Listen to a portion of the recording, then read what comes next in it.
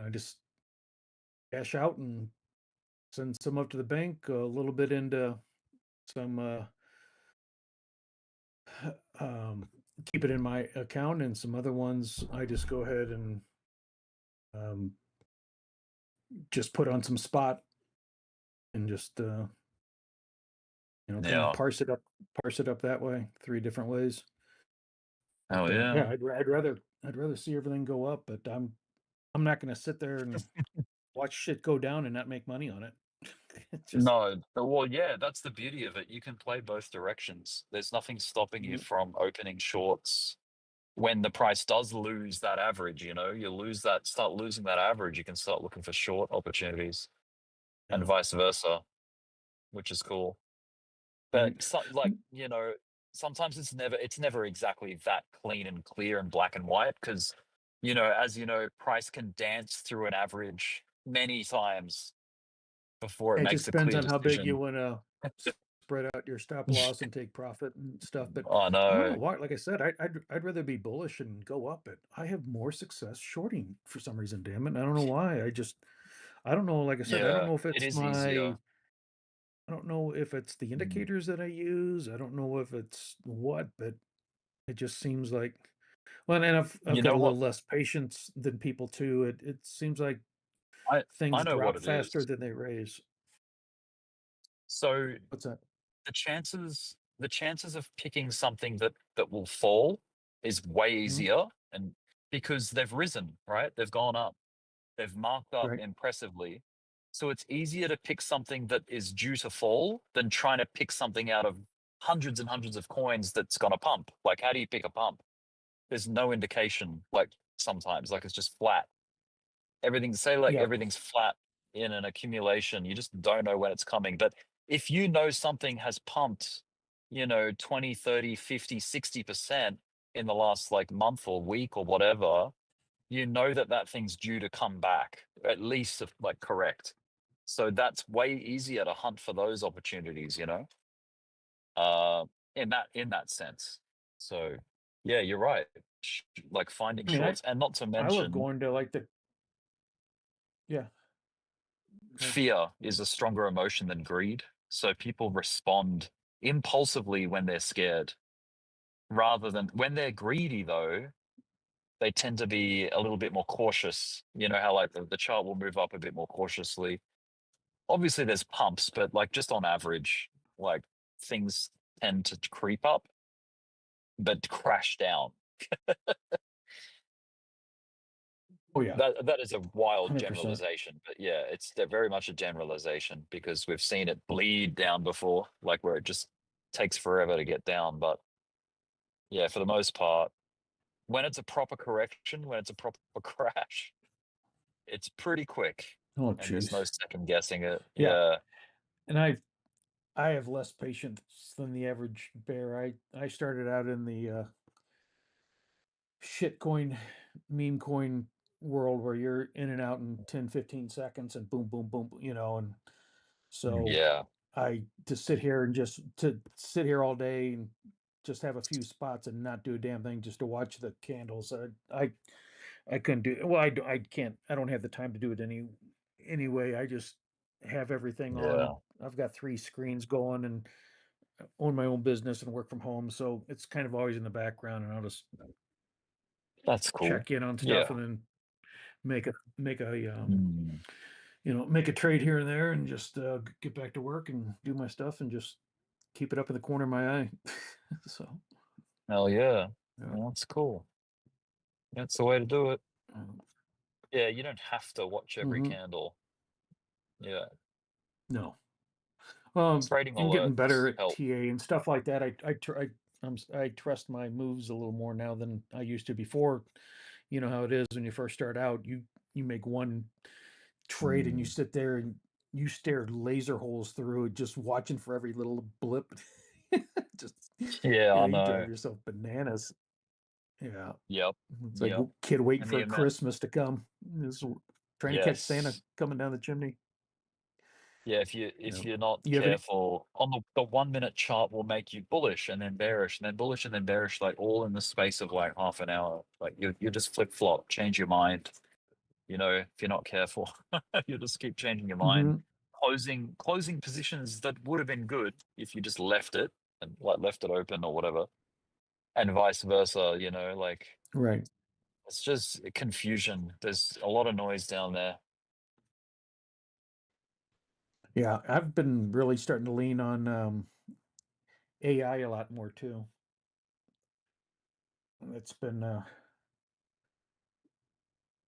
helpful. It's not like it's 100% on, but it just makes the research, the stuff like that, just so much damn quicker. It just you don't have to be an expert on every single coin and everything else that's going on, and you start asking the right questions, and the more you use it, the more it kind of gets to know you and what you're looking for, and like Ivan, like tonight I typed in, I went to DeepSeek, went to ChatGPT and Grok, and asked like, what are the top Oh, yeah. 5 indicators you would use in crypto trading for, Hmm. um,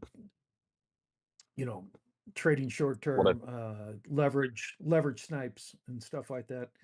And yeah. they just kick it out, and they just keep it, and then they keep asking more questions. Would you like more data on this? And would you like me to formulate a plan for you? And Yeah. it just, next thing you know, it's like it's It's yeah, cool. in 5 seconds you just have all these questions answered that would take you hours and hours to try to dig through. Hell So yeah. Oh, that's great. Yeah, yeah. it's amazing what tools are out there, and it's only the beginning of it too, which is kind of wild Oh, to I think know. about. So when all this gets integrated Hmm. further, it's gonna be interesting. I have a Well, thought another way on it's going that. to be interesting is you're going to have so many of these AI bots doing trading, and it's going to be battle of the bots. They're going to be trying to outthink each other, and you're going to give your account to a bot, and you're going to let them go to town, and they're going to be trading against each Yeah, other, and it's just going to be interesting. yeah, yeah, for sure. I keep flirting around with the idea of using an AI bot just to see what it does, but I haven't quite pulled the trigger yet. Yeah, you could probably like run it on a test account, give it like $10,000 and see if what it can do with it Like in paper one trade week it, or yeah, something. Yeah, see how it goes. sure. And then, or whatever amount of money, it doesn't matter the amount, because you want to see its performance, whether it's right or wrong Hmm. or what kind of gains it makes. Yeah. Yeah, there's definitely the old DCA bot, dollar cost averaging bot of 3 commas was like a website that you could use. Third party sort of thing, API driven. So it would like buy and sell for you in a way. Yeah, Just yeah, it would take control of your account essentially, which is kind of scary, but you just don't give it yeah. withdraw functionality. You only Yeah. have the buy and sell Well, functionality. they've been kind of close to it, for some time now with all the automation and the split second info they get, Mm. prior to us, and they're always going to have the edge, but yeah, Yeah. it'll all culminate into the same you know environment. I'm sure within 5 to 7 years, and then it's going to be Mm. really interesting. You're going to take the human element out of it, and then Yeah. so taking the that's going to be interesting because how much of it is all these markets are driven on Well, emotion, and now all of a markets sudden. definitely. Hmm. Yeah, when everything's trading perfectly, how does that work? Does the market just go flat? Yeah. Pretty much. uh, and then how tight is it going to be into the news factors, and how each different Yeah. bot analyzes that news, and whether it's good news or bad news, and if it's good for this market or bad for that market, and boom boom, Yeah. in milliseconds they're going to be reacting to it. Yeah, exactly. Yeah, I unfortunately I just think we're just going to be in we're gonna be in some bad financial problems coming up here soon. All the companies, when they first heard about Trump, even before he got sworn in, was gonna do all these tariffs, they all ordered a shitload of inventory and stocked up. Well, now they're starting to run out of that inventory, and now it's right when all these, you know, tariffs are starting to hit at higher rates. Now they're going to start ordering to refill their supply at higher rates, and guess who's going to get hand down to that? And then, I mean, Oh it was yeah. obvious. Like the the administration was cooking the books on the whole jobs thing. You got Doge firing all these people. You're looking at day after day, all these big corporations, layoff after layoff, and they keep reporting, oh yeah, well, we picked up more jobs, and we're not. It's like something's not, something's rotten in England here. Something's not adding up. And now all of a sudden they come to find out, you know, yesterday that everything wasn't all that peachy in May and June. We actually lost a hell of a lot more jobs, and well, you saw what that market did, right? Yeah. Down 500 plus points, Yeah. and he's just going to run us into the ground. Well, It's not the going to be good thing pretty. is there's advantages to a market that goes through that. You know what I mean? Like a market that has fallen and gone on massive discount. It is an opportunity at the end of the day. If you're Mhm. on the wrong side of it, it's devastating, of course. And no one wants, businesses to go under. But I mean, that kind of shit happens in depressions and recessions, when there's a economic collapse. Like, yeah, things that Well, aren't there set up was, won't survive it. first time he walked in, he had first time he walked in, he had Obama's economy just blowing the tops off everything, almost tripled the market, and then he comes in and gives a tax break to the wealthy and corporations top 1%. And right before COVID hit, we were heading downhill in a hurry, and then he completely screwed up the whole COVID thing, lied about that all day every day, and then put us in a hole. Then we had to dig ourselves back out of it, and we dig back out of it, and they give him the damn ball again. And now he starts all this tariff bullshit, and it's just like, you guys not paying attention?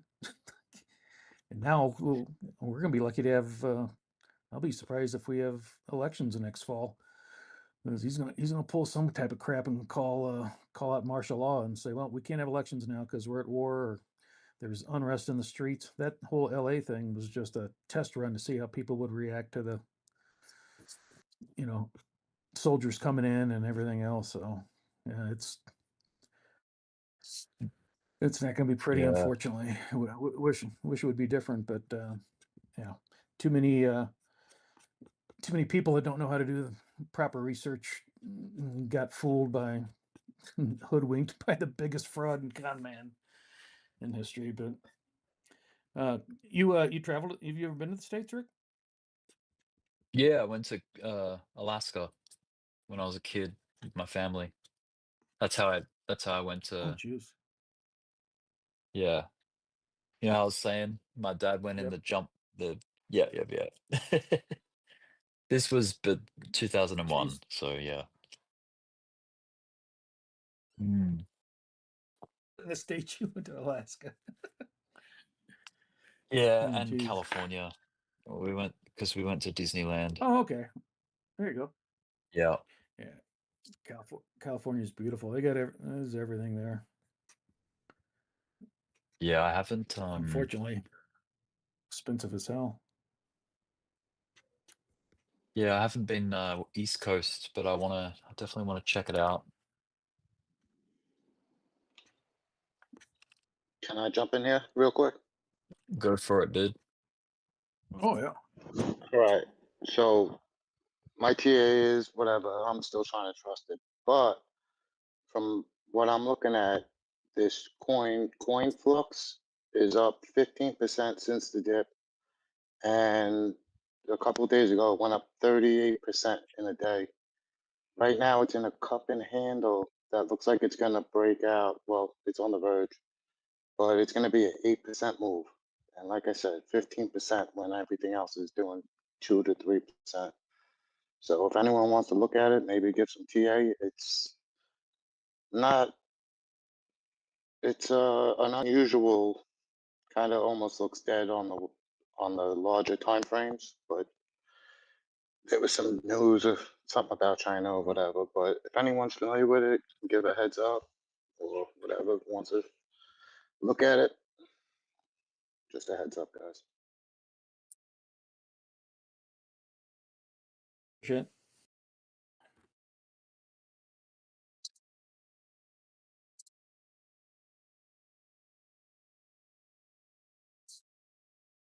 Hang on. I only just got home, so I'm still setting up where I'm at and letting my head come back to home mode from being in work mode.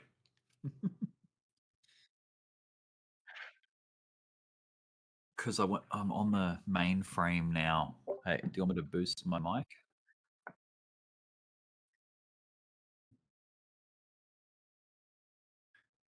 Oh, a bit quieter. Yeah. Maybe I should boost my output. I don't know. Maybe YouTube. He's in can deep help. thought. Is my volume okay, YouTube? All right. Yeah, let me project a little more. My get my diaphragm framed up.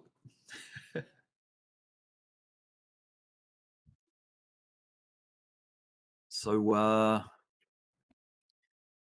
let's check out Biddy. Still in that. Okay, so we haven't really left the extremes of the weekend. Let me I'm just going to adjust this weekend box. Whoops, not like that. Oh, that's right. I need to like restart. Yeah, I need to restart my browser. Let's just close all this crap. Ooh, Oh, there's certain jam damn it. jam. This, Yeah, yeah, what's up? I just woke up from a nap. So Okay, that should this is it. We're function back in as the a- cap. Yeah, let me just We're back in the box. I was talking earlier about while I was driving home, I was like, yeah, there's ways to avoid these kind of depressions in the chart, like where, like, let's say you don't want to ride down any downturn. Like, you find a time frame where the price like loses a certain moving average, and then once it does that, you're out essentially, and then when it gains it, you're back in again. I think a lot of people choose the two. I mean, like for long term, like at least long termers, they choose the 200 EMA as that kind of gauge. But yeah, there's all sorts of ways to do it. Depends on your time frame, your time horizon type deal. But I think the 4-hour chart. You know what's really good? The Ichimoku cloud system. On, let's see. Yeah, I've played around with that thing here and there. I've thrown it Good back in the fun. last handful of days. Hmm. I kind of got away from it for a while, but I'm kind of testing her back out again. There's so many damn things to choose from. It's just like, holy cow! Yeah. Like, what indicator is the best? The thing that's made this current Bitcoin, I mean, like obviously we've dropped out of it now, but the sideways consolidation that we were in since the all-time high has been like, it's just so sideways that things like Ishimoku and moving averages fall apart because there's no trend. You know what I mean?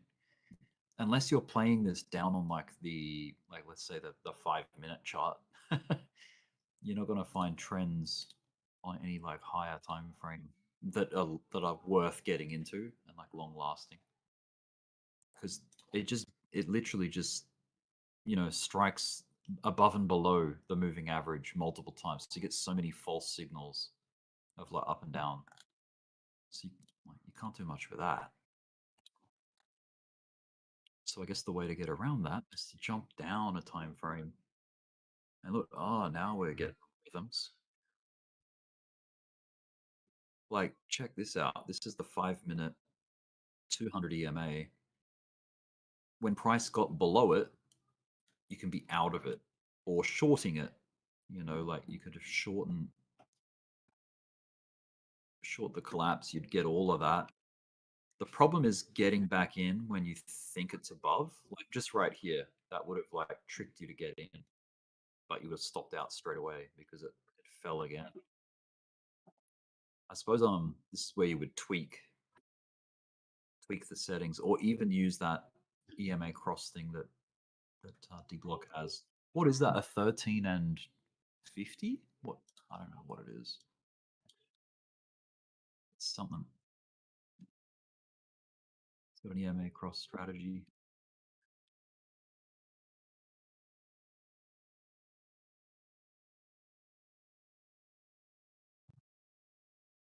Is it in like his education thing? I love that Dbloc has all his stuff listed, but I like picking other stuff than him because I'm already looking at his chart all the time on one of my other screens. So since I'm doubling it up, so I try grabbing some different stuff as comparisons. But yeah.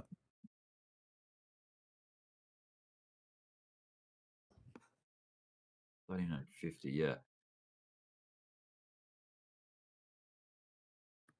See, even this, like, when the chart does a lot of like sawtooth sideways, you get so many signals. Like, look, there's a long here, which only took you like to there, and then it collapsed and told you to close it here. So it's like you're grabbing like just that amount of the move, perhaps. And then it's telling you to, okay, the long opportunity's gone, so short it here. And then this one bounced all the way back up and told you to close it here. So it's like, yeah, it can get noisy. That the moving average cross strategies, like they can be good when it's like a good You using a trend. Like VWAP this there? one was, no, this is just moving averages. Just regular moving this average. cross, yep. This EMA cross down was really good. Like this is an example of where it's really worked out. Because it's like it got you from up there all the way down here and didn't close out until here. So that's a nice trade there, like between here and here. But it's just when the price moves basically sideways, but it's still like zigzaggy, you're gonna get like lots of signals in a close amount of space, which is kind of like where that strategy's. It's like the weakness of the strategy, essentially. In the last several weekends, Yeah, that's all we've seen is just ranging. It's just complete lateral movement, getting caught in these traps, and it's painful. It makes for this W more act time on the weekends. I have to sit here and look at a chart. Yeah. This W was so good though. Like, look at the It's clean good, but signal from here. it worries me because the daily open is below the 50-day EMA. The EMA, yeah. Wait, I'll show. And the other cool thing. Check out TA on this. EMA. You know that you can actually lock an EMA to a time frame rather than have it. Yeah. Set I as, have like, I have the daily EMAs go on the different time frames. Locked. Yeah. Yep. Yeah. So see how, for those that don't know, I've put it on 1 day instead of chart. If it's set to chart, it'll just change with whatever chart you're looking at. So, but I've set it to 1 day. Let's say length. Did you say 50 EMA on the daily? Yeah. Let's make that, like, make it pink. I sent a screen cap on Discord for you to check out on TA channel. Sweet. Yeah, I'll check the it daily out. open worries me because it's below the 50-day. And then we also kind of rejected on the 1 hour on the first major resistance area. You get a head cold, Ghost? Sorry? You got a head cold or allergies or something? You sound stuffy. Nah, yeah, I have rhinitis. You have a Oh, good ear. Yeah, and I haven't that's had my tough. coffee yet, so Gotcha. Wait, yeah. can you repeat that where I'm looking? Oh, Got on the someone? TA channel on Discord, you'll see the See it on daily Discord? open, and you'll see the 50-day EMA, and you'll see a rejection right on the resistance 1. Oh yeah, R1 psychological high. Yeah. Yeah. Mm. And the 50D, but the good news is we did bounce from the psychological low and then got over the daily open and the 50-day EMA. So it's about like retaining this strength. What worries me is if this 1 hour, the RS, I just checked the RSI, it's kind of tippy toppy, and this area right here produces a lower high. Because what we're supposed to do is actually just barge through that resistance 1 and hold at least near the 50 EMA on the 1 hour, so we can have a new higher high, then produce a higher low at the same time. That's what I'm hoping for on a Sunday. Man, I hope it works out, eh? Because if this produces a shoulder, that's hopefully it's an inverted head and shoulder. You know what I mean? It bounces again on the 50-day EMA, and then shoots up on the Sunday. That could be a good structure.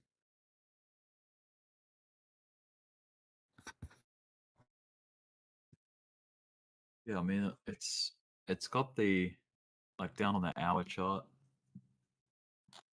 Bitcoin, it's definitely got like a W type double tap, you know, like it's like yes, the second low swing failed, but at least we're up now.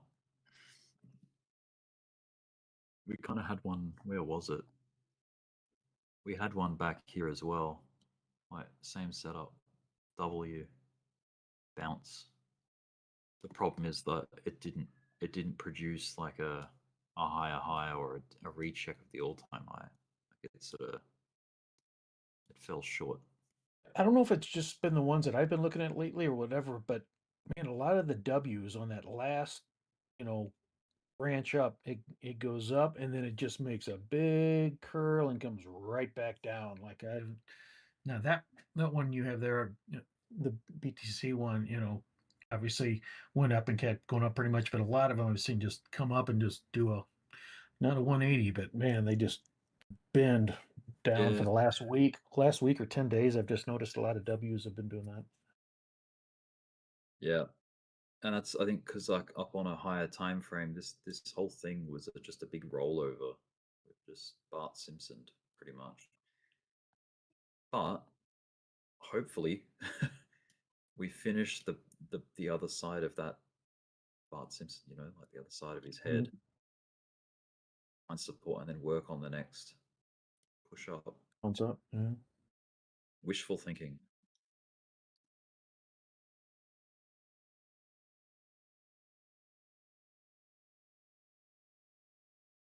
Oh, what a day! I'm so wrecked.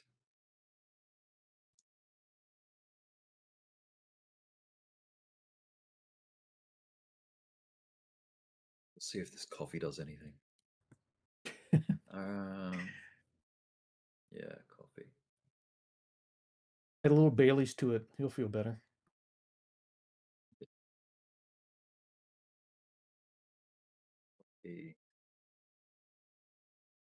Yeah, man, I don't know. I'm not convinced yet of upside just yet. I think I need to see this next week of, yeah. I'm all for it, dude. I want it to happen.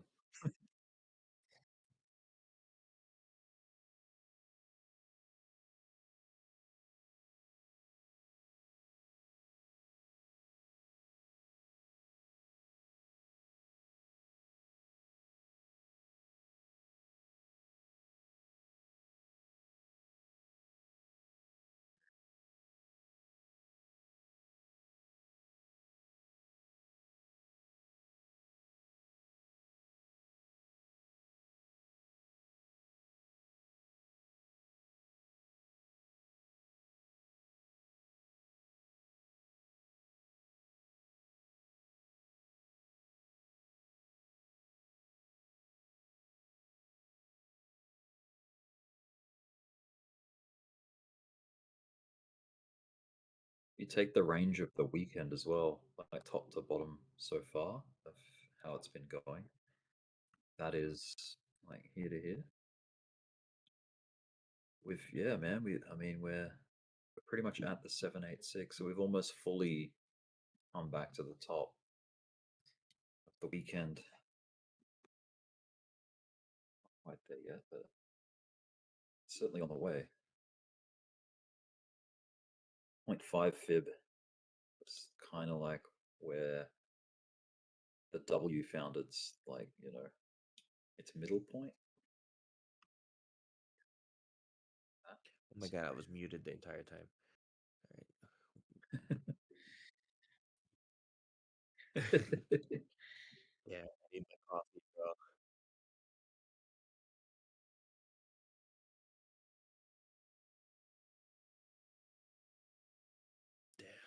Damn. Don't drink Have you coffee, slept? Kwai. It's already late on your time zone. Get your rest. We got Monday, bro. It's You gotta it's early. be ready for Monday. Gotta be sharp for Monday. Yeah, dude. Got work. You got And work later on is Monday. important. It's Asia handoff. And then we create that CME gap. So you're gonna have to be up. Yeah, well, Sydney, the Australian market is first to open on Monday, right? And China, Asia, 2 hours later, you got Asia. But I guess you would pull Australia in with the Asian session, wouldn't you? Yeah, Stock kinda. Is it market kind of clock. This yeah. thing's called. Sydney, Shows you the Asia, session. Tokyo kind of intersects each other. Yeah. But nowadays, like we also here in Asia, we consider the Shenzhen, Hong Kong Open very important. Yeah. Right on. And I remember you were saying that August is like a no Yeah, activity no, month no big in financial Asian decisions, but culture. you Yeah. can see it from the Nasdaq and S&P, man. It's like a 1.1 trillion in a day. Yeah. A lot of people took profit, man. I took profit. I've been taking profit since last week. Yeah. Oh, fair enough. That's good. So that's why like a lot of my friends they're going camping. They're not doing any Nice. huge things at work. And when do I'm things just pick up again?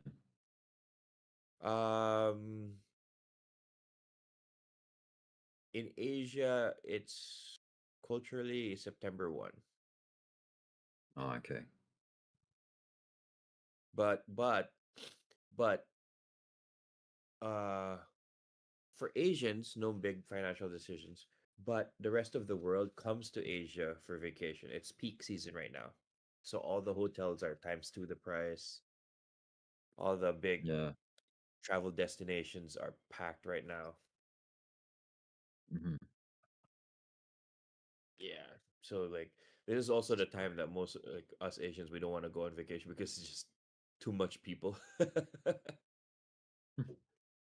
That is totally understandable. Yeah, Europe and the US and everywhere else they come over to Asia for vacation. Come back to the States, Ghost. Yeah, man, I kind of miss it. I miss my cousins, dude. Yeah. How long ago did you leave? Left when I was a kid. After the riots.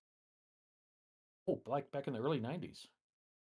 No, like a little after, because like after the riots, like my cousins, they were in gangs, and my mom like didn't want me to grow up in that For your atmosphere mom. anymore. Yeah, dude. So my mom was like, "You going back?" Fresh Prince of Bel Air.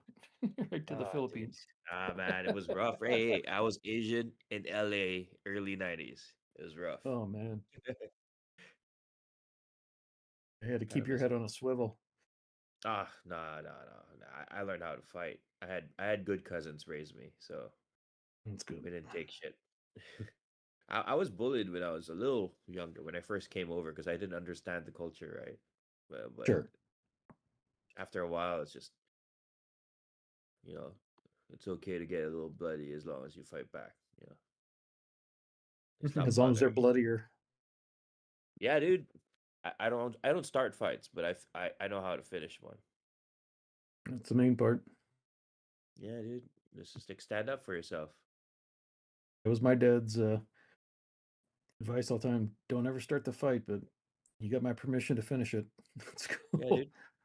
So,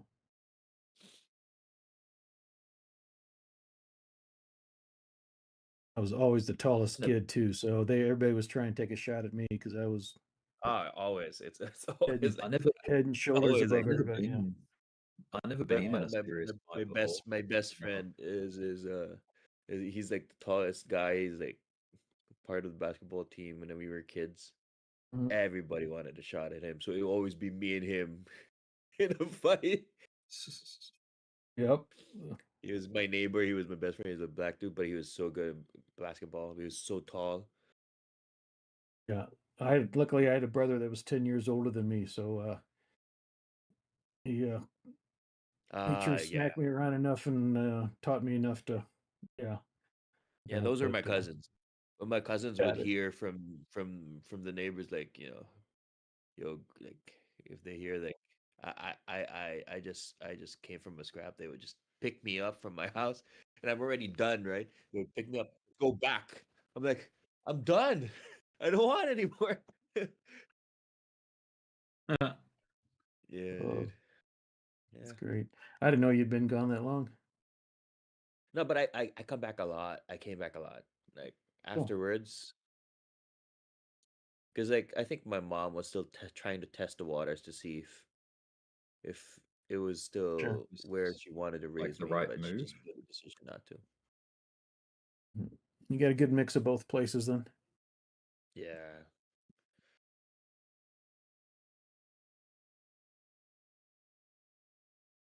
That's good. See I what mean, the next education there, education here, and then I went abroad for Mhm. university, so it's just a You mix guys- of things. Yeah. A lot of gorgeous women in the Philippines too. Nothing wrong with that. Yes, sir. Amen. Amen.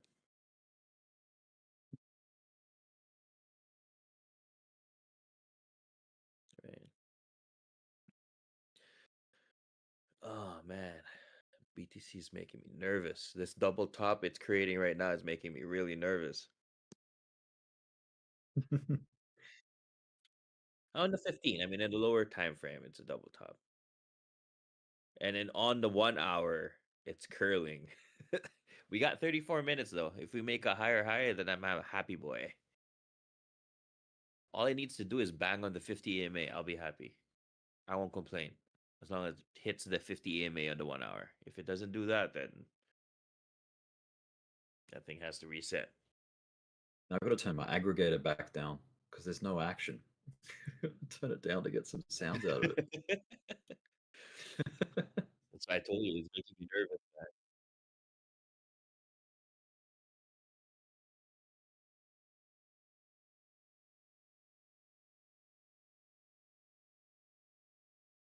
Hmm.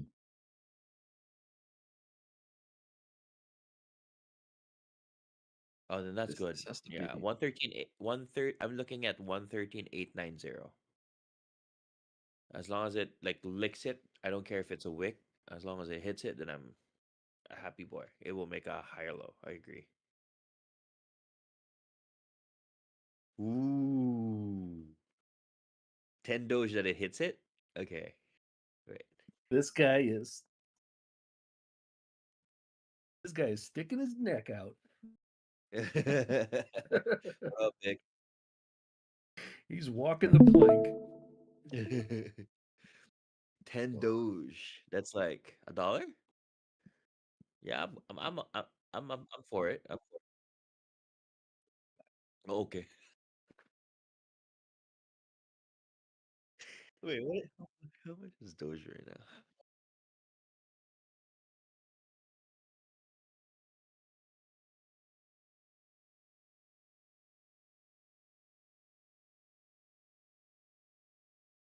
No, wait.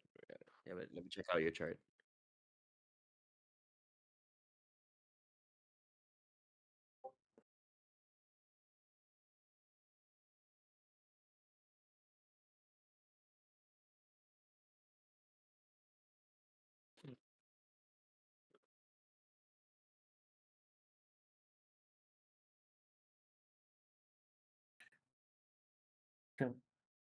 They're trying to make your font bigger.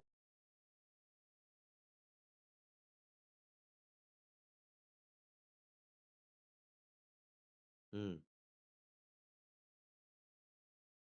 Yeah, that's resistance one. Yeah.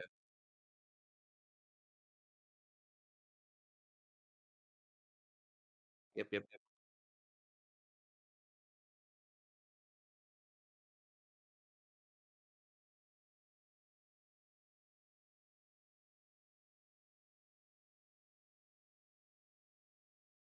Mm-hmm.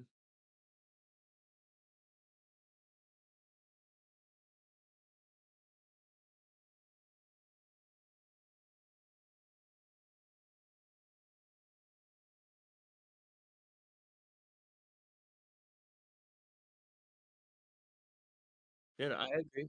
I agree. Yeah.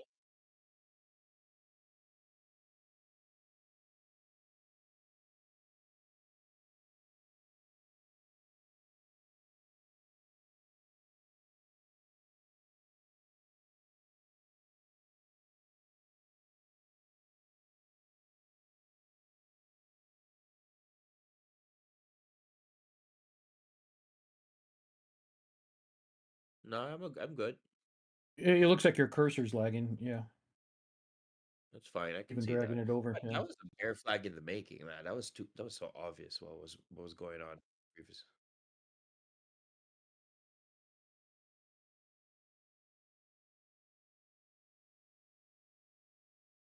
Yeah, they were being shaven off. It was so obvious that people were like shaving off that top, those tops.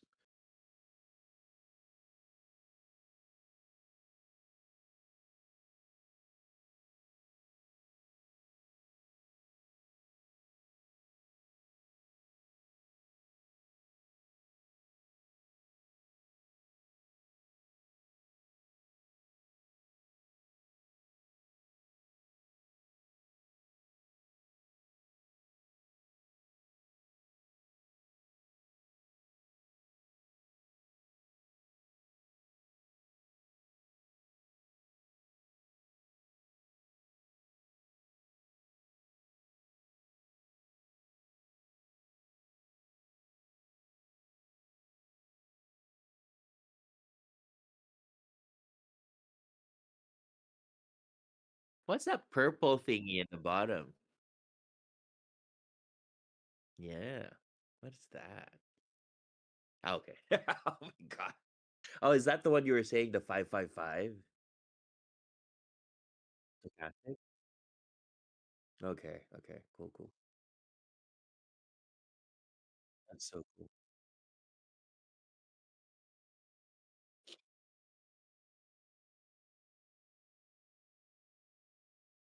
For divergences. Yeah. But that's on a 1 minute. Can you go to higher time frame? Maybe like on the 15?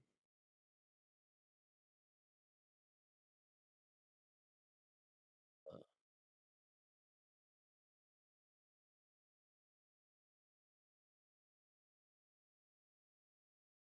yeah, I kind of turned off the hidden one.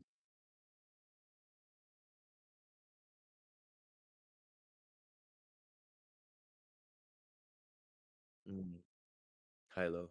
Okay. But if we're it's a divergence. Yeah, that's what I mean. Well, I mean, it does start from that retest and then goes up, so that bullish divergence is correct. Although your RSI is getting tippity toppity. Oh well, not yet, but getting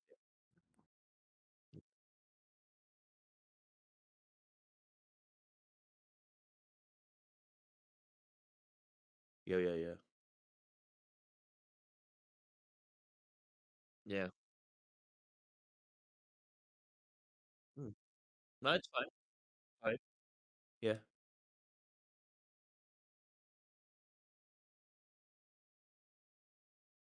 Yeah. That's the retest where that divergence is. That's the retest. Yeah.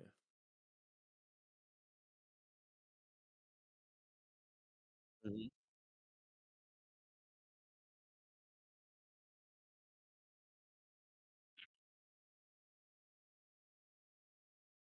Where's the hit? Where's the hit? Okay.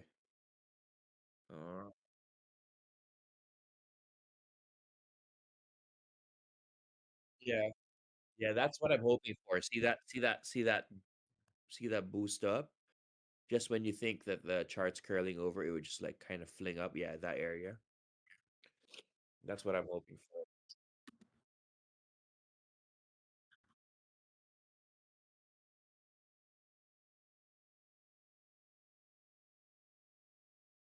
Volume's hella low though.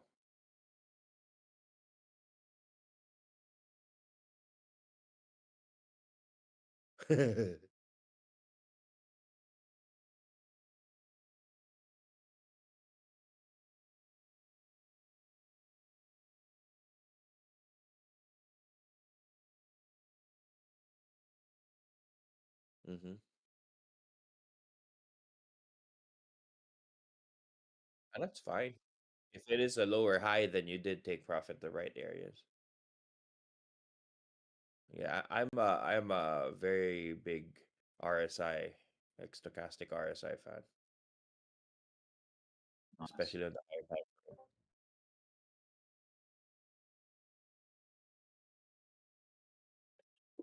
But your wanna- settings on the stochastic RSI aren't 555 just on the stochastic, correct?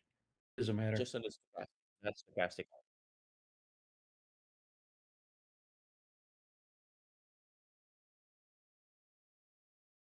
If you do a stochastic RSI, 555 is going to be way off, or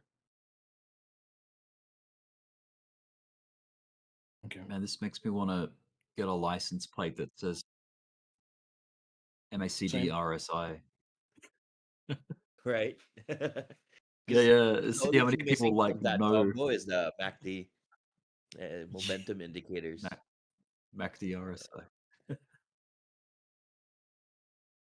Yeah, yeah. A license plate that says or RSI MACD, and then only Yeah, only people in the know will understand. Yep. I'm a Yeah, I'm a huge MACD RSI fan. yeah, they are cool. Oh, It's good now for with like the long. you have the modern long time. RSIs right now, so like it's okay, but like the indicators that we have now,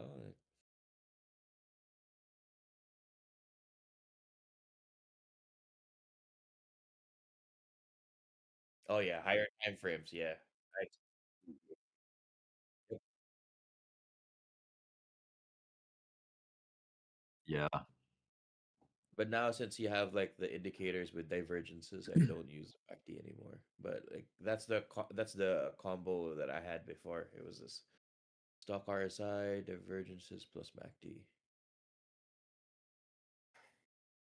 what were we looking at before? Yeah, you can't. It lags. Yeah, there's a lag on MACD. Correct. That's right. You were looking at the magnitude of the drops earlier, Kwai. Like we were measuring like what style of See, drops we've had. that's what worries me, Kwai. Look at that. Look at that top, man. It's a lower high on the 15. I would argue that this drop happened twice. So we got a wedge. Yeah, not yet. Yeah.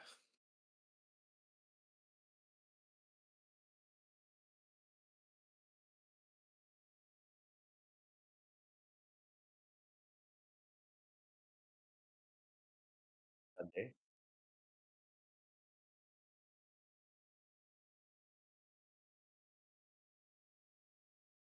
Mm-hmm.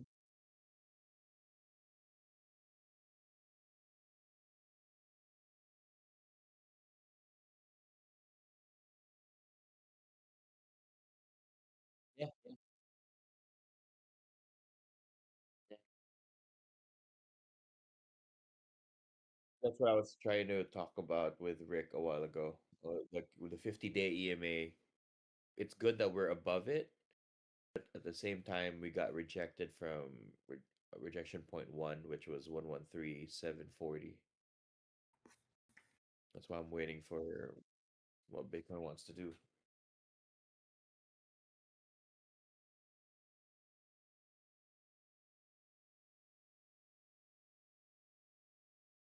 My worry is that we didn't hit S1 on Binance. Support 1.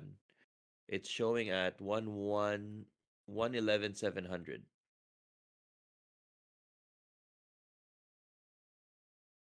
Yeah. That's my only like thing. And then we hit that.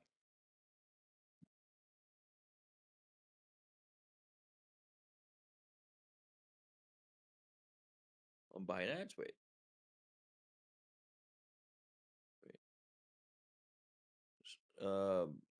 Yeah, so it was 74.5.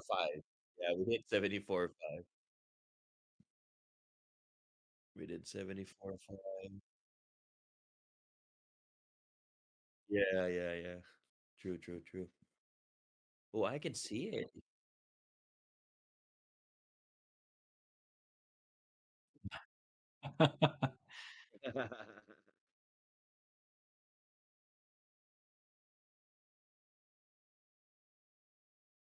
Yeah, dude.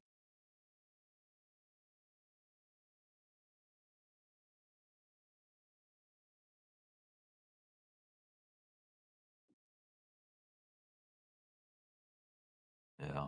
Well, that sounds good. I haven't had that forever. Damn it. You had to say that.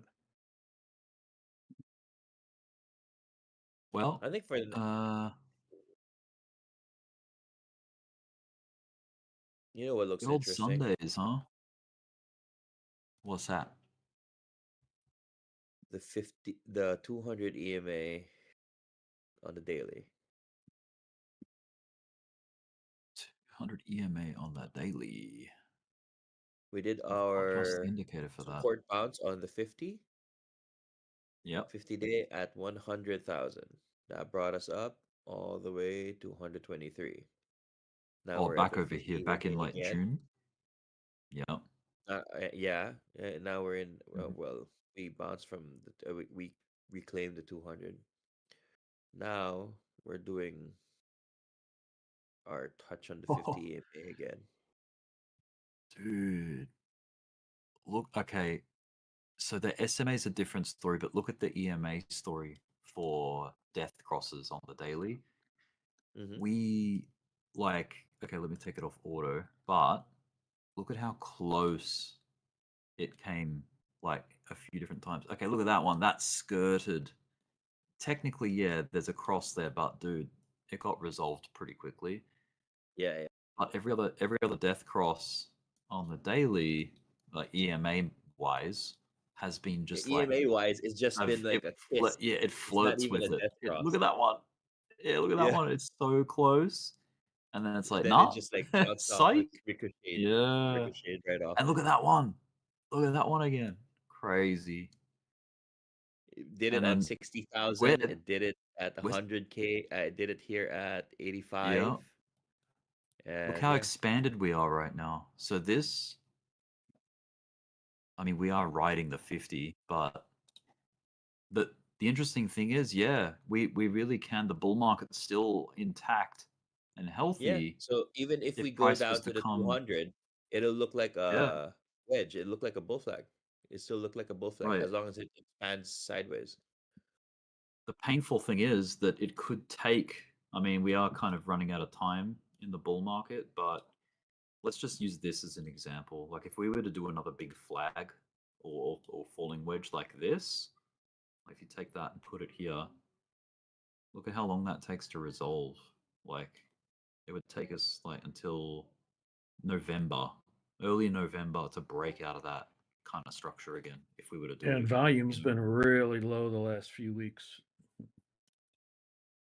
It might drag on a maybe bit. get those hopes maybe get those hopes in check about making new all-time highs anytime soon. Just keep it real so you don't disappoint yourself, because we could be in for a bit of a grind. But hey man, anything can happen in crypto, right? Anything can happen in crypto. Anything can happen.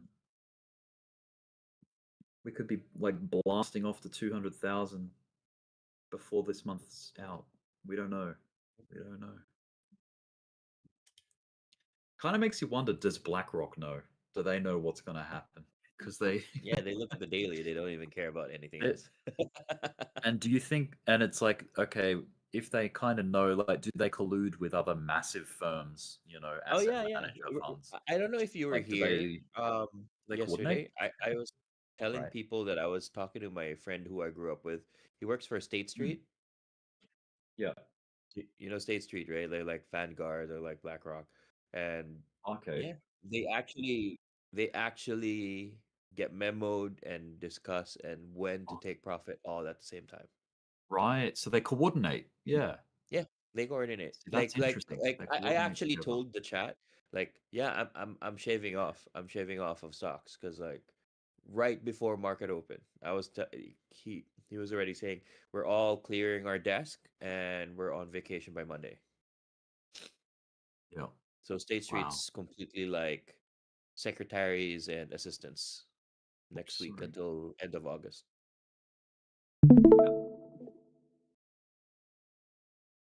Yeah. So that's why exactly when I said So that, I was red talking to this screw. guy, and as soon as the market opened, we lost 1.1 trillion. Now when I saw it, I was like, oh my god, I love my friend. Yeah, damn. Yeah, they've been shaving. They said they were shaving off the entire month of July. Like they were just like every top that we saw. He was telling me like every top that we saw, we just They were kept on feeding. taking. They were feeding Yeah, the they were just ducks the whole taking time. profit, taking profit, taking profit, taking profit, taking profit, taking profit. Yeah. Hey, Ghost, I'm sorry. Can you repeat what you just said from the top? So BlackRock Regarding and the other big firms.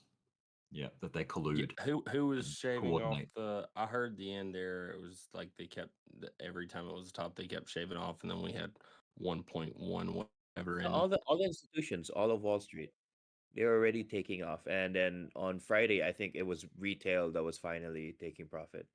They realized that like this is too many all-time highs. In a row. But institutions been Right. shaving off in all of those weeks that we've been ultra bullish. I mean, that was like what 17 all-time highs in a couple of months. Crazy what the S&P and You say like your Nasdaq did. friend told you that or something? Yeah, he said like we've been shaving off. He didn't tell me which accounts. He just says like we've been shaving off because we're all going on vacation. Okay. I got you. Yeah, Thank you. Monday my What- friend is headed to Bangkok. And he won't be back What- for 2.5 weeks. And he's a What big what's honcho. I'll let you.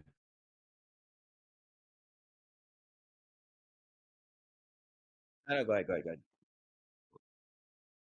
I heard your thing go bling bling. What was that? I was gonna hunt out what time frame would have helped you get out of this drawdown. So the daily, no, there's no indication to get out on the daily because Not the yet. daily's still healthy.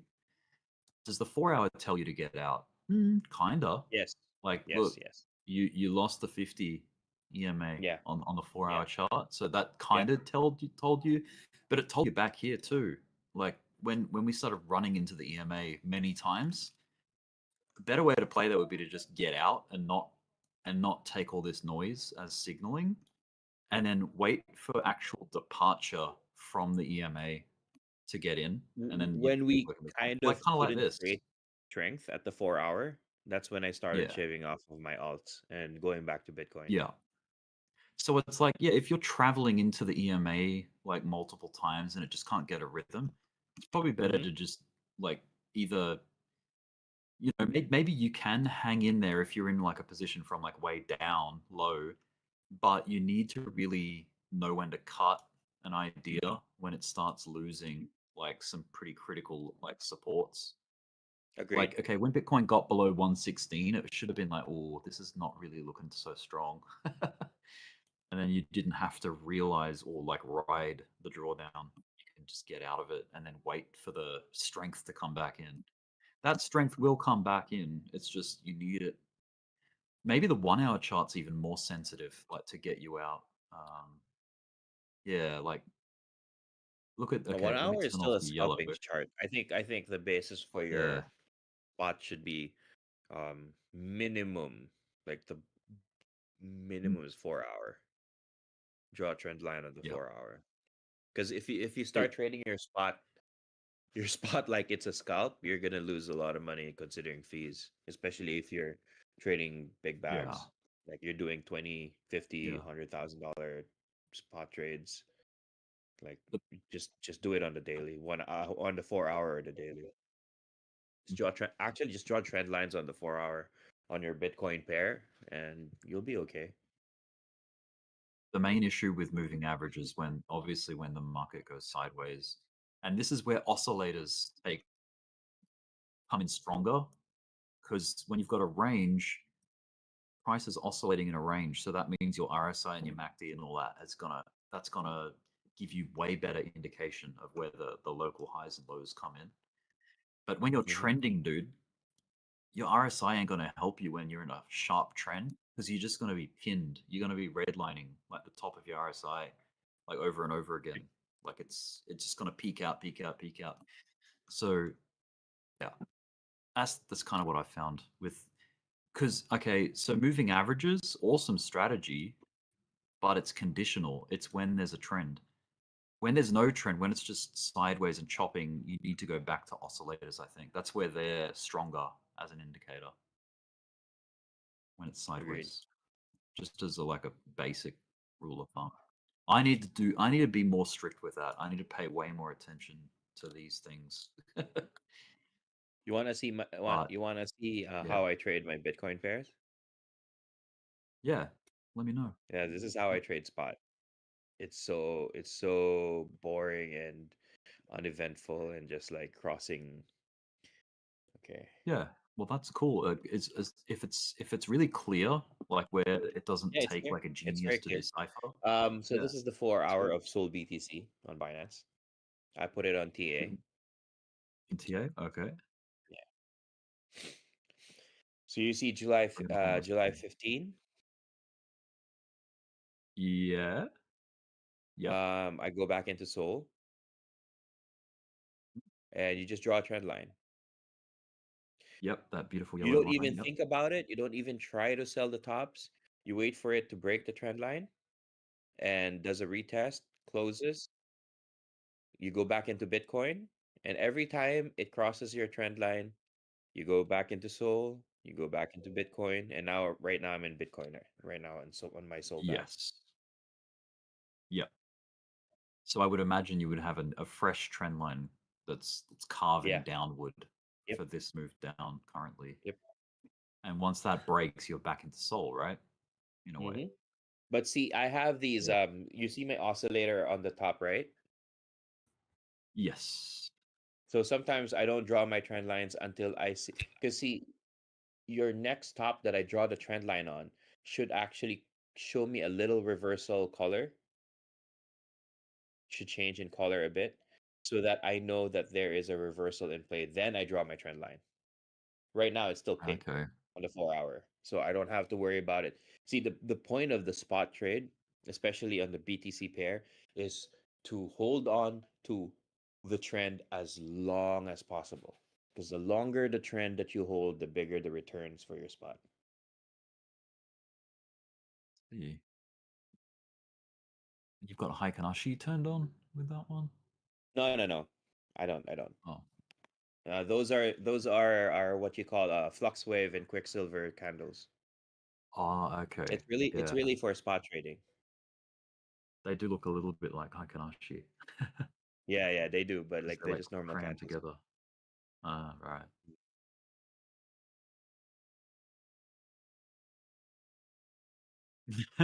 Heikanashi. Yeah, that was a bit. But what's cool about like the big caps when they do get running, they're really fun to trade. Like they give so Oh, much back on the BTC pair gives, I think, 1 to 2% more back than than USDT spot trading. because both numbers are variable. USDT is always number one. Like it's always pegged to the number one, right? Because $1 is $1. But since you have SOL that's always moving in price and BTC is moving in price, you have more volatility and therefore bigger ranges.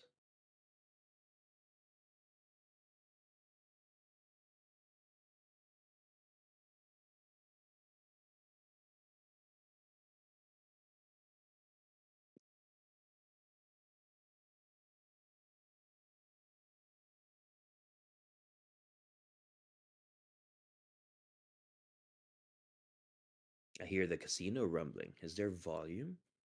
Are we showing volume? Casino rumbling. And I hear it.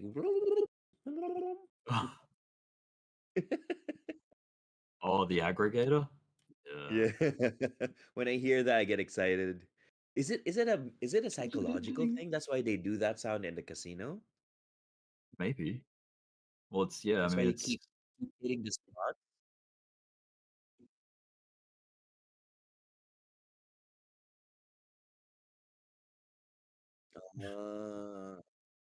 the association. Well, it kind of sounds like you're picking up a coin in Super Mario World or something. True. When you're in Ding, that like ding, ding. the fast stage when Or you're going Sonic. on turbo, ding, ding, ding, ding, ding, ding, those bonus stages, and you're collecting all those coins. Yeah. Yeah, man. Oh man, those were There's good times. definitely a You can't coin even save sound your for game. Sonic the Hedgehog. That's why kids now, they're cheaters. They save their game before once you put that cartridge on the thing. You gotta play it till it ends, or till you lose all your life because you can't save it. Yeah. It's great.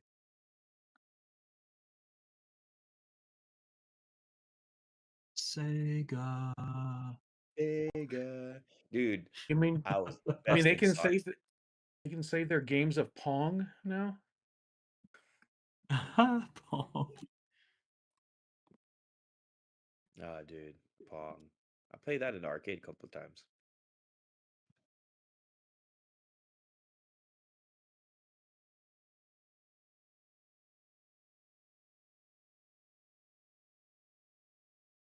I remember when Intellivision came out, I'm like, oh my God, this is the best. They're never going to be able to improve on this. This is unbelievable. Now you look at it, it's like, oh my God, that was awful. What, television? Yeah, the video games in television. Oh, yeah. Yeah. Just playing basketball, and the guy had a free throw, and it was just a little flap of a stick that you look like a hand doing a free throw, and you thought, oh my God, that's the shit right there. I can't get any better.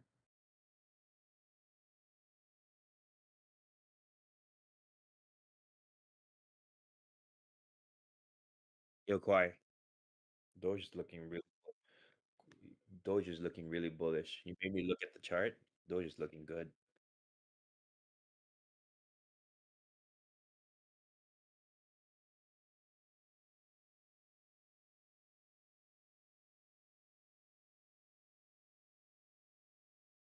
Yeah, it is like the comeback king. It always comes back. Always has a it never misses out completely. It always has something going on. Same with Litecoin. Yeah, it never goes to zero. It's been around since 2014 or whatever. 2013 maybe? I don't know. It's been around for ages though.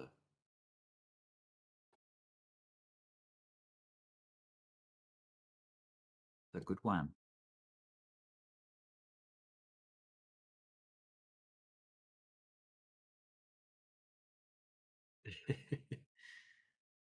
Dude, I'm thinking XLM is a good one too. Like when that bottoms out, XLM's great.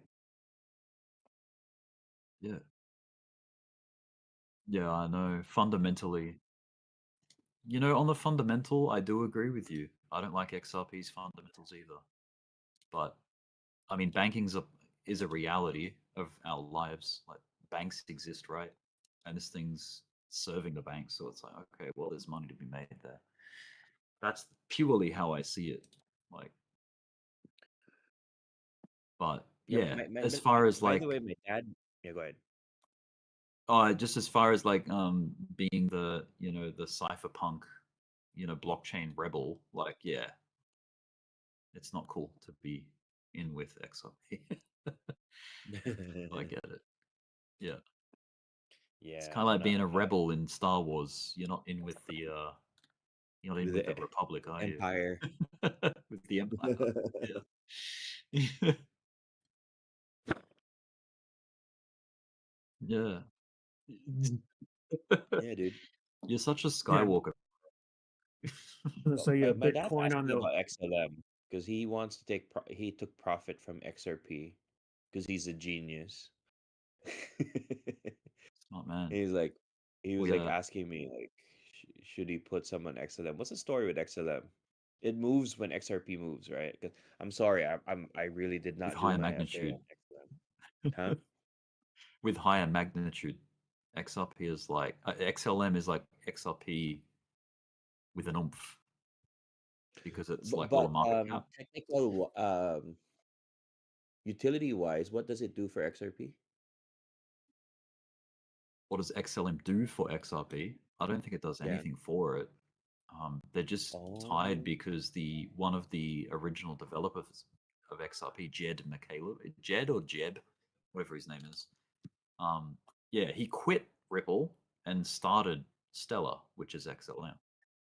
Like that's his project. That's kind of like the history. It does do something.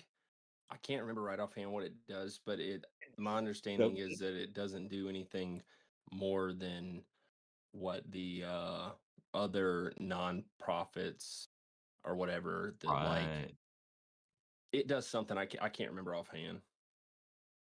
Right. So there is actually It's a not good. connection there, It's not like good when people can't fundamental remember functional your connection. utility but trade your coin. That's not good. Well, So basically, it just like flies faster when XRP moves. yeah, like just by association, dude. That's pretty much as I understand it. They're linked by association. People like to look to XRP for just kind of like how it used to be the case, but Big Litecoin used buys. to Why? I think you're right. a Litecoin used to use Bitcoin's kind of movement as inspiration for its movement back in the day. Oh my gosh, XRP. I didn't realize XRP went down to 273. That was it. See the cup and handle on Sui? Yeah, Why? dude, pretty See the bad. cup and handle on Sui on a 15-minute? Looks pretty.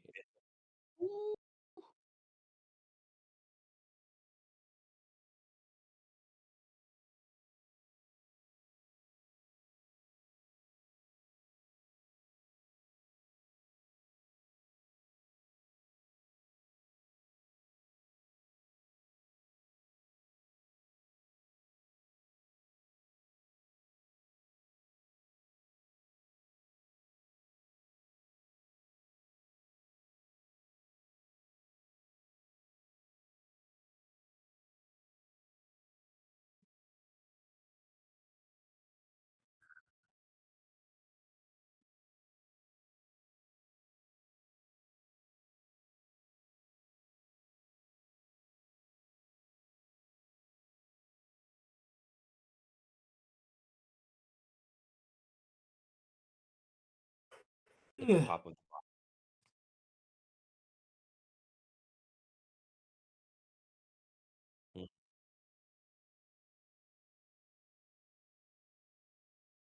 So we go for the top of the box and then come back and go back to the bottom of the box. Interesting.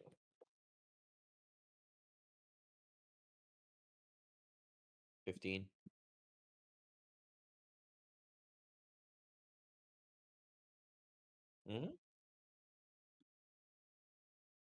It's more like a shovel.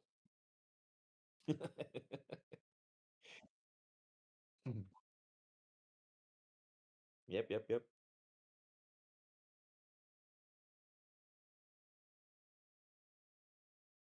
Hey,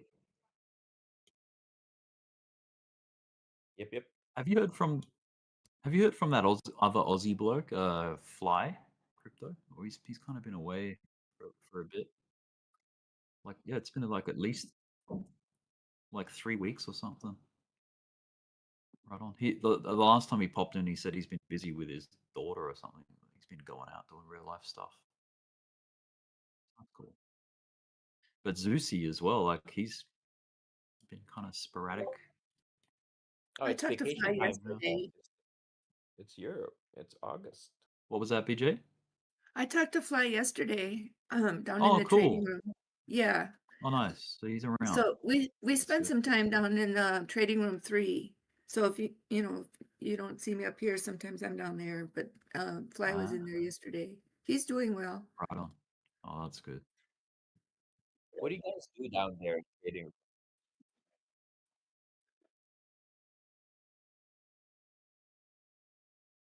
What do you guys do at on the trading floor? I see people there, but what do they do there? We're just Trade? really focused on just the Like trading. scalps? Yeah, more scalps and just zeroing in on trades. We don't do a lot of discussion about anything else other than an actual trade. That's cool.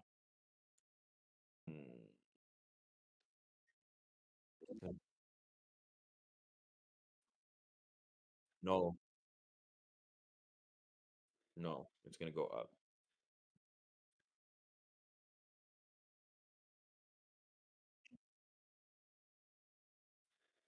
Yo, big buys on BTC. Look at that W. No, W. Is it W with a V or it's a B, right? W.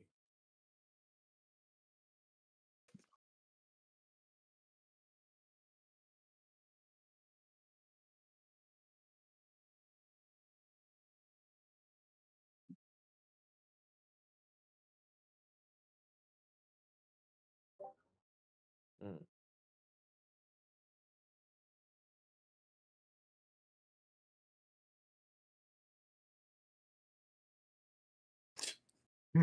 Literally. But It's like a Yep. double V, Yeah. double U. Double. It's a W. Double you and a double me. W. A lot of people in my culture, it says Double W V. with a V, and it's like DAT, double. Yeah. My math teacher used to call it U squared.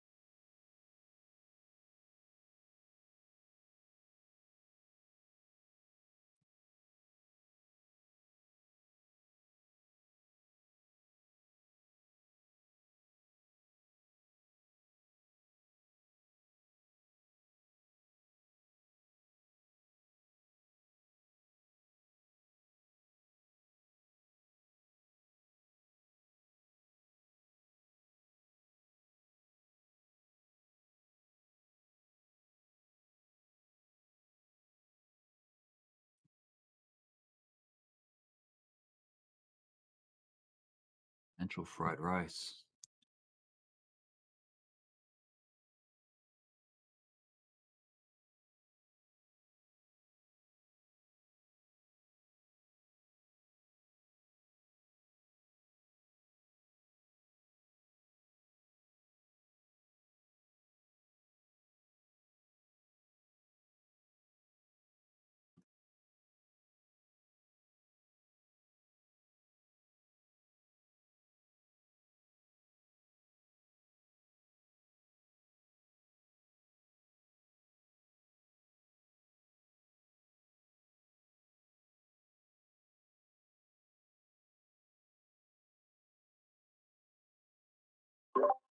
So English speakers say W as in two U's, but the French say W like two V's.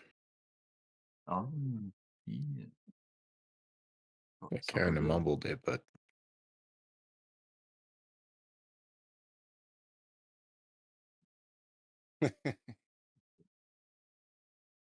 I mean, when I write a W, I draw it in the shape of two V's. There you go.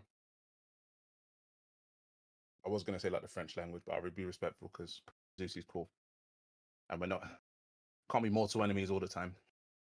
One's capital and then one's lowercase, so they both work.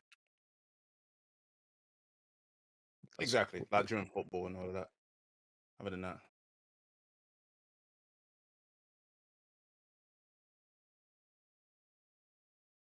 English is a weird language that has a bunch of stolen words from all different French, Spanish. That's You know what I true. mean? It's English is a That weird is one. true. It's a weird. And it's also I mean, I always do like to ask like people whose English isn't their first language how hard they find it, because I would assume it's actually one of the harder languages because it's got so many like words that sound exactly the same but mean different things. Like so many. Lots of double meanings.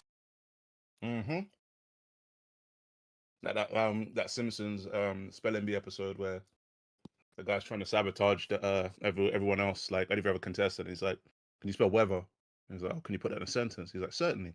I don't know whether the weather will improve." Like, there's so many of those. Both examples. Yeah. Yeah.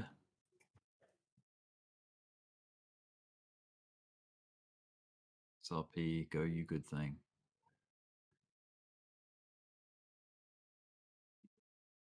So what's happening? We Oh, it's we just going trying to back down, recover somewhat. or we just retesting the 50. Have you even retested the 50 yet on Bitcoin? It's trying to creep on a come up, but I don't know about it. Let's see. Yeah. Yeah.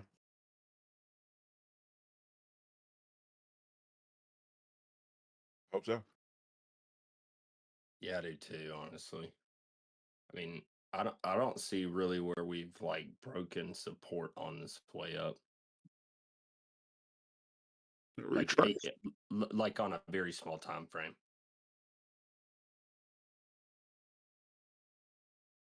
Yeah.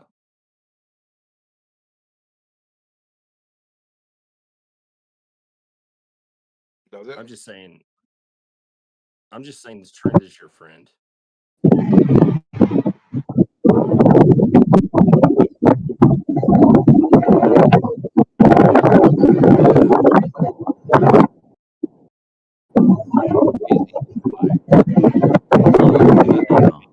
Down. Donna, you're either like you're either scuba diving or you're in a hurricane. Like, pick one. Scuba Steve. Hey, Scuba Steve.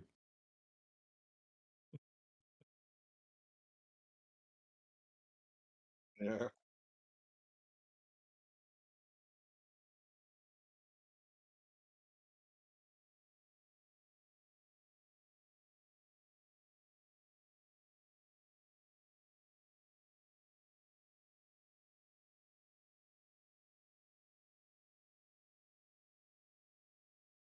I mean, looking at earlier in the weekend trap, I know now it looks a bit more curved, but I remember it sort of kept bouncing against that the 50. Now obviously we don't have the 50 there for resistance, so that's good. But I don't know.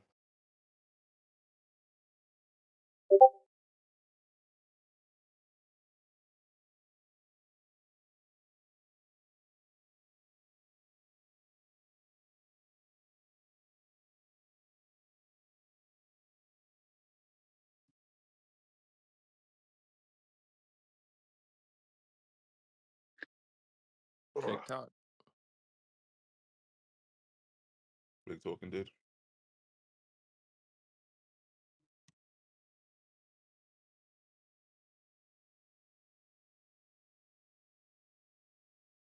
What you been saying, Crazy Train? Chewing.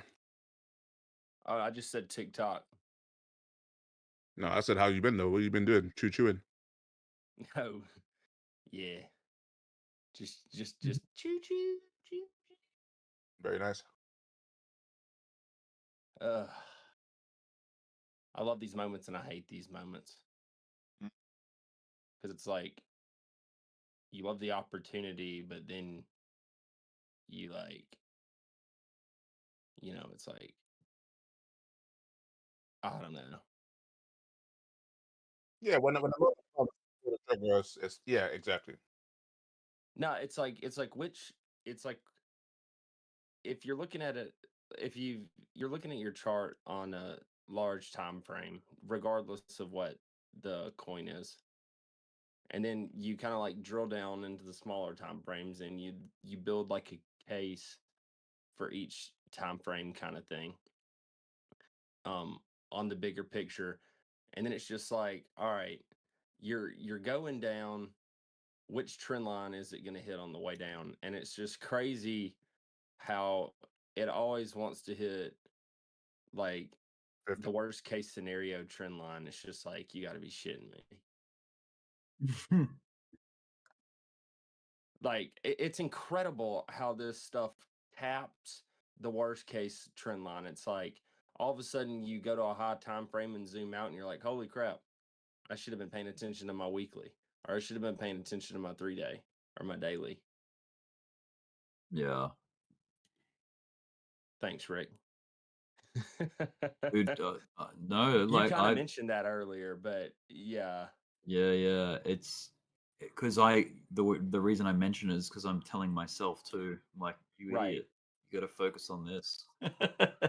Man, and when we were at the The bottom and it was basics. bouncing off my trend line, it's like those moves are so sharp down there. It's like, Yeah. and I I hate the feel chop. It's just like wait for confirmation, but you know where it's at, so you want to get in, and then it's just chopping.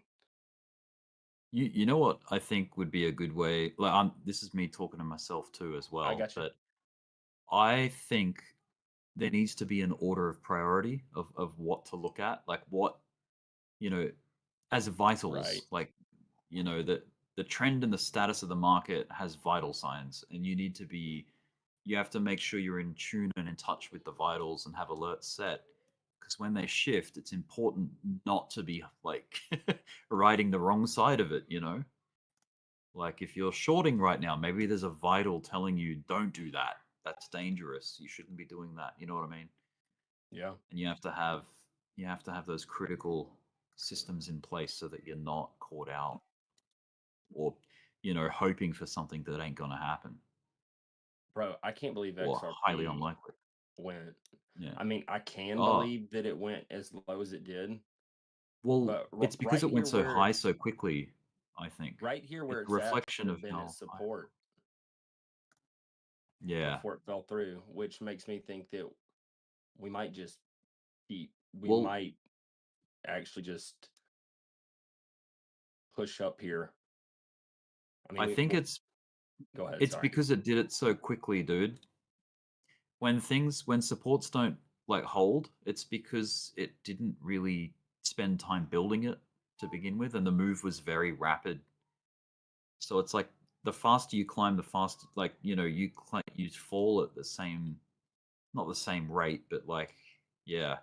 So if we barely made any progress on XRP, the crash wouldn't have been as severe. You know what I mean? Yeah, that's Same with actually pretty Bitcoin. Like interesting. I mean, yeah, I like think that if all the time, but hearing you say it makes me think about it a different way. and it's the same with any chart, dude. Like if you do things gradually and slow, you're more likely to maintain and retain the progress made. Whereas if you do things too rapidly and dramatically, they're going to rebound dramatically and rapidly too.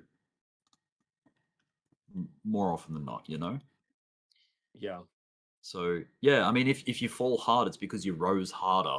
Like you rose twice as hard, like on the come Yeah, up. well, that was kind of Yeah, like XLM whenever, couple 3 huge months pumps. ago, Yeah, it went from dude. 22 cents to Yeah, it's a freaking like 65 50 or or something. whatever. But Yeah, it pumped the hard. thing was, so what's actually funny about that in terms of what you're saying, so Mm. I was convinced like 27.5 was essentially the bottom, because there were multiple reasons, but I'm pretty sure there was a 50 crossing the 200 on a higher time frame. Yeah. Anyway, and so then it was like we should have based off that move alone, we should have pushed up to like 37. Well, we only push up to like 33. It was pretty quick. We spent more time around like 29, came down, just kept going down to like 22. I'm just like, dude, this is BS. And then we just take off like we did. But anyway, so I'm thinking about that, basically the 27.5, even though we went up to 33, held around the 29, and then went down to 22. Let's just call it 27.5 to 22. 27.5 to 22 was like the bullshit range. And anyway, I would just kind of consider the range that just happened was like the bullshit range on XLM. So like right now, on XRP. So like right now, if you look, I'm just looking at the 15, but you can, and then this was on like Friday. So it came down to basically $2.89 and like double bottom there before it kept going down. So like right now, I want to draw a W, right? And basically draw that W to where it comes down to the W, and then the center point of the W comes to like the bottom of the 200, which is right there where that double bottom was at $2.89. But this is always since it's that bullshit range, it's not going to do that. I don't know this. This is not financial advice. It just pisses me off because I see this shit all the time. So if you like, instead of thinking the center point of that W is going to come to that 289, what it's actually going to do is it's basically going to double that bullshit range. So the center point of the W will come up to like $3. Everything will be looking great until some news or some BS comes out. But it'll probably go up to that $3 and hit the 800.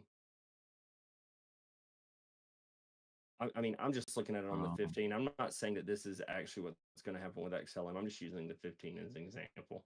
And it'll want to come up to that 800 and skip over the 200. And then, but the problem is that you're taking profit at the 200, thinking it's going to come down.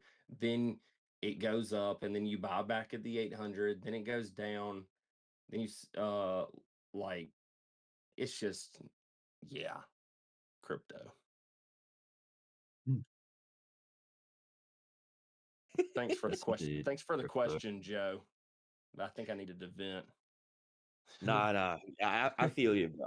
I feel you. Like I kind of like really stepped on my own nuts the other day. I was so confident we would bounce on the 200 of the 4 hour. Man, like a lot of could have. Like I saw where I could have sold out my alts. I should have sold more, but I like really banked on bouncing off of that 200 on the 4 hour. Something like And press when ups. we went through it, I was like, wow. Like, wow. That's why I was like offline for like a good hour or two, just like really mapping out my spots. You talking about that test of the previous all time high? Yeah. Oh no. Yeah. Yeah, the 4 hour 200, right? Yeah. There are a lot Yeah. simpler. Like 115K. I saw that little green candle. I was like, oh, we're gonna have a little bouncy bounce here. No, we didn't. We just kept on going down. Yeah, exactly. That's what I was saying. Like you go to the 200, and it's like that's the center point of your W, and you take profit, and then it just goes straight to the 800. But it works the same way in reverse. It's like, oh, we're gonna catch at the 200, and then nope. And that 200 to 800, bruh, like You Yeah, can I be know. on I low know. leverage, bro, and it'll cut you in half. Yeah, when we broke that 200 on the 4 hour, that's when I became like really honest with myself again. And like, okay, we broke that. That really means something. I'm gonna take it for what it is.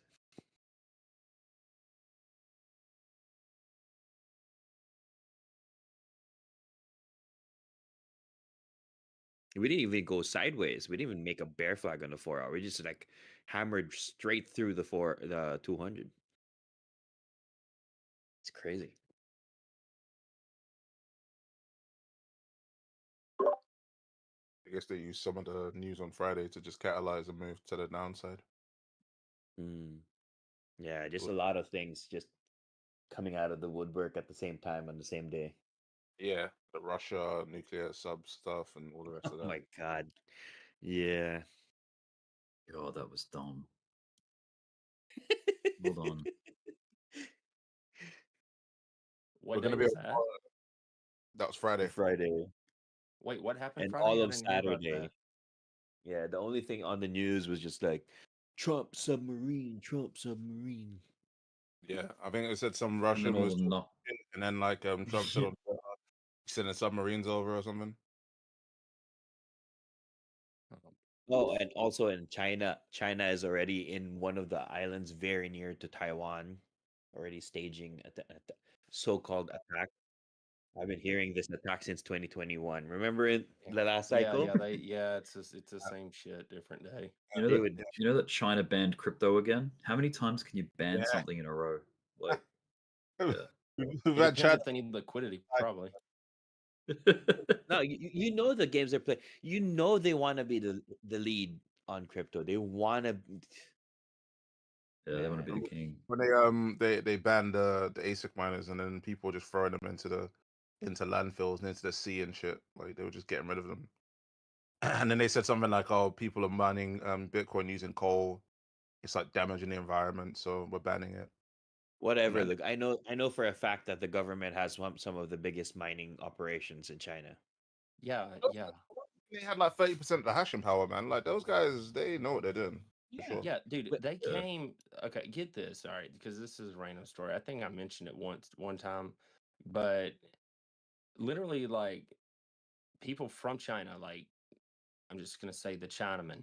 All right, they came to our house because we have property or whatever, and right across the way from us, basically, very close to us, is a substation where the electricity flows out into the block or whatever.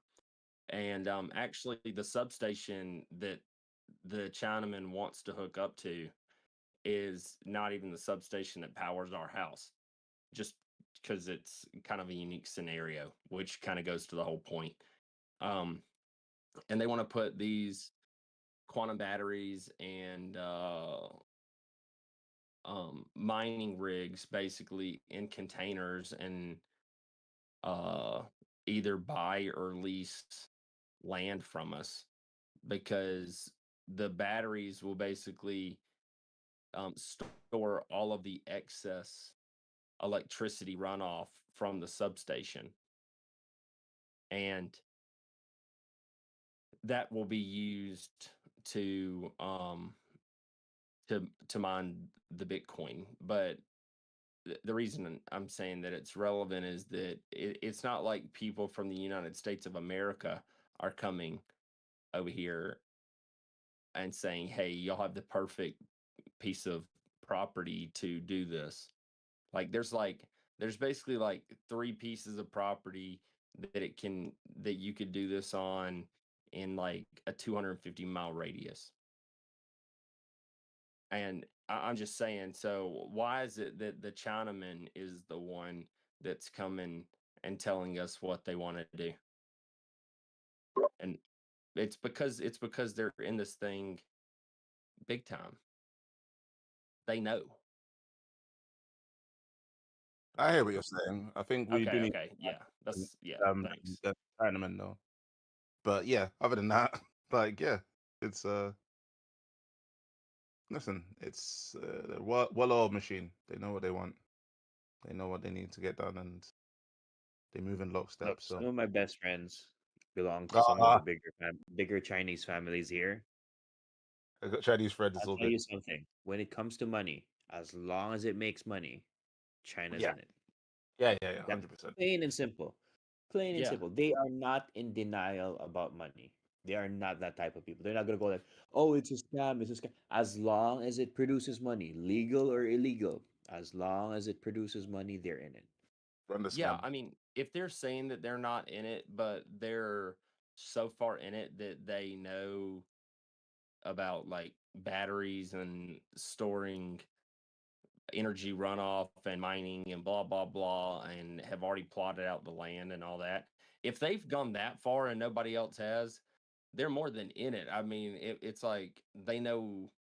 It's like they've done their homework more than anyone else has. That's kind of my point. That's how it makes me feel.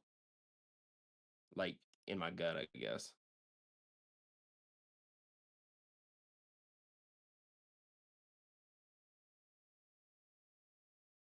To your point, to everyone's point, I think.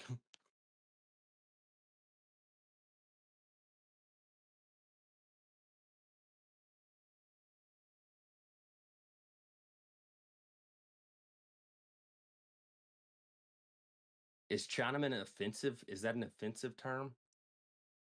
It's a little outdated. Um, What would be the proper way to say yeah, that? that's the problem. I Okay. don't really have a replacement, but It's all context. It depends on how you use it in a sentence. Yeah, well, I mean, it was just a man from China, so I said Chinaman. I mean, it was like, It's fine. outside of that, I don't know what the No, best way to you were phrase it. basing it off of your TA on their financing, so it's fine. yeah, I you're got from Georgia. I get it. it. Dude, I freaking love that crap. No, yeah. Well, it's like Dbloc said one time. He's like, you can always tell if somebody's like actually trying to be offensive or like this or that. And it's Yeah, like as long as it's not like cross the line, which to be fair, yeah. I love talking shit. Like in general, I don't really like do that here because it's not the time or the place. But anyway, I really just wasn't love sure the doing best that. way to go about it. Yeah. Nah, it's all good. Cypher cleaned up my trench mouth. I used to have trench mouth when I first came here. Trench mouth. Yeah, dude. I used to say, like a lot of bunch of all the cussing. Yeah, I would cuss a lot, like a lot of cussing. Because if you come from the trenches like I have, like we cuss a lot. We cuss at everything. We snap at everyone. Like we're just mean. Yeah, Trench. Australians do too, big time. Like we just use it in our general language. We're not even angry, but we're saying it. Yeah. Saying it when we're happy, saying it when we're angry, saying it when we're scared, saying it when we're everything. Every emotion is. I mean, around it's like the C word is the most offensive thing to the Americans, and the Australians say it to greet each other. Yeah, exactly. Hell yeah. I mean, I don't say it to my customers when they enter the store. Hang Yeah, out. that would be mental. That'd be crazy. But yes, it is like it's said affectionately between mates, between friends. Looks like ETH's about to push through. I mean, it looks like everything else kind of is too, but of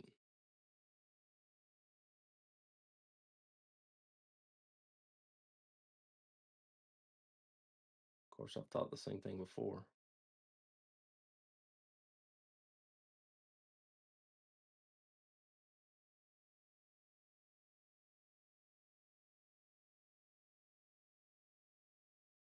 It's just like, when do they say, all right,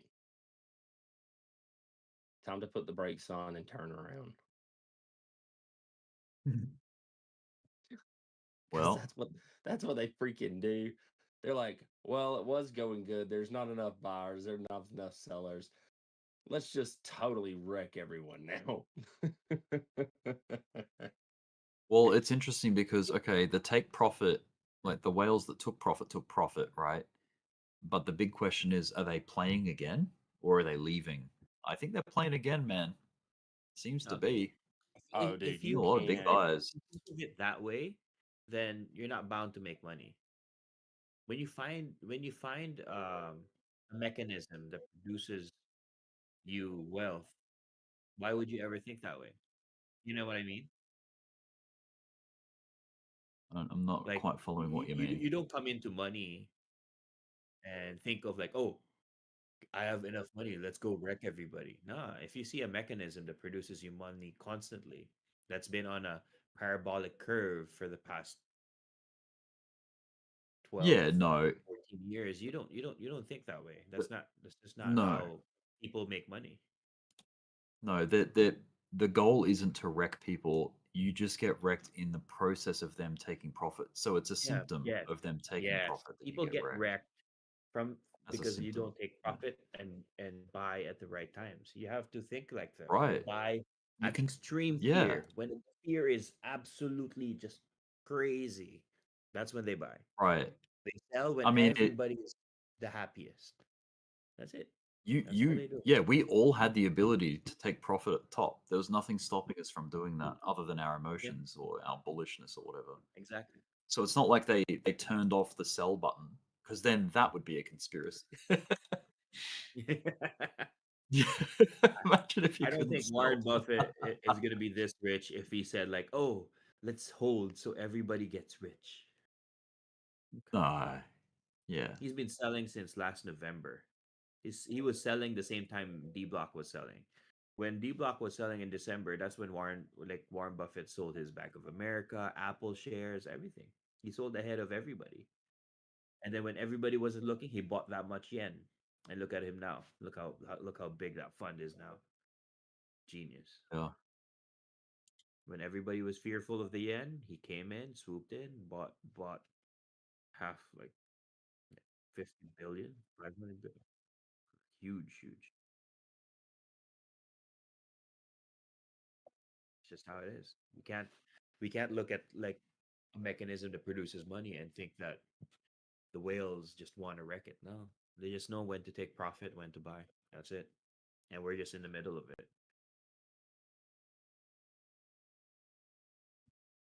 Right. You can certainly trade alongside them. I don't think like Dbloc's voice would be that calm if he didn't know that. The reason why he's calm because it's like he wants to buy and sell exactly like them. I think getting wiped out, like if you get liquidated or you're writing down a trend, it's easy. Well, it's not easy, but it's like, yeah, it's understandable that people want someone to blame for it. It's like, oh, they Yeah. sold on us. It's their fault, Mm, you know? correct. But it ain't.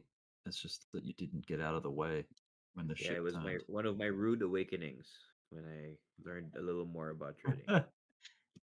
Like coming from that cycle, Yeah. I just blamed a lot of people, and then you realize, oh my god, it's all my fault. Yeah, crypto It's isn't a really scam all my after all. fault. If I They're didn't not want to colluding lose money, against. all I had to do was not trade at all. Right, yeah. That is the solution Stay for away like from the bulk crypto. of people. They walk away. They're like, oh, I fixed the problem of losing money. I'm not going to participate at all. I mean, yeah, it does work, but you also don't make it either. You don't make Yeah. money doing that either. So yeah.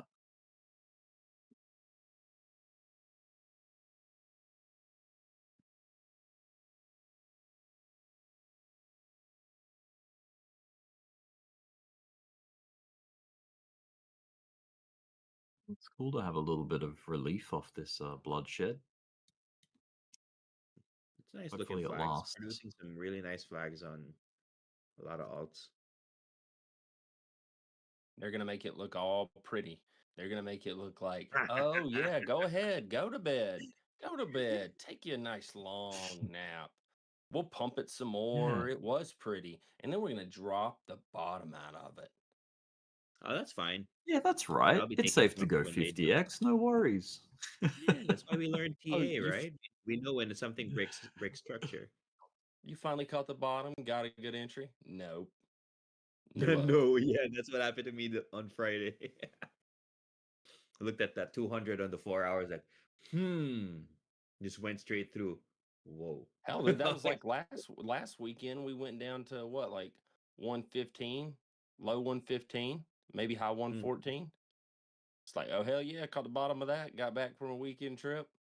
Price sitting about 120. It's like, We were okay. all in it. We were all so hyped because it was moving so fast, and it just came back, took everything back. I think that.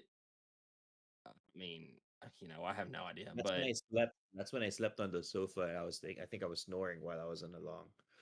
I'm getting the feeling that, especially with like what Trump did with whenever the stock market was about to hit that circuit breaker that day, and the tariff news came out, and then fake tariff news, and then real tariff news, and then 3 days later he was like, "Okay, we're gonna pause tariffs." Anyway, if he was willing to do all that shit, I just don't see how he allows the economy. And whenever I say the economy, I just mean like the stock market and crypto in general. I don't know. I don't think that he will allow it to go down. He's just going to pump it with news. He's going to pump it with something. That's just what he's going to do. That's what he has done. That's what he will do. I mean, so I don't know. I just feel like, we talk about these cycles and stuff. And to me, it just feels like, are we just going to, is this just going to turn into like a bigger channel of up down on the way up?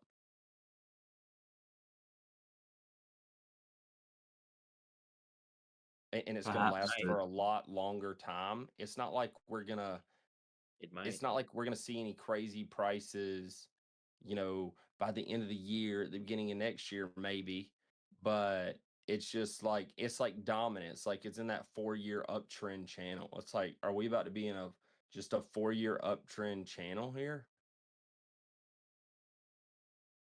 Are you saying from now or after the bear or what? Oh, I'm just saying, no, I'm saying kind of like from now, here now, basically like since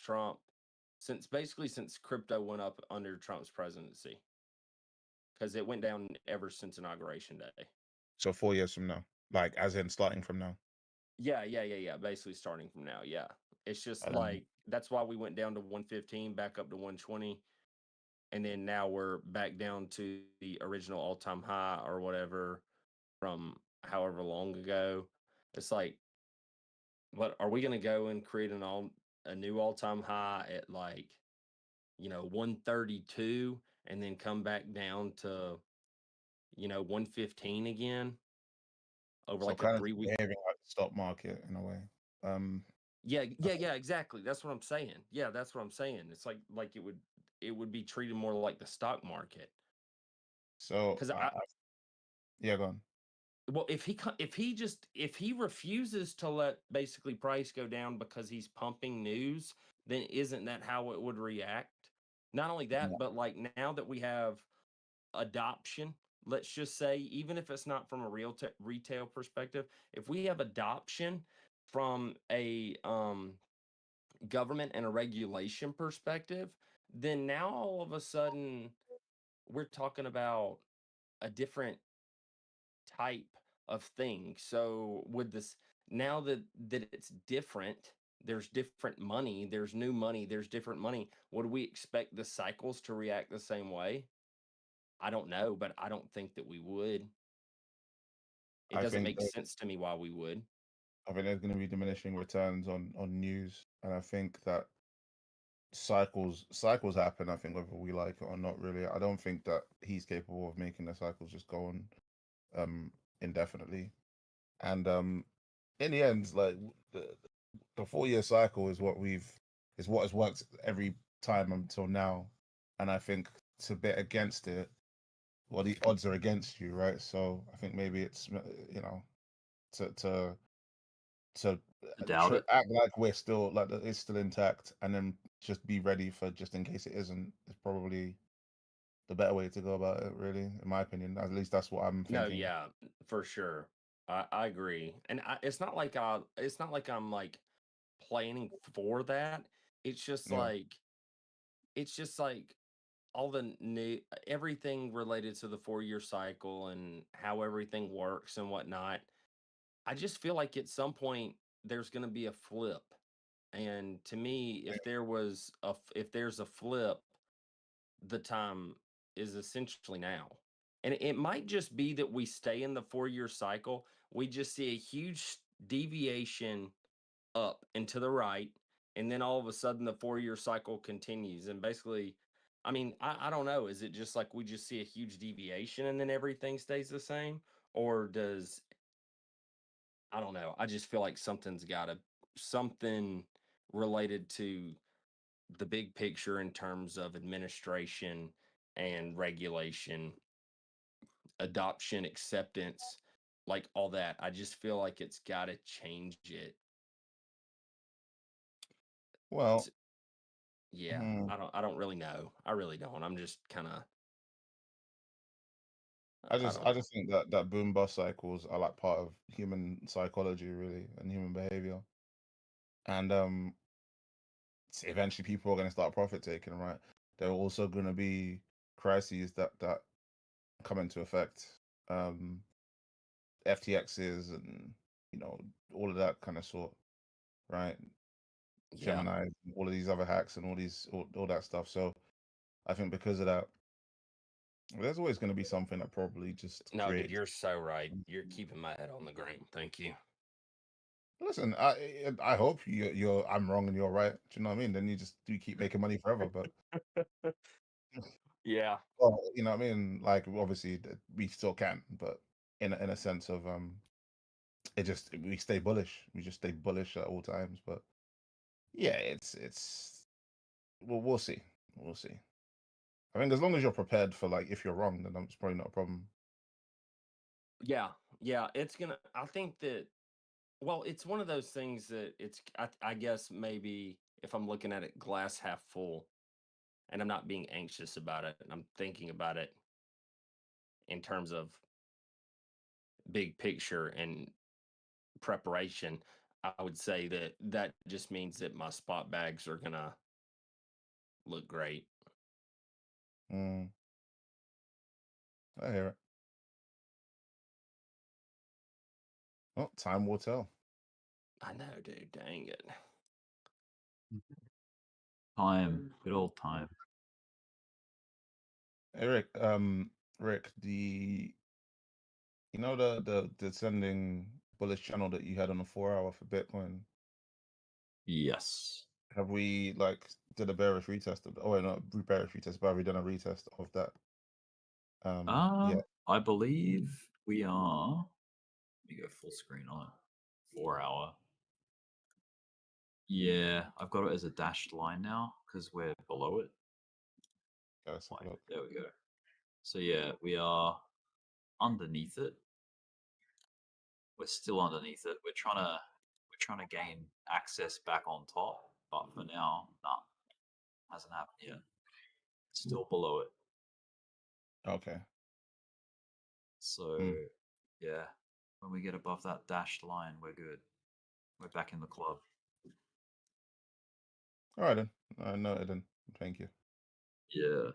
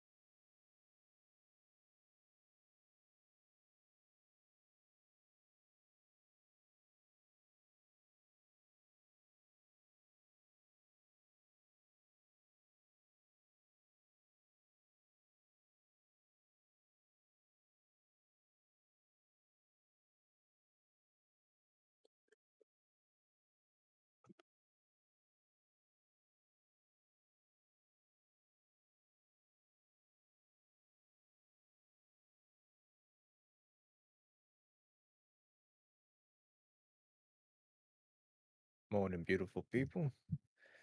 This is looking a little corrective. I like it. I like it. Dominance is dropping.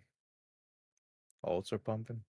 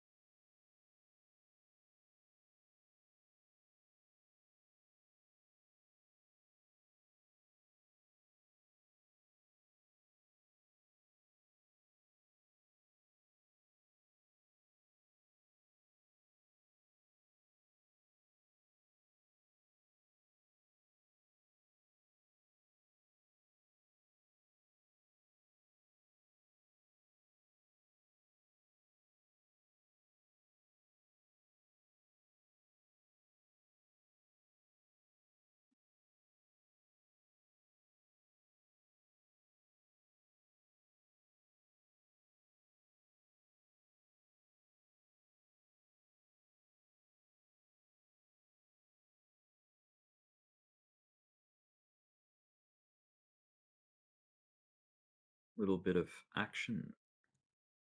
Little bit.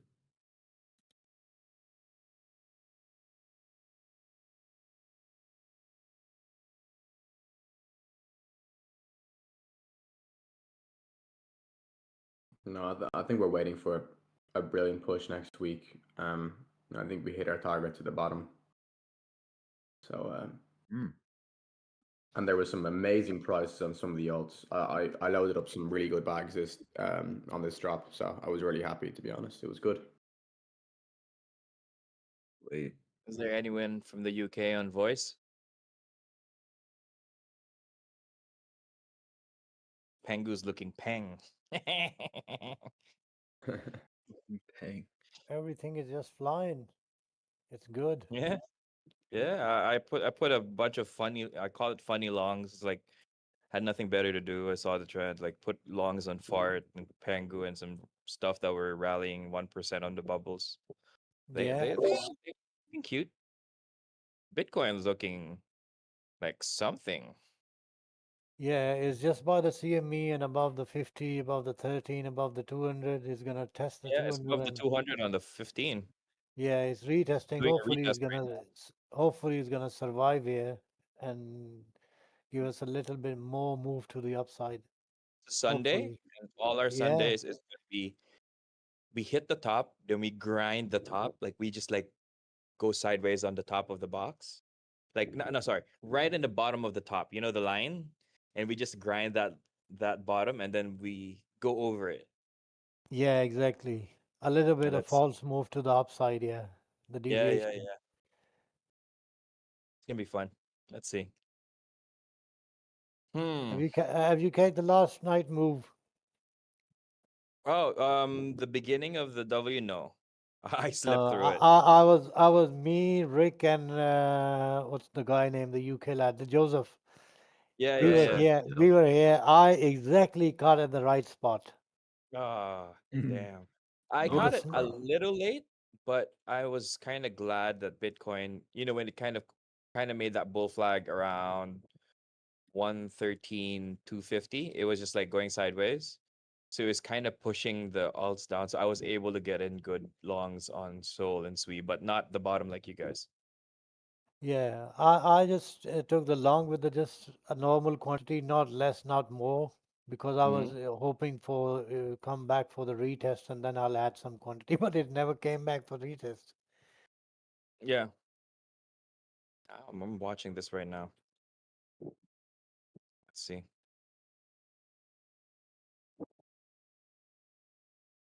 Yeah, Pengu is pang. It's actually pretty surprised it didn't lick my stop. Along with Fortcoin.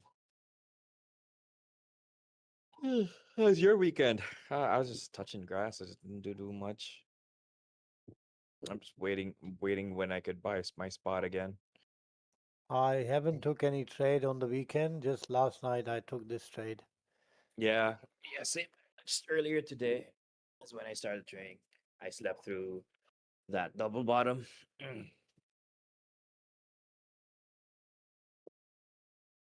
That was a nice trade though. That wick looks really nice on the 15. Yeah. I was waiting for this wick for last 2 days, 3 days.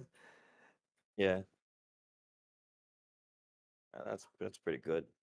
I just got it. Where the daily open is. Yeah. I just got it from there. Oh man, you know how crazy what time okay. So my 3 p.m. Eastern time, so 3 a.m. my time, right? I saw it breaking new lows, right? I sleep. And then it does a retest and goes up. I wake up exactly like right after the retest, like around 10 p.m. Eastern. Oh yeah. I was actually awake at that time. It was around 3:30 a.m. in the morning, and it was exactly my prayer time. So I was awake at that time. Oh man. So Yeah, that was. I just took the No, trade. when I saw it going down, I was like, okay, I'm just gonna let this run.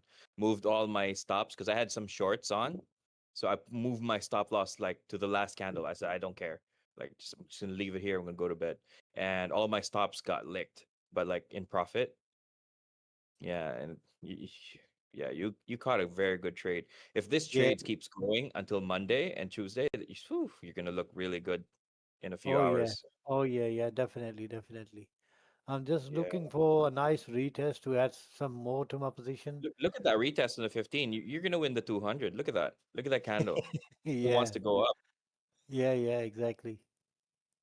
Man, I don't know about alts though, but like on Bitcoin, my Bitcoin long looks decent. Yeah. I could have gotten. Also performing really well. Every single Mm. the Pengu, uh, the Altcoin, Sui, Yep. Yep. XRP, Yep. Ethereum, even You Solana is big showing cap a and little then bit big. respect. Yeah. And Solana's a little slow, but it's good. Ethena did really well today. Ethena did like 5%. Have you looked at the Pump coin? Oh, Pump performed really well. It's already went 8% really? up already. Oh, wow. Yeah, I kind of dropped the ball on Pump because like I had to, when you're already looking at a lot of coins. Oh, Yeah, wow. exactly. Look at Pump. Oh, Yeah, wow. Pump had Oh, a wow. I wonderful slept ride. when it started, but oh, wow. It bursted up when I slept, exactly the hour I slept. Went up 20% from the time I slept. Yeah. Oh, man. Oh, wow. Well, I hope Drew and Joe get their break even soon because they've been buying the bottoms, bringing their averages down. I guess nobody was here at that time. Just me, Rick, and Joseph was here, and there was another lady. I don't. Ion was here. I don't know if Oh, they took the man. trade, but Yeah, I when I didn't miss saw it break down, I thought it was just gonna continue, so I just went to bed. it. Yeah. Oh, dude. I just Yeah, took that the was trade and I moved my stop loss as soon as I saw it's over 50. I move my stop loss just to the neck of man. that W. 'Cause I thought this move would happen today on Sunday. Usually it's on a Sunday, right? Yeah, exactly. But It it went happened right. early, and all of a sudden, out of nowhere, there's a massive volume.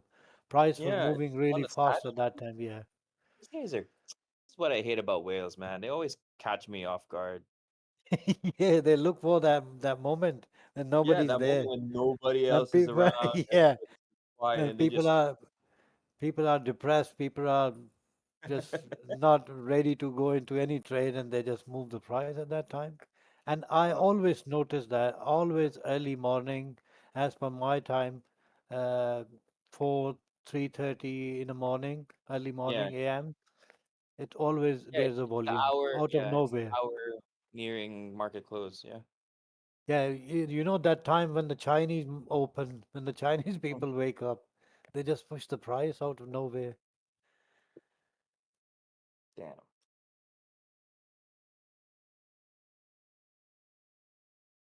Bitcoin got me again. I'm gonna wait for consolidation. I think this is a good buy area for 114. God damn, I missed 112. Oh man. Because I have limit orders at okay. It's 111,750. I had some limit orders as well at 11,600 and then all the way down Right? to Right? I 10,800. missed my limit order. I'm looking at it right now. I thought that wick hit it. And I'm looking at my Yeah, okay, so I barely opened my Binance because that's where my spot stuff is. I'm looking at it right now. It barely they front ran me, man. They front ran me by $200. yeah. Oh, oh man. I'm not getting in. I'm gonna wait for this to correct. Yeah, I mean, it's still a nice spot to buy. No, either correct or it's at least Yeah, consolidate. yeah. It's gonna consolidate here for some time, I'm sure. Oh It's yeah, I gonna agree. I agree. it's gonna spend some time here. I agree. I agree with this being the area where it prepares for Monday handoff and then come out of the box. Yeah, exactly. By the evening, I Yeah. guess as per the New York time, in the afternoon or in the evening, is gonna shoot up a little bit. Yep. I'm sure. It's But been the That's same that's yeah. last month. Every Every Sunday. Sunday, Every every Sunday. Sunday. Yeah. That's when the whales team up so they can beat the algo.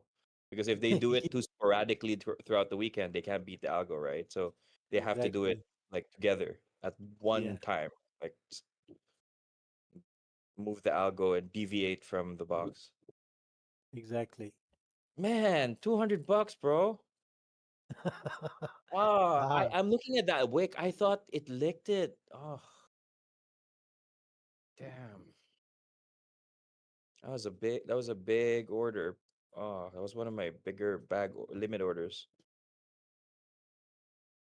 Oh, that's you evil. know, as I mentioned, What was that? as I mentioned earlier in my previous conversation, that I use my big bags on weekends because the price moves slowly. So Yeah, I it's just had, easier yeah, to yeah, what's because going. it won't stress you a lot because prices move little slowly than the usual. So Mm. I had my big bag orders underneath 111 600 and then all the way down to Oh, 111 so you're in the same 200. boat as me. But Oh yeah, my but God. Yeah, it never yeah, went my there. big But yeah. as soon as I saw that stopping volume candle, I just went in all in. I said Oh man, I know I don't know it's gonna lucky you. come back or no. Just give it a try, and then Most of and the it profit worked. I took from It worked. 122 and 119, half of that I was gonna buy in at 111 700. So I was like, oh my God, that's such a great percentage gain. Like, oh, that's like 8-9% more Yeah. Bitcoin for me. Oh man, I'm so upset. I really thought we licked it. Oh no, I'm looking at the wick and I still see that line, that limit order line. I'm like, why is it still there? And I looked at it, it missed it. Yeah. Yo, it missed my order by Lots of people $100. missed it. Lots of people missed it because Oh, it's the missed structure my limit changed order now. by The structure has been $100. changed now. That's evil. $100. Oh, oh my God, so close. Mm. Okay, so we have a W. Oh, a W that didn't push through. Okay. What are you looking at here? Is this a reverse head and shoulder on the 1 hour? Wait. Ooh. Yeah, this trend's pretty. Let me look at the 1 day on Bitcoin. Yep, my oscillators on Bitcoin on the 1 day. One of the oscillators is already bullish. I need two more to go bullish for spot. Oh, this is looking good. We bounced off the 50 over the 1 day. Yeah. Hmm. Look at that bounce. That's a strong daily bounce. Look at that daily candle on the 1 day. Oof. Yeah. Oh, I'm so mad at you right now. So lucky. Last night Yeah, I I was just telling that it's almost 6 days in red that we are coming down, and normally the seventh day is green. So we already started it. yeah, that's what God said, right? On the 7th day, you gotta chill out. Yeah. You gotta stop the chaos, yeah. Yeah, exactly, bro. Oh man. Oh man. I'll get in. I'm okay with 112. Okay. I'll be okay with 112. Oh, I'm still good in anyways. Like,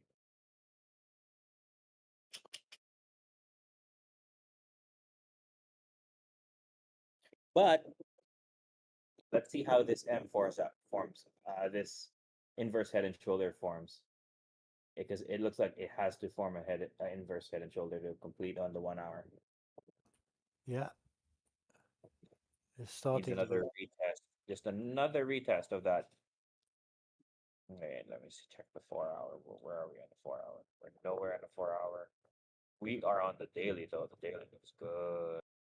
Daily 50 bounce.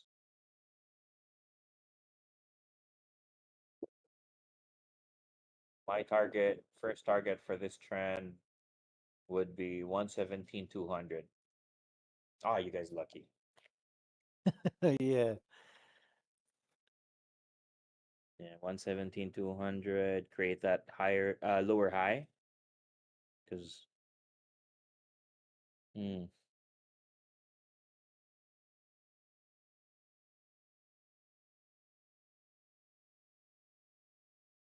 yeah, we need to create those corrective waves now, so we can keep on bringing that 200 EMA on the 1 day, keep bringing it upwards, so the average gets higher. Oh yeah. I just saw Yeah, that. for chat who don't know, that's the reason for sometimes going sideways and accumulating, is so we Yeah, can yeah, bring yeah. the averages higher, so we can create support at a higher price. I know it's painful to see it go sideways, but if you want better support and higher lows to create higher trends, you need to bring your EMAs higher. Yeah, exactly. It's just painful when you're waiting for it to go higher. Just a lot of lull.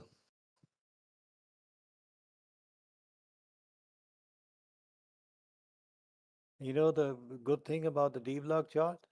The green vector went up and then again covered by the red vector. It's another good thing. And you have another stopping volume candle.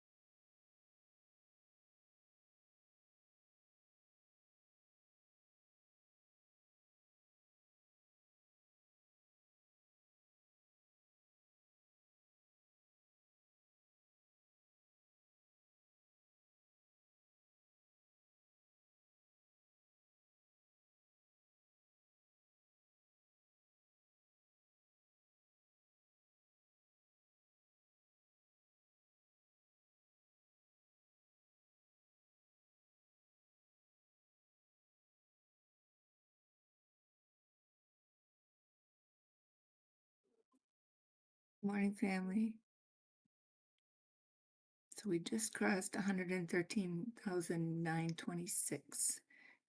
And that's a very important number. That was that yellow dotted line. So on the 864-minute chart, that is the bottom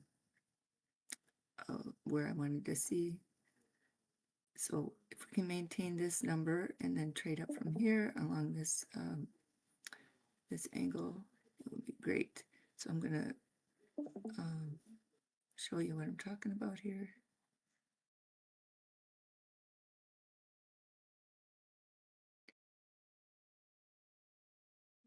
Here's our price.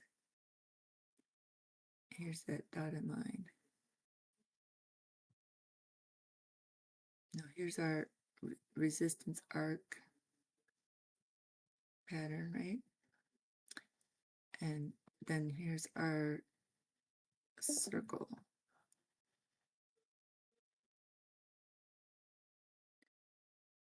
And here's our fibs.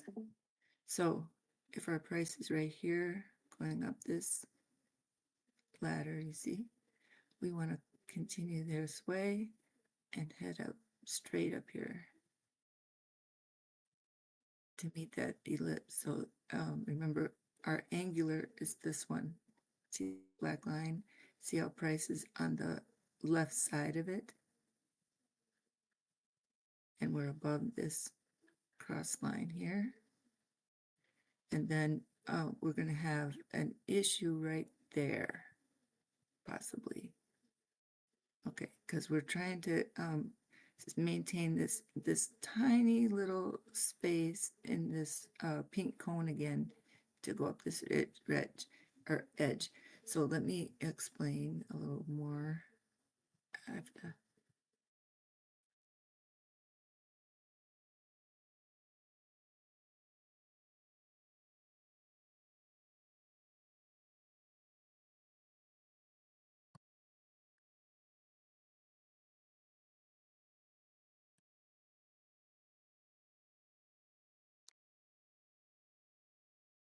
So there were over 14,000 now. So this black line right there is just a tiny bit above that yellow dotted line. See that? And then we have this arc. And all of this converges right here. See how this split is going to be, the seam is going to be filled right through here. See that this little arc, see how that blue comes over? And then you have this this bar here, right? So look at how price is going right up there. And our goal is to reach the top of this ridge on this side, right there, for that.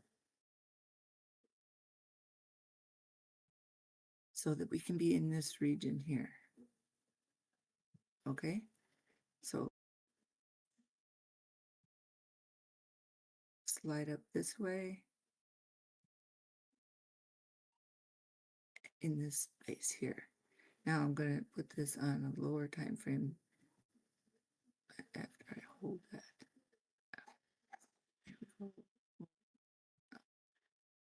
So we're right on this cross. Boom, boom. So see how this upper quadrant,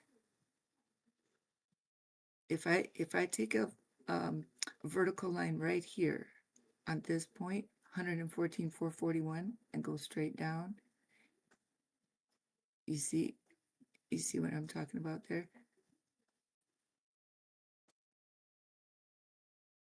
So if we're over this major line, this is a fib spiral from before. Look.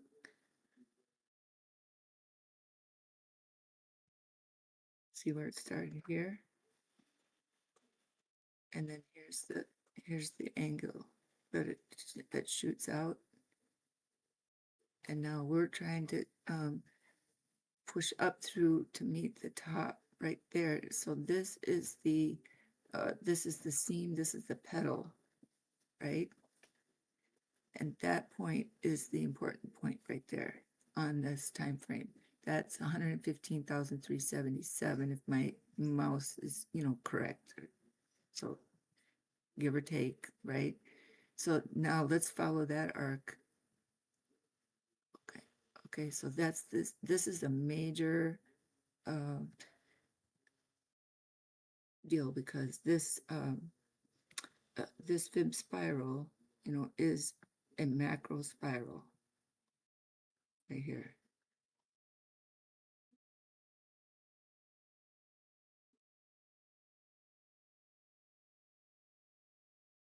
So when we were talking yesterday about, okay, so we could, if we fall through that, this space,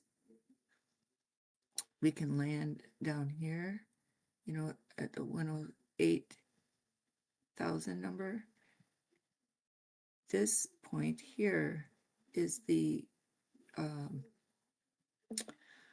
would be the, I don't know what kind of point you want to call it, but it's the important angle, point at which that angle flows from, starting back from here, that reaches this way. Okay, I don't know how better to, so that's what makes this crossbar. All right, so this angular, now we're up on a higher time frame, which is the 864. So keep that in mind. That's why this is your ascending angle. Then our vertical now, on this time frame, we would like to cross 115,879, and then here to stay on this path to get through this circle on to the top of this ridge here. And notice how this dotted line, this white line matches the top of this square. All right, that's important. And then that 118,991 number is very important because that's over the top of this ridge, right? And this is where that seam is. All of these things are coming right into this spot in the middle, right here. So the vertical candles need to be climbing this way and resting over this angle and this angle, and that forms this triangle. So then you have that space of that chain, right? Okay, let me fix this again. So this is the that fib spiral I was just talking about, this yellow one. And then here's our 30-minute ascending angle. And we spoke last night that we want to cross that line. So we're above this line, and this line has got to get finished. Okay, so now I'm going to put it down on a smaller time frame so we can see better.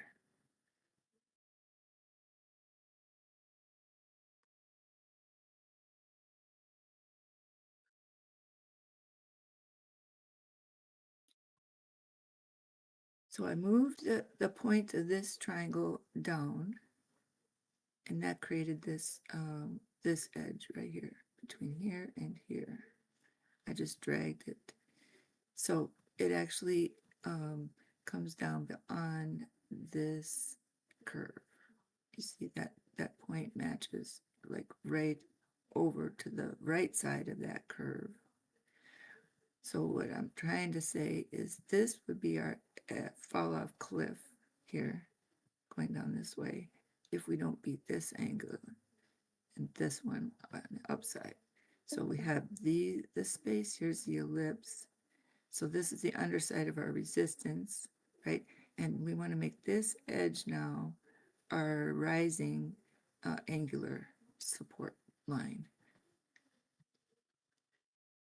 So that this point here and this point over here are higher. And then we get across this critical spot, this zone.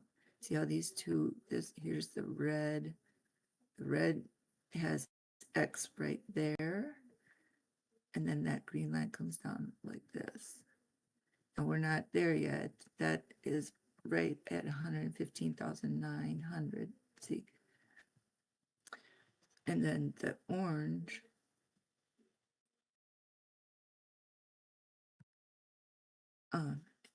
it's right up here, the bottom line of that.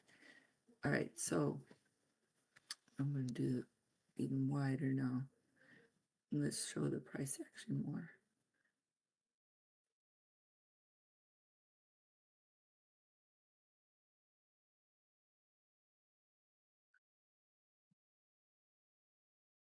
Okay, so yesterday we bounced off of this edge.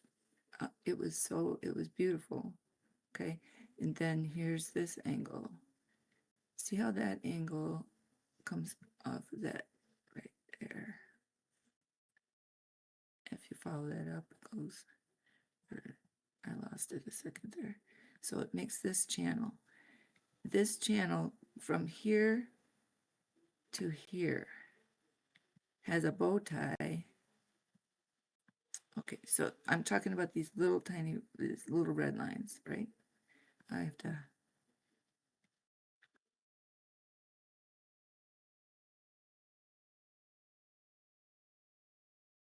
Okay, so that one, and then this one. That's a parallel channel. You see it? Descending. See how I have descending angular here? Now, if we do not cross to the upside over that 115,009, see that's the horizontal that meets here. This is the bow tie. See it? So that point there makes this triangle. Boom, boom, boom. All right. But this angle is still underneath that triangle. That's why that has to be broken on this run. See that? That's why this one is so important here. Okay, so now let's find our timing. So here's our time box, and then there's the seam on the wider fib circle. Okay, and notice how these lines are not as curved; they're a little more straight. And now here's our triangle.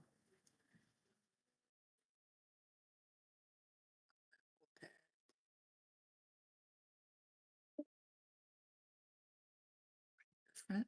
Okay, so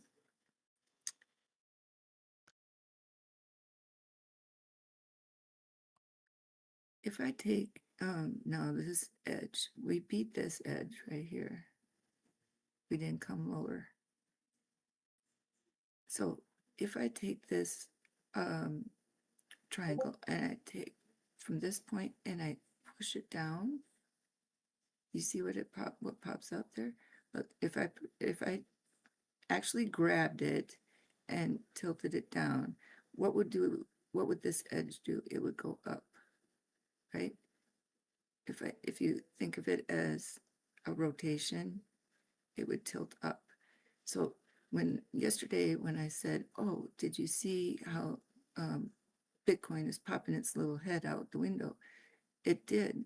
And that is what I'm talking about right here. You go, and then it's coming up around. So it's making a directional change. And it's got to finish that directional change in this space right here, this channel. This is the descending channel that can bring us here. If we don't cross it, that number is 111,409 on this point. Then the lower point from there is 109,371. Okay, then you drop down from there, it's 108, and see how that is that gap. So the next arc or angle is this one. Comes up like that. And that meets this, the bottom of this arrow. So I'm going to highlight that there. All right, now let's go to our 5 minute.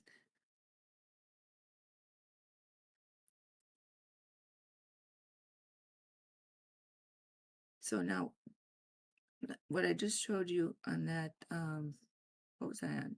The 15 or 30? I can't remember.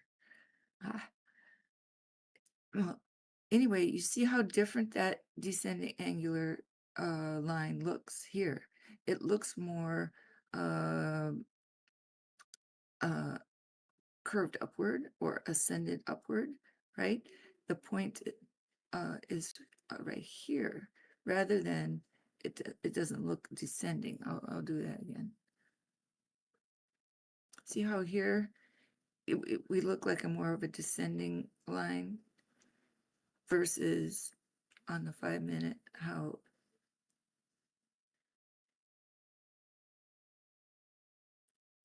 right here, how this point right there beats that angle here, and then here's the other point.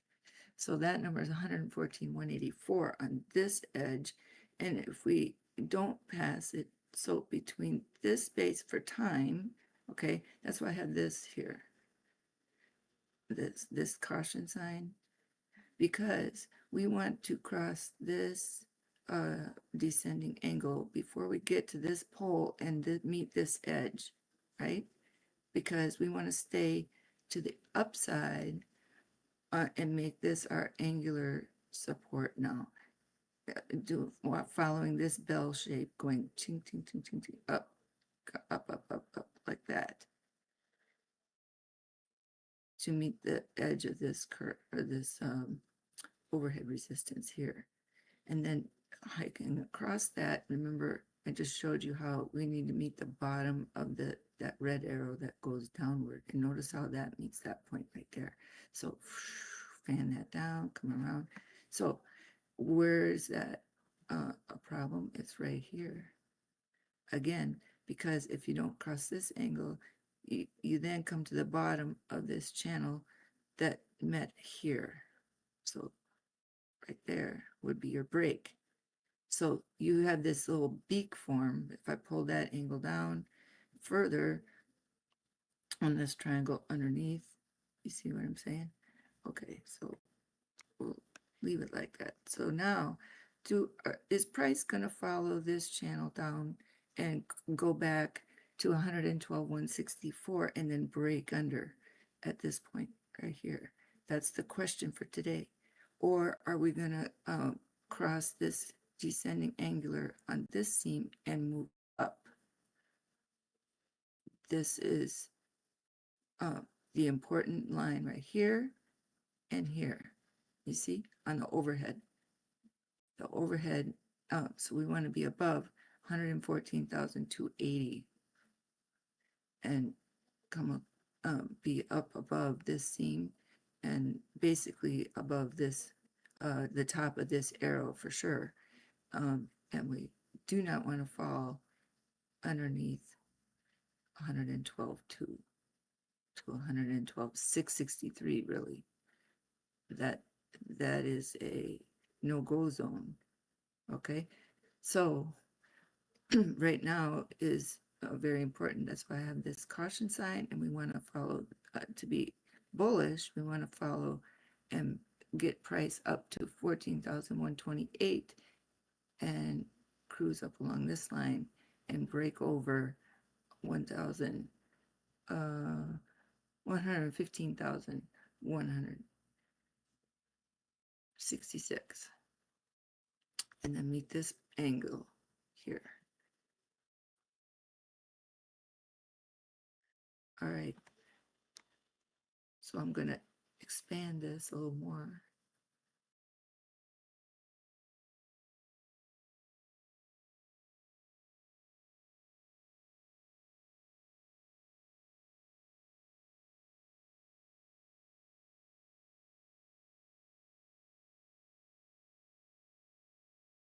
And I'm going to find a descending.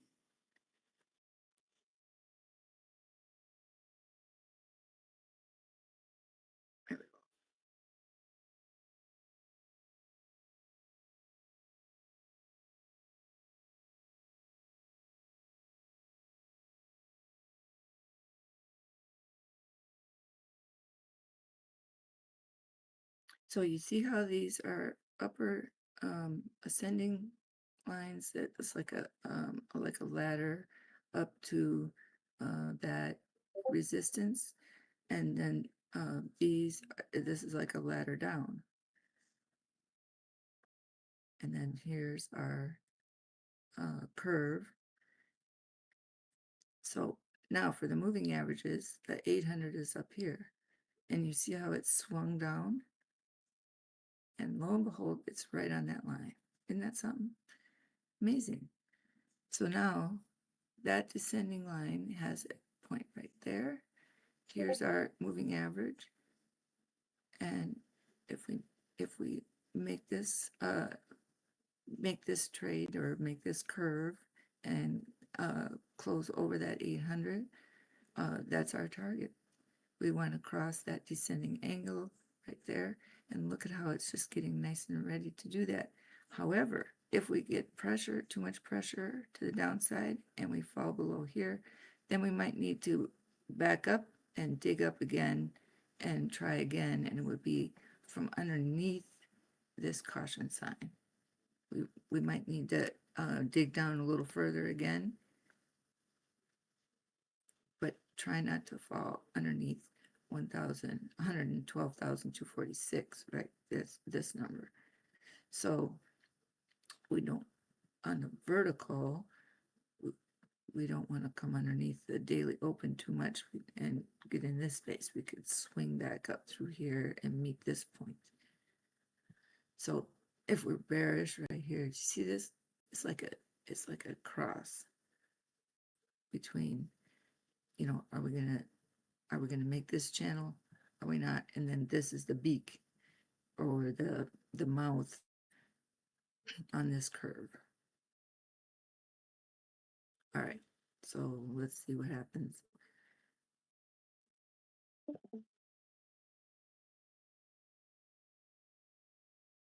Now, overall, we still have a descending pattern if we can't get this, you see, down and down. So we do need to close up back over this line. If it's not, you know, right here, we need to do it, you know, over here. Or come up, swing back up from the bottom and go back up over here.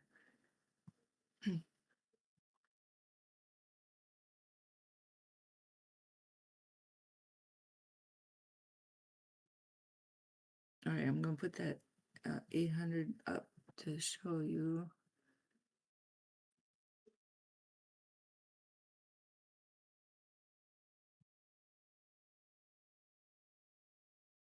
Now, Bitcoin has a big way of always testing the pivot point and the daily open. So if I'm, you know, smart, I always keep the price of that daily open and that pivot point in my head and watch it, because if you can see ahead of time where those are located on a time frame, you can gauge whether or not you think, okay, am I getting too top heavy, and am I going to test this 200? You see how that 200 EMA is right there, and then if we fall under there, where do we go? We go through a hole. There's a gap, and then that means that we'll test that pivot point first, then we'll test the daily open. If we fail the daily open, then what do we go to? So then you go to the next time frame up, and you see, okay, what do I have here in this gap area that can support us?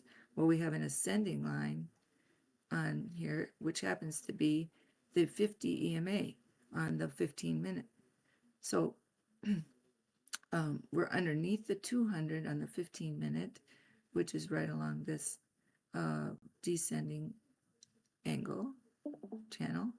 And our major one we want to cross, remember, is still up here above. That meets this point on this time frame right there. Okay, so you can see this pattern that we want to maintain over the 50. See how it's coming across the moat? Here's the V shape.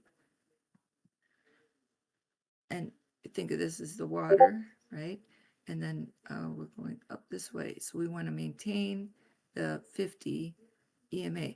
But lo and behold, if you use your MAs, and I like this MA cross, those are getting to be where there's a golden cross coming, possibly, if price can move up past its previous high here.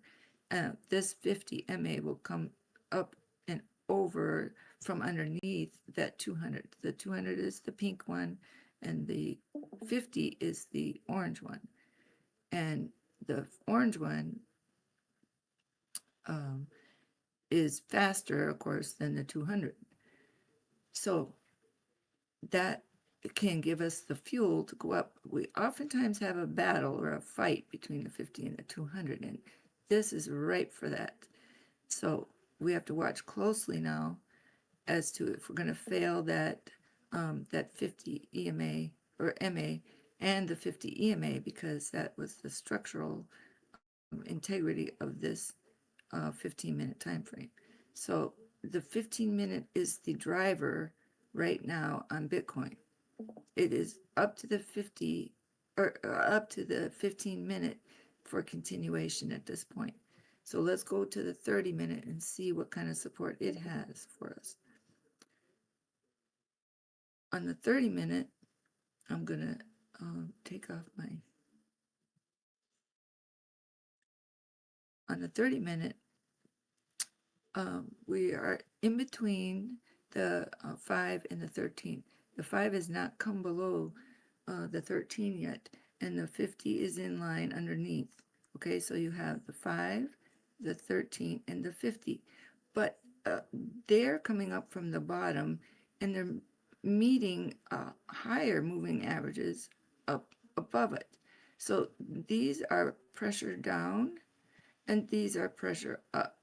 So the middle is a gap on the 30-minute. The gap is upwards, but it soon could be pressure to the pivot, because if we cannot close up over this on the early time frames, like I was just saying, and get our price over 114,154 over the yesterday's high, we're going to have a battle in this zone. So if I put an angular this way, you'll see what I'm talking about. Now, if I didn't have, already a lot of stuff on my chart, so if you have a, fresh chart or whatever, you can do this and see that. So that makes this V here and gives you this line up here. So now,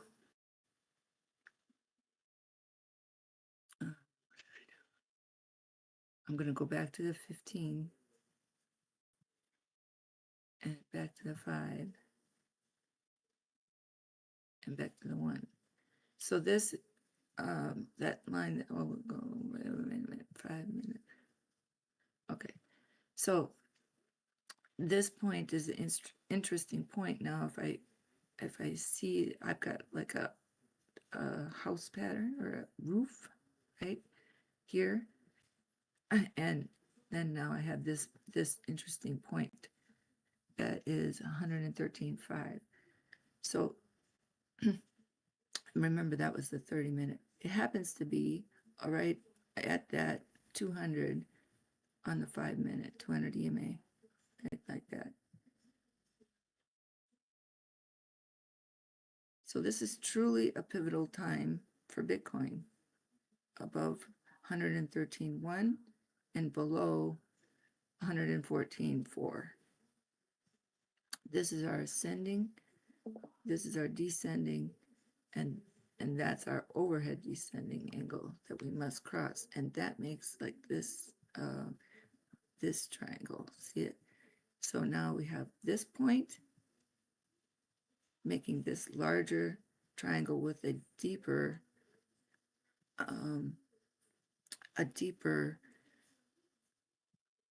V shape downward down here.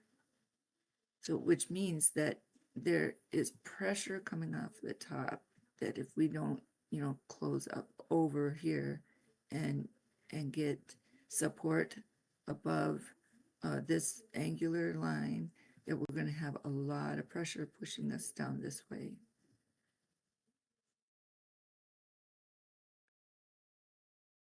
So this is a directional fight here. So you can see that this point is important. That's 114,157.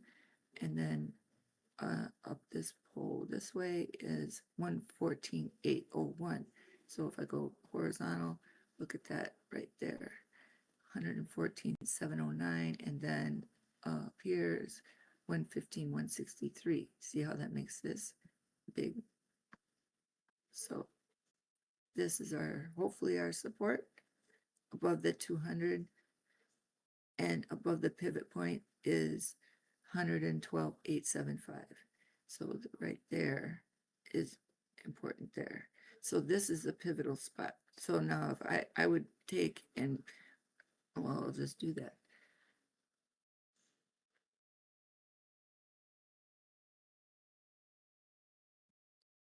So if I pivot, I think I'm just gonna guess because I don't have it.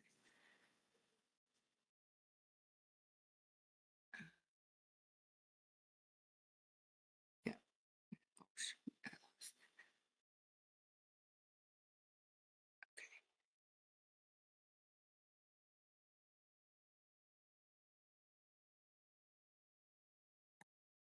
Right, so here's the pivot point right there where I'm putting this, and then I'm going to add text right here because through time, oh dang, okay, so through time today, I can tell already that this is our gap. This is going to be our like decision time, right? Period. That looks like it's Monday. All right, so pivot.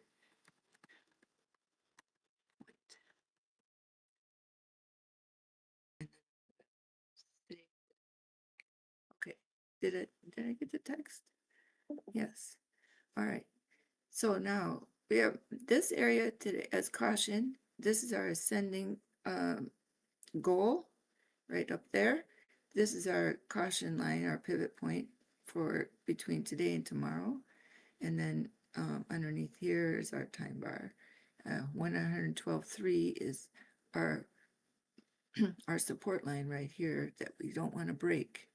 We don't want to break under this today. And all, so that pink band is what we want to use as support now, this between this and here. And we want to create an upward movement over this overhead. So at this point, now I could fan upward here, but I'm not going to do it. I'm going to leave it there for now. It helps to show this hole right there.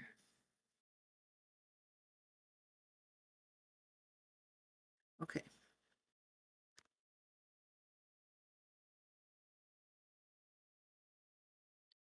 So are we back above our yellow?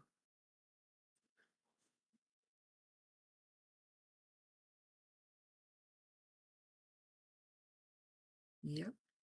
So on the, what am I on, 5 minute?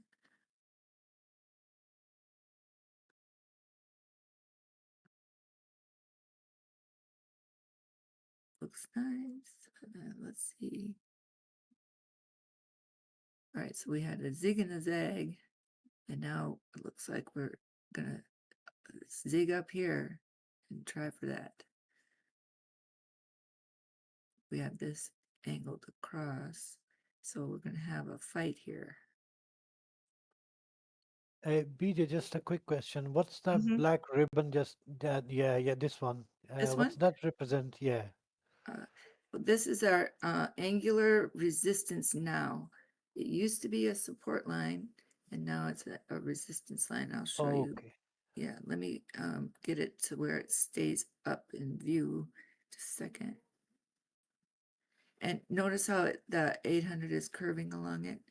Yeah, I So can see that. see this marker? I turned it black. It used to be yellow. I turned it black so it could be visualized better. But it is my 3-day top line ascending angle. So when it originated, I drew it as the top line of the 3-day ascending. So what that means is it was the resistance line on the 3-day ascending upward. Okay, so I Okay. want the 3-day candle to come over this line, and it looks like it's gonna perfectly do that because here's the 3-day.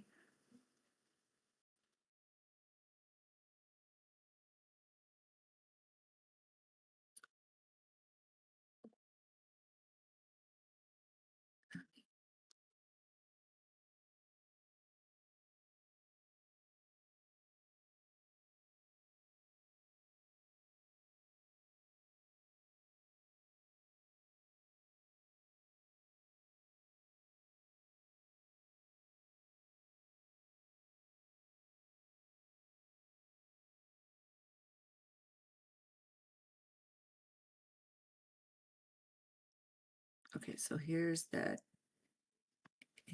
arrow, this black one. Just a second.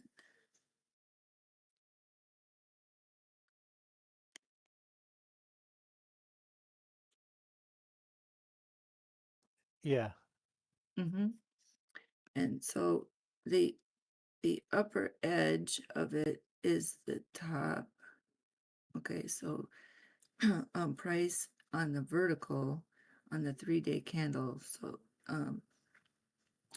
is in the middle of it, and then this white line is, I think, the 4-hour ascending. Let's see. Okay. Oh, it's the 2-day. Okay. So okay, so now here's that triangle, here's that point. So now let's put these candle on, and I'm gonna, yeah, take off. Okay, so all throughout for a long time, that 5 EMA had been our support line. Then, right, that we ascended up through it.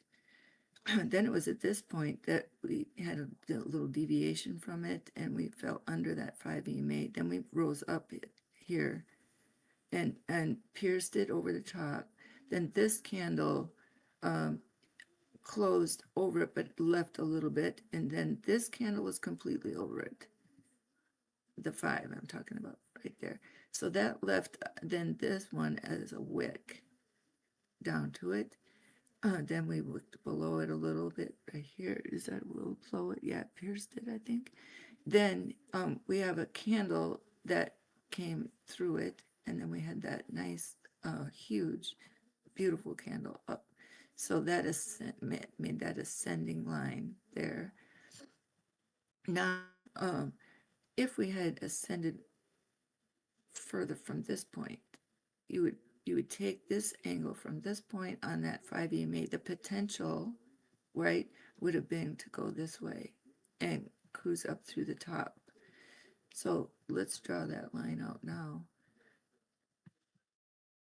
So I would take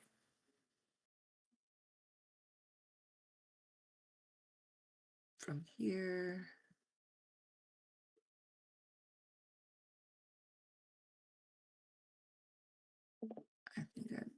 I think I did something wrong. I don't think I had my arrow. Let's do it again.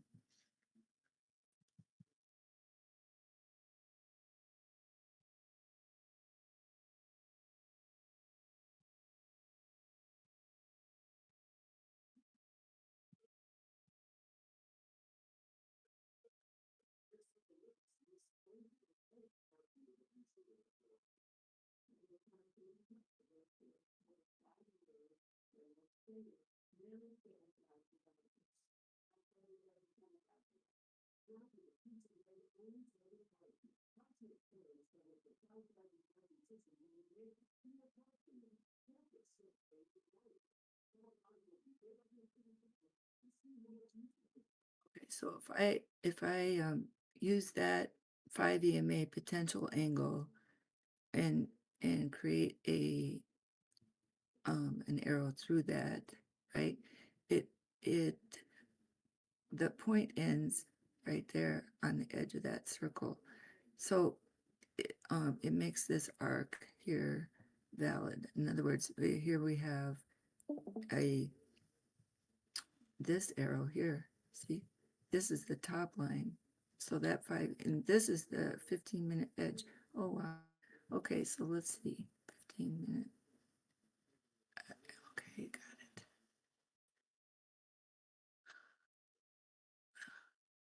I'm going to make this stop. Okay, so from that candle, so and there's the snowflake, you go up and around, and there's your potential. And notice how it meets on that fib channel.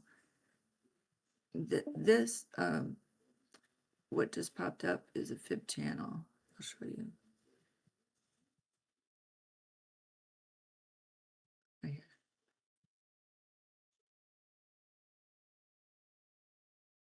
So if I darken that up, you can see those lines there. Anyway, that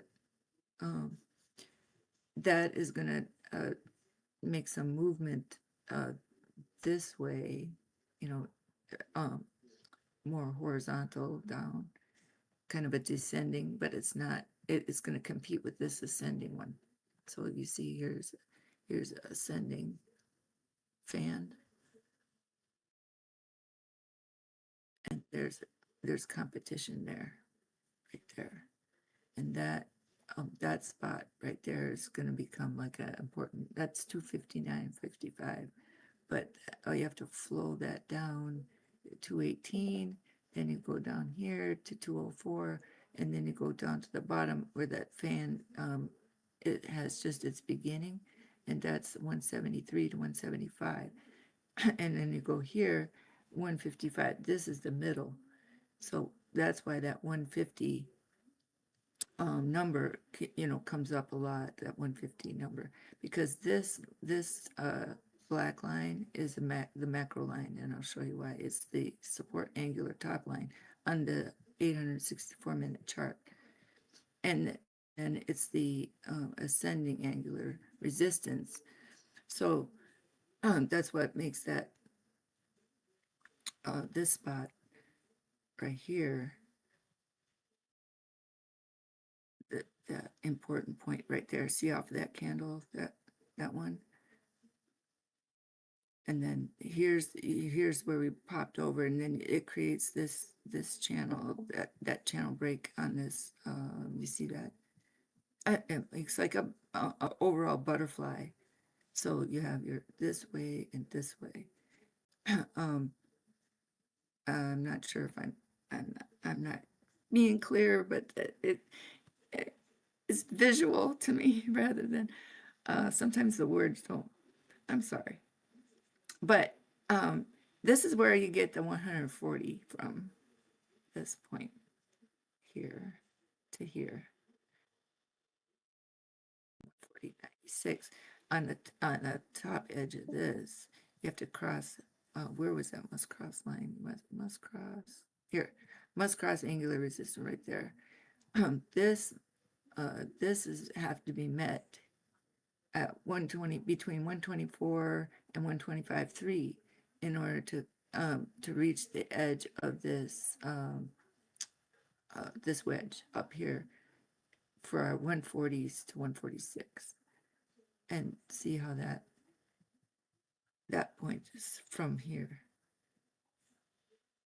and here. Where it meets the circle, you mean? Yes. Okay. Yep. So and that is that exactly. Sorry to cut you. And that exactly is 114,579. Yeah. Yeah. Okay. So see how this line here, this yellow line, is the 3-day 5 EMA line. Yeah, I can see that. Okay, and look how it ascends through the bottom of that red arrow, descending. That's a descending angle on the 4-hour, descending angle on the 4-hour right there. And that meets that resistance arc, this black right there. See that? That Yeah, tail? yeah. Okay. And now, then we have this angular resistance over top. So this makes this arc right there.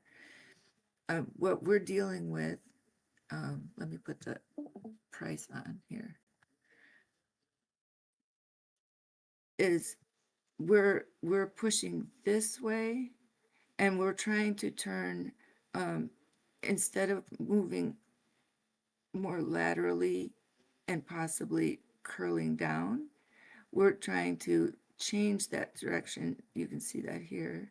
We're trying to change that direction now on the macro to an upward trajectory, where we slid just a little bit under the 5 EMA or the faster moving supports.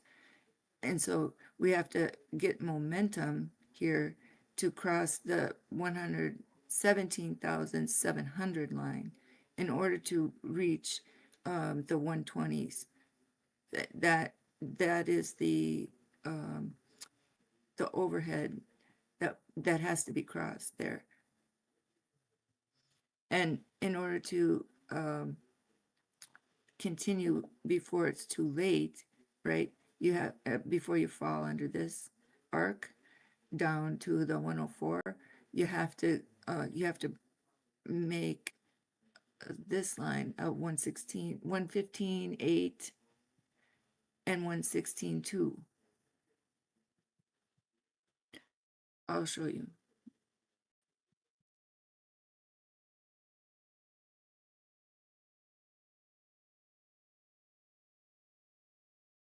This is our resistance line on the ascending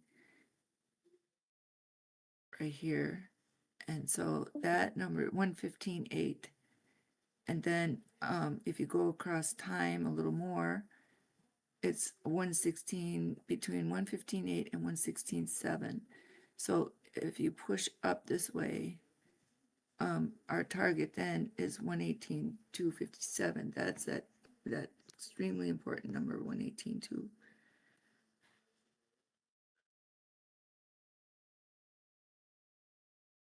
This way, because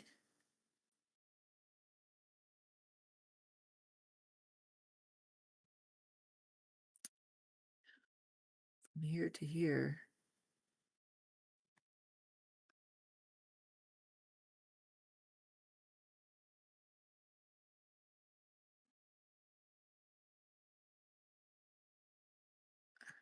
just give me a second.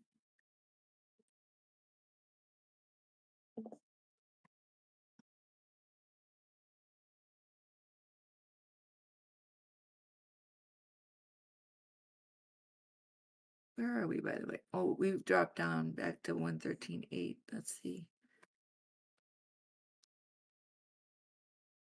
But 113.8 is still okay. We're looking for 114.280. And first of all, before that, the 113.926.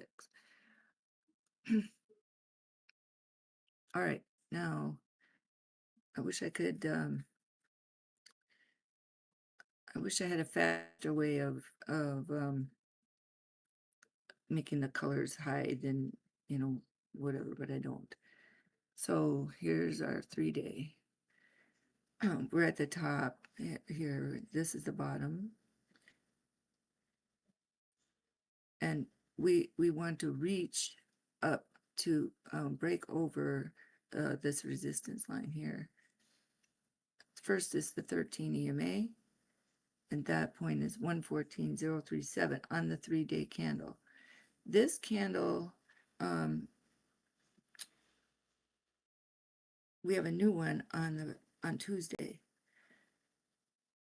So this is the Williams alligator, and I like to use that a lot because it's like a projection, right? And you see in this space on the 3-day, you have the 13, the last week's low, and the well, the 5, last week's low, and then the 13.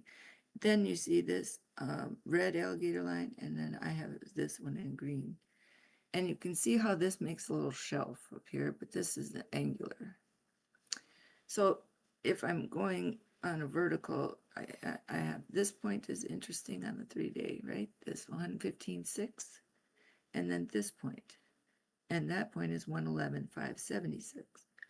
So if I take a cross and mark an X through that 3-day candle, that will give me my midline in there in that candle, which is here, and that number is 113,600. And if I draw ascending lines, from here up through that corner and up to there, that means that Tuesday, August 5th, I have a potential on the angular for it to meet that 114,898 or 900. If we continue, because see, this is the sidebar. If this candle fills all the way up, it meets this point here, and then opens the next one up, it can then rest on this shelf, right? If it gets caught between here and here, that's still okay as long as the candle opens up above this 13, which is 114.106. So that 13 EMA, see how it's it can potentially be our support line that a new candle would open up here and be above, and then you go from here, which is 113.997, to a resistance of 114.782, and then meet the 5 EMA at that point at 115.4, and then come back over the support line. Then these would turn upwards and open up. So then that would be Friday the 8th. And then remember I was talking about how the 11th is so important. Well, this is why, because if this flips upward, right, and we have support up here, then our angular, our candles are going to go this way, and we're going to be above 117.3, which was that important number, because here's the peak of the 5 EMA. 5 EMA peaked at 117.559 on the 3-day. So you go straight across, and that's where you get that number right there. This is another indicator I use right here. It's the HMA, and I use dots. And if you want to know my inputs, it's this. And then I have another one that's blue. So that's my green dot HMA. And then I have a blue one. Where is it? Is it missing? Here it is. Or is it yellow? I thought I had it blue. No, that's not it. I didn't click the right thing. Okay, I'll just go here. It'll be easier. HMA. Oh, I don't have it set up. Do I only have one? Here, this one, 2. HMA.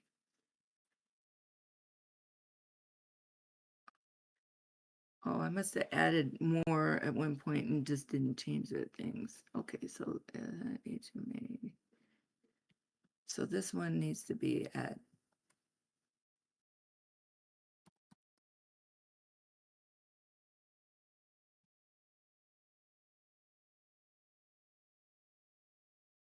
what's my color? Okay, I'll keep it yellow, but I like it blue. So we'll do it blue. And dots. Where's the dots? Here. All right, let's see.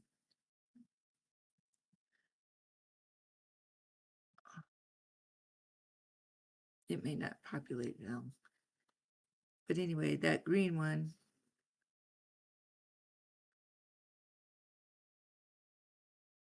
I set to 69. And then the blue one is 420. Where is it now?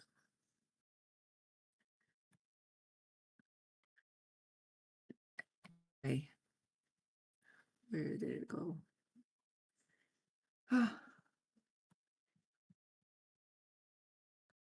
We'll come back to that. But okay, so the main point, I got off on a thing.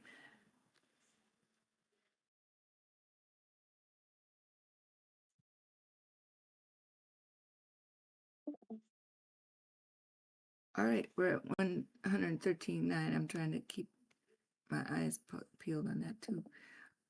Here's our 5 minute. Now, look at here. The 5 EMA was resistance on this candle. And now we're trying to turn that into support here. You see that? Here's the V, here's the line. Then you have the slope to deal with on that 5 EMA. So we want to cross that point. We want to follow price up over, right? And so we want to cross that peak of that 5 EMA there, and that is 113.940. So you not only want to watch price, I always say that, you want to watch the EMAs go through, which means you want to see that 5 come up through the 13, and you want it to follow price upward. And then the next thing you want to see it cross after it moves past 113.9 is this one. And that one is 114,030. So you want to see that 5 EMA follows price up through. That is a more substantial move than just having an impulsive price swinging back and forth. You want to see the moving averages follow.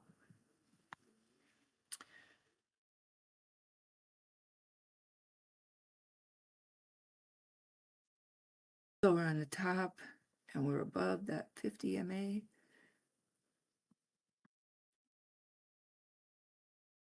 And where's our 200? 200's underneath. Okay, so there's your range on the 5 minute from 113.4 to 113.880. You see this this movement on the 200 MA from 113.179, and it's moved up. So you have a space between 113.4 and 113.172 on the 5 minute chart for the support. The support has lifted that much, and then the 200 EMA is lifted, not as great, but from here, well, I guess that is pretty great. From this point is 113.175, and up here to now 113.573. So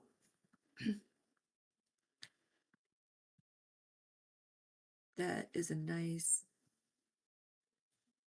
movement up, and it's hugging, all this is hugging our time frame.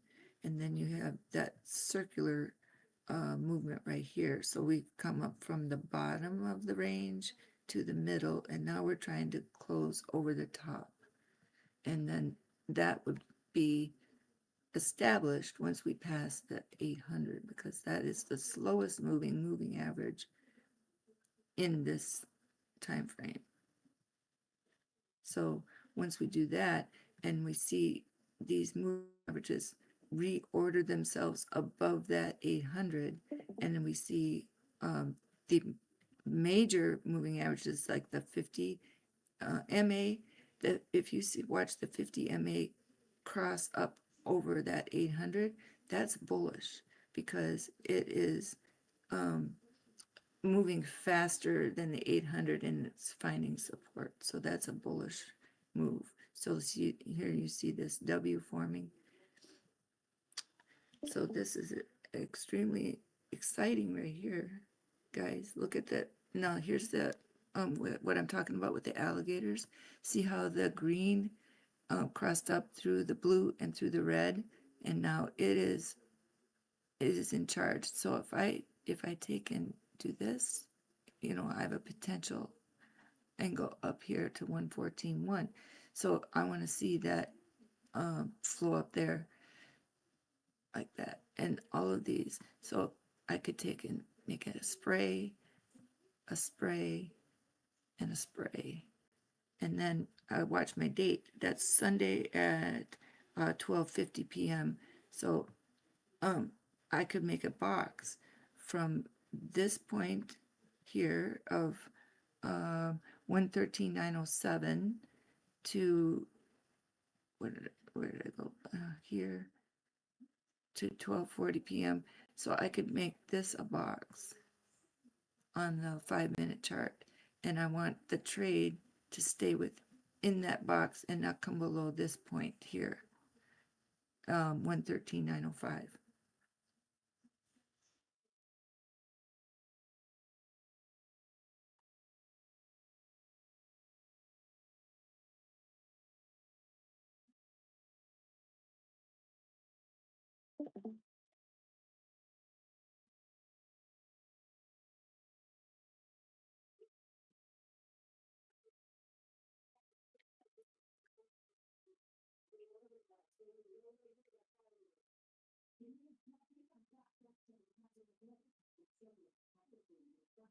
So there's my structure now on a 5-minute, and what I'm seeing there is that I have a great potential of crossing that descending line.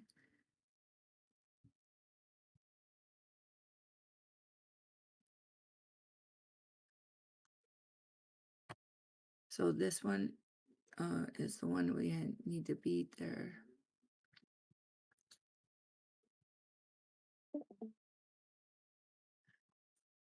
This one first, and then this. So here's your triangle formation now, right there. And so I have a potential target here. I have a potential target here. And a potential upward target right there at 115.9. I have a downside target here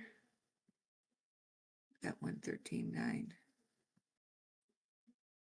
And then if we fail that, it would be around this corner. So look at here, if I go, I land at 114.0 and then fall to 113.7 and then fall to 113.5.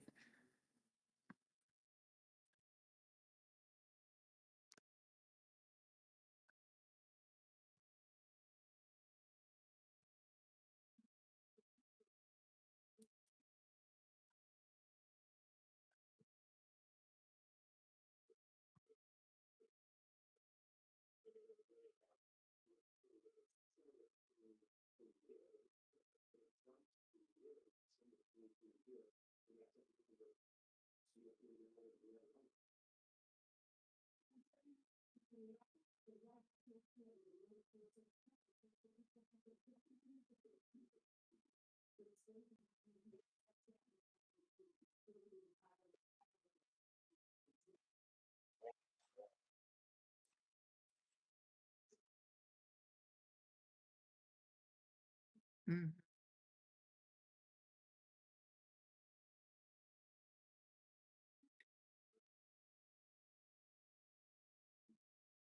Where do you want to close at the end of the year?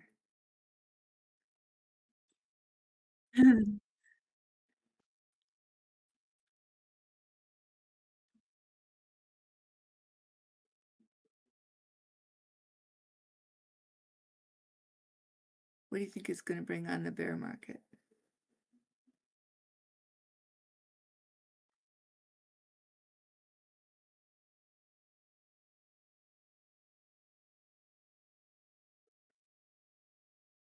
Mm-hmm.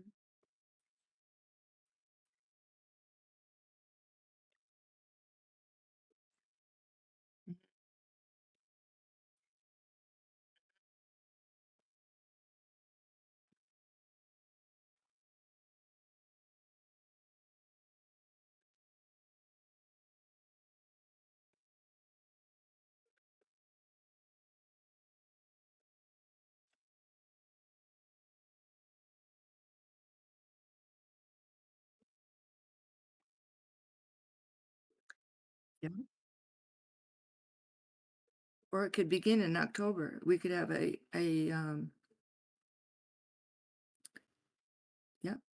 not a beginning of a bear market. We could have a beginning of a second breath of the bull market in October.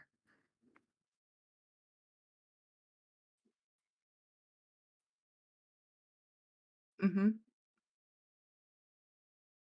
Yeah, if we fail here and move down to below 108.8, yeah.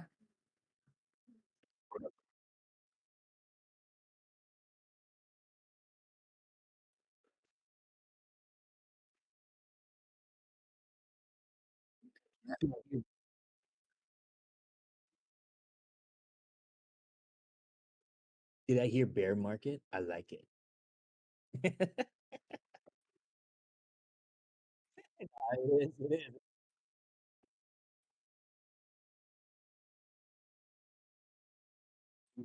is. I think we need at least like a we need to just like just scratch the blow off top. Just scratch it. Just like reach up for it and end the cycle. Reach up for it and then end it. We may just be getting started. Yeah.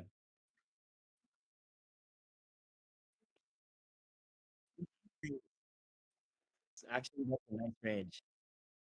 Yeah. I'm actually asking my mentor, how do I take profit? Because no one ever predicts the top, right? No one has ever perfected like right on the tip of the triangle, right?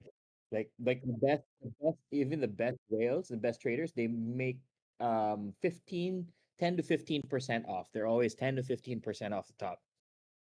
So like, yeah, I think that's a nice range. Like once you hit that like 125, just turn on a grid. Start taking profit.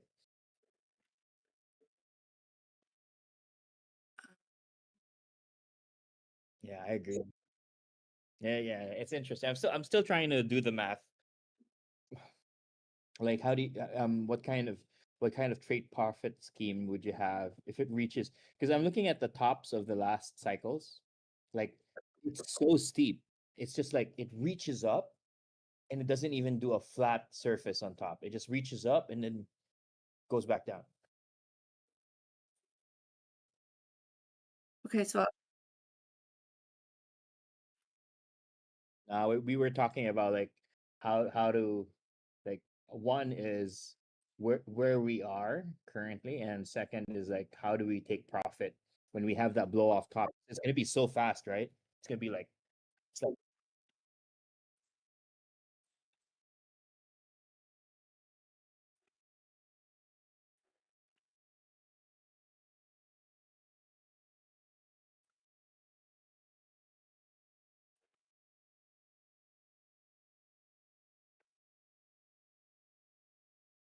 yeah,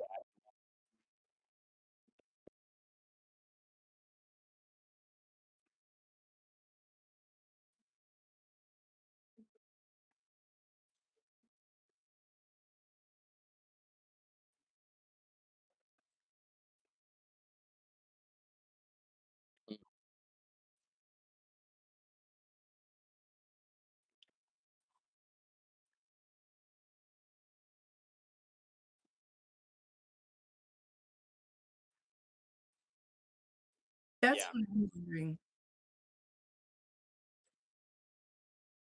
That's Well, what to I'm make the wondering. ETF successful, like it started around 66. Wait, started around 45 to 65. That was that run, right? That January run. And if you came in around at that time, for you to actually show your clients, look, this is a successful portfolio, 100% in 1 year, year over year. How do you do that? Basically, Bitcoin at 65K. So 65, around 130, 135, you should really start shaving off.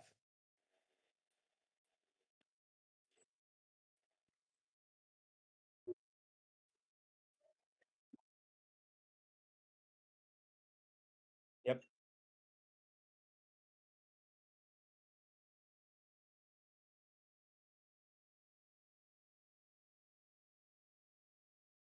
Yeah.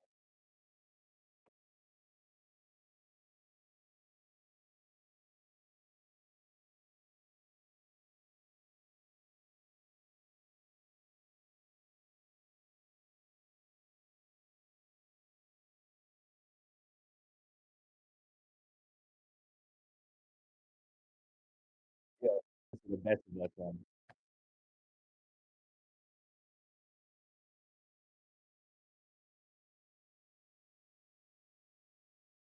Yeah, that is.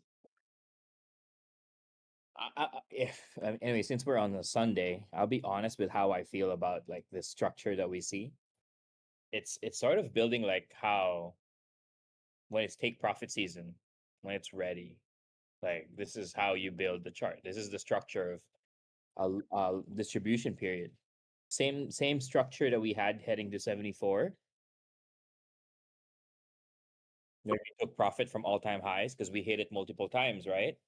From all the way from November, December, January, and then everybody took profit until March. Now, what we did was we did all-time highs May, June, July. Now we're taking profit. So, but we're still in a bullish structure. But yeah, so it's just something that's been kind of.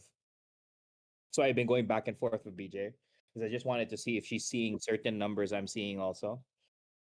But I ain't gonna like put pen to paper until I see the structure really happen. Like for example, here we're in the 200 of the 15. If I don't see a bullish move and create a new high all the way to 118, that means we're in a full distribution mode. That means we have to head back and look for support at a 618 or the 200 MA on the daily. You know what I mean? Because that's the last run. The last run was a creation of support on the 200 EMA on the daily. Just as soon as I said it.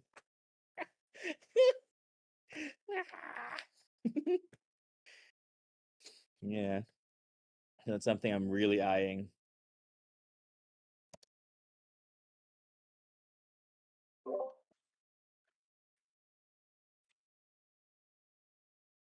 Yeah.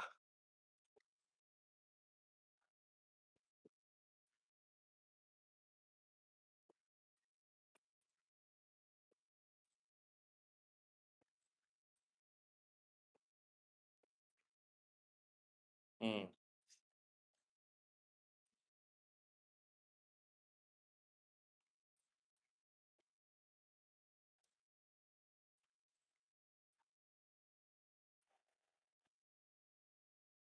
Mm-hmm.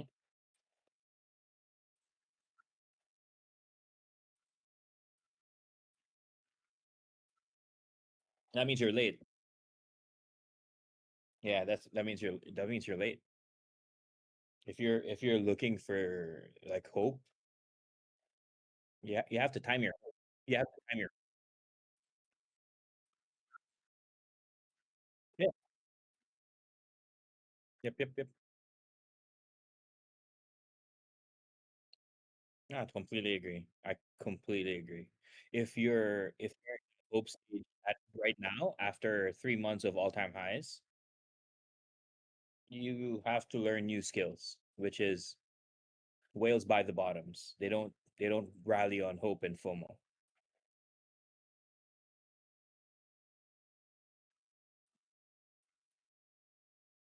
Yeah, we can't even pass the 200 on the 15. We can't even hold above the 200, I mean. So, on the daily, we cannot break that 50 EMA. If we break that 50 EMA at 112, yeah, we're gonna look at numbers me and BJ were looking at last night. Yep.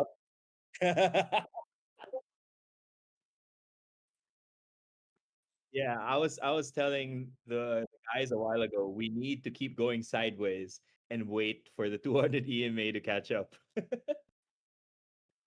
Yeah, we did a good job at going sideways, and now we have the 50 EMA right here, right? So that's good. That's good. That gives us some security around this range. But we need that 200 to go above 100K. It needs to go above 100K soon. It cannot stay down there.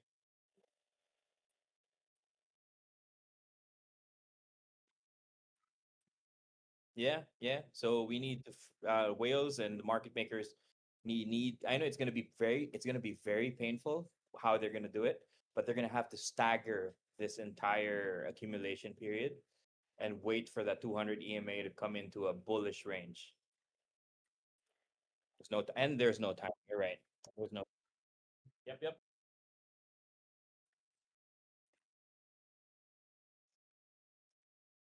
So that it's like a mix of confluences, right? Yep. I was telling my friend also earlier today. If this was 2024, the market maker has no problem waiting. That's what they did last year from like June to December, right? They did that massive bull flag from June to December before going to all-time high. I mean, if we had that much time, great.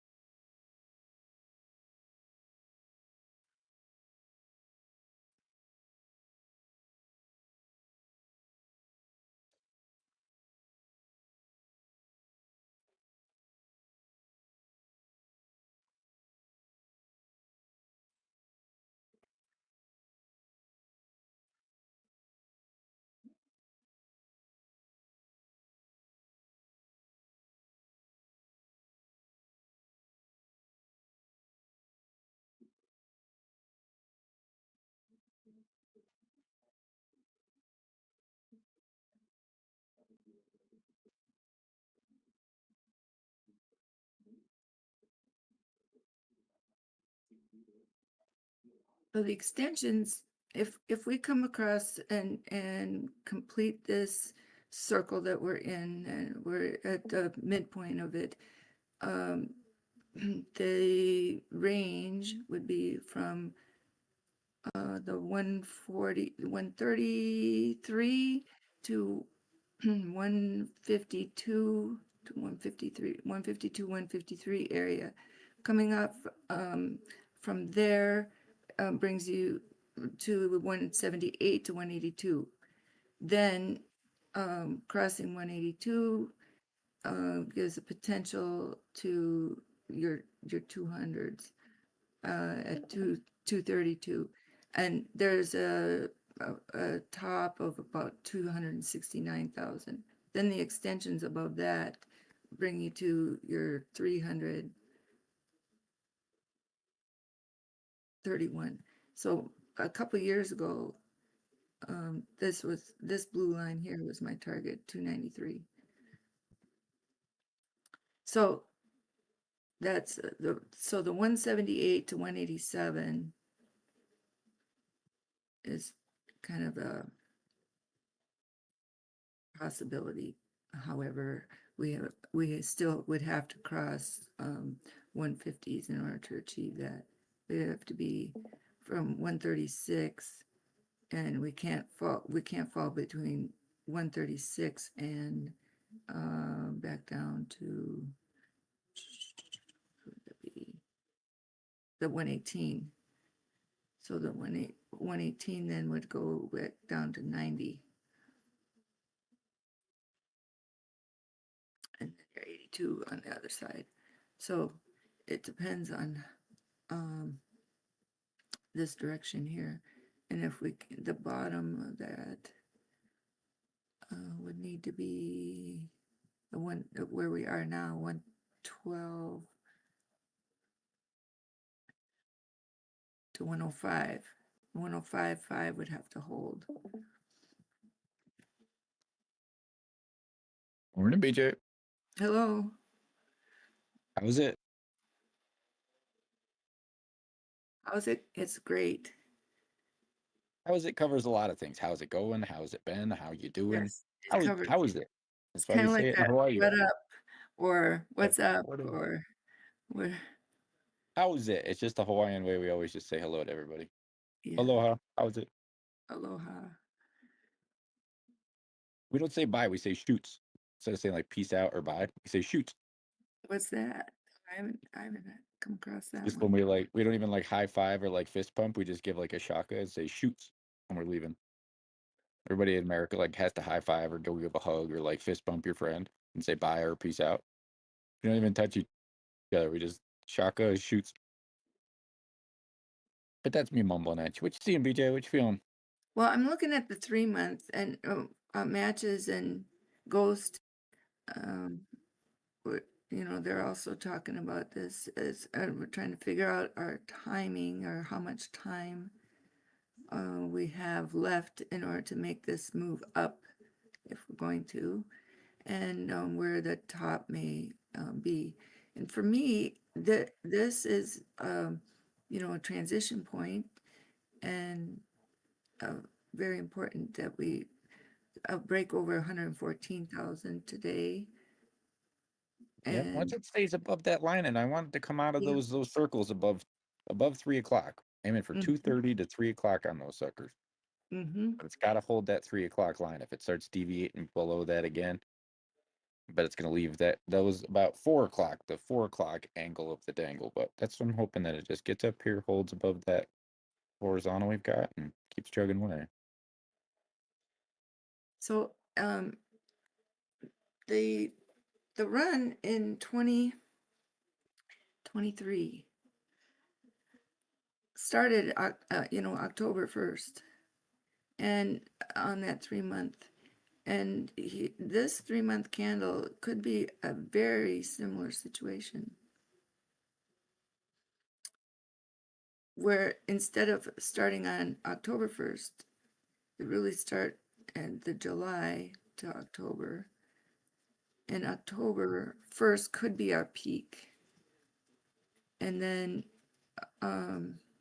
we could go from October, like up here is our 124, and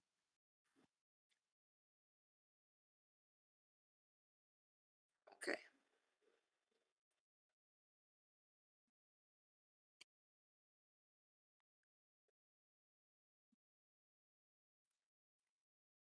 No, go ahead.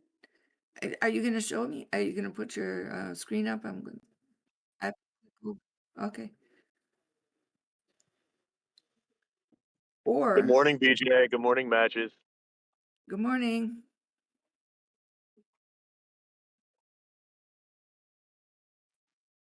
Yeah, we need someone to take attendance on Sundays. It's Isaac. Hi, Isaac. I haven't talked to you for a while. Yeah, I hope you're well. It's been a minute. I've been busy. I'm glad you're busy, and I am well, thank you. I hope you're well too. Awesome. And it's been a Awesome. good busy, I hope. Yeah.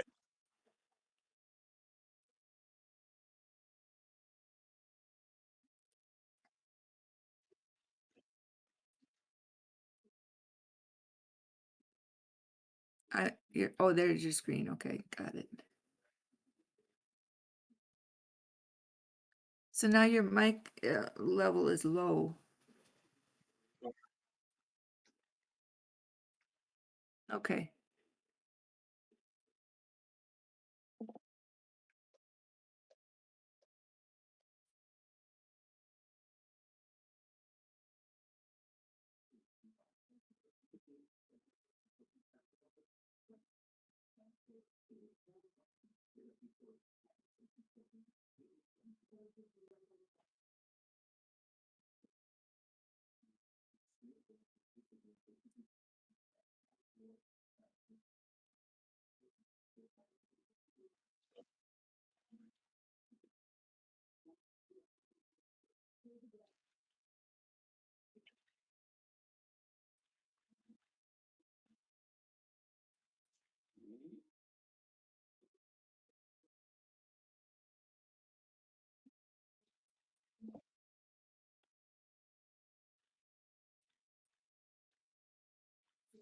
Mm-hmm.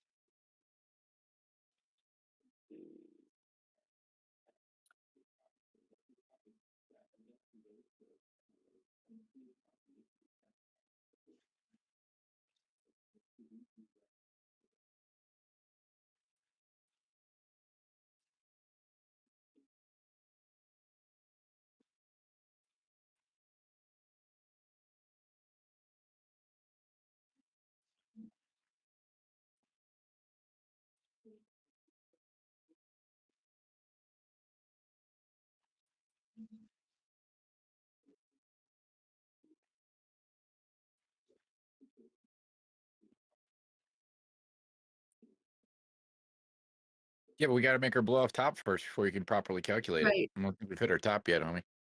That's what we were discussing. The way We I have to hit. interpret that right there is that we're going to gap upward, and we may. Mhm. Correct. We have to reach the top before we can calculate the bottom.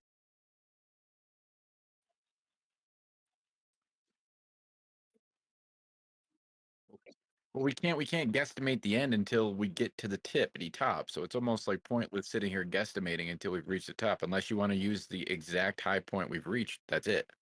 It's just a theory. So it's like, sure.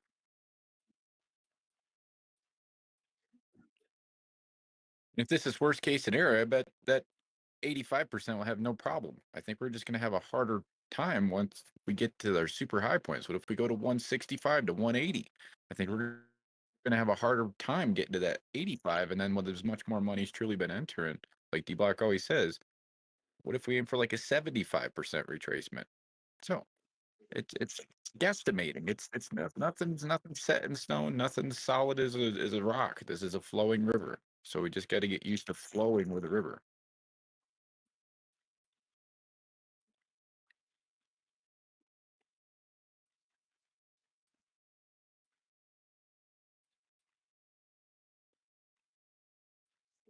Yeah, I really like how you do that.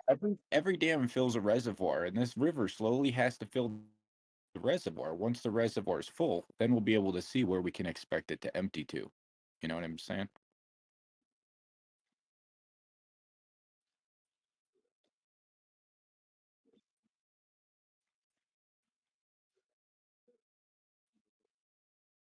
Each cycle we keep building the dam a little bit higher. Every dam that we build, we always build it to a specific height. But the thing about Bitcoin is we just keep building a larger dam each and every cycle.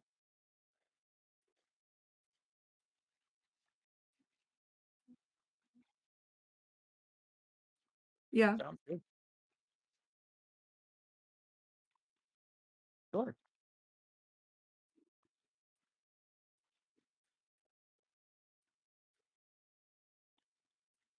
Yeah. No, that's true. And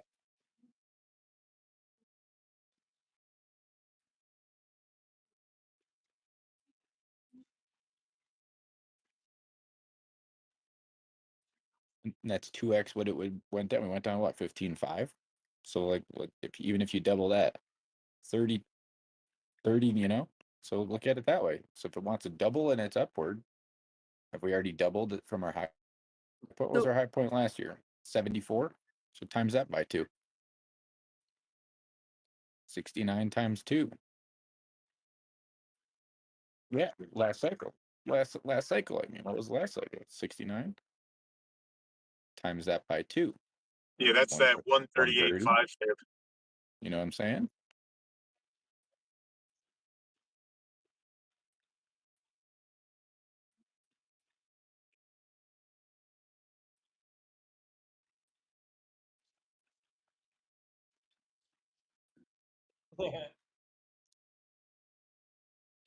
Hindi mo na kaya mag-focus.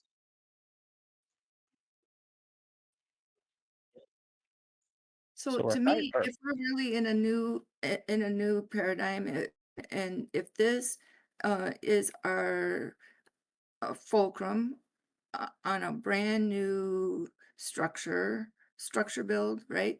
You potentially have a top in the 500s, and the arm arc down, so the midline then would be back towards your 130s and down to 116, and not fall under back down to 29.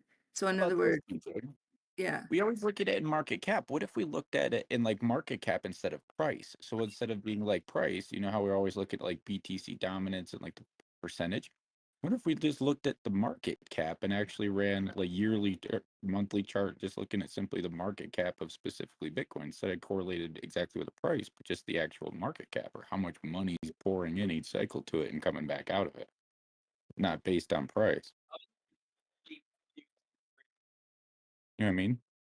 We just looked at market cap over the years, just based it off of market cap for what we expected to come down to instead of actual price.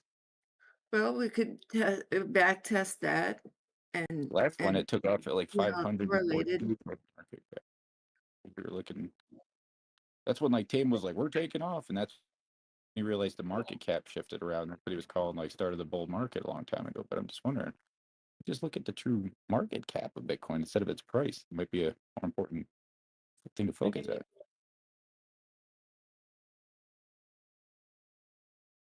Not the price, but money coming into it or out of it.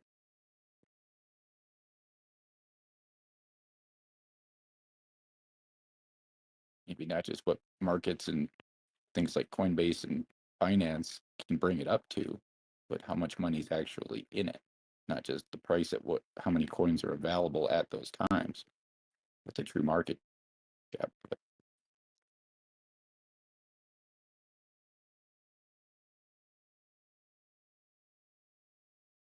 Sorry, I mumble. I'll go back to what I'm doing. Sorry.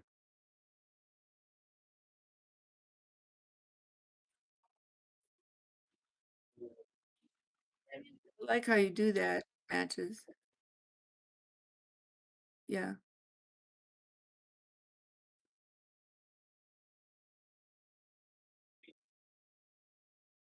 That's what I've been thinking too the whole time. That's all I've been thinking is how much we're going to actually make it back down to. And just like, don't quite have an answer yet, but it makes us think more. It's a good thing. Good thing we're thinking about it.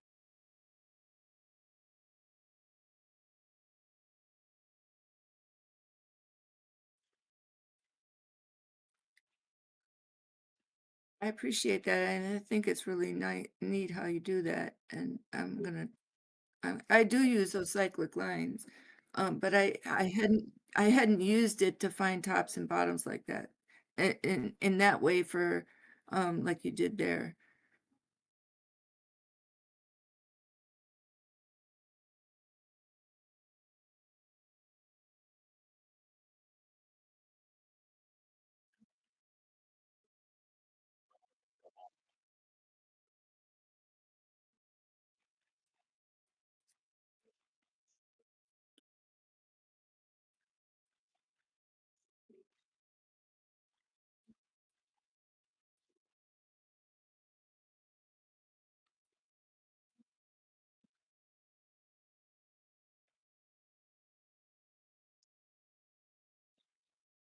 Yeah. Mm-hmm.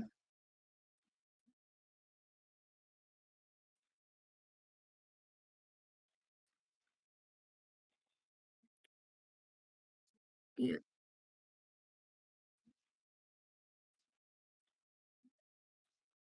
Can you can you show me that on the weekly, please? Because I believe this structure is all about the weekly time frame. And do you have your 50 and 200 MAs on there?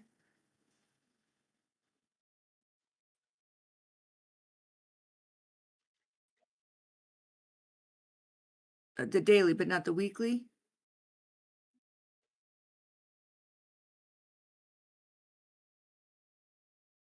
So the weekly is the time frame that's never had a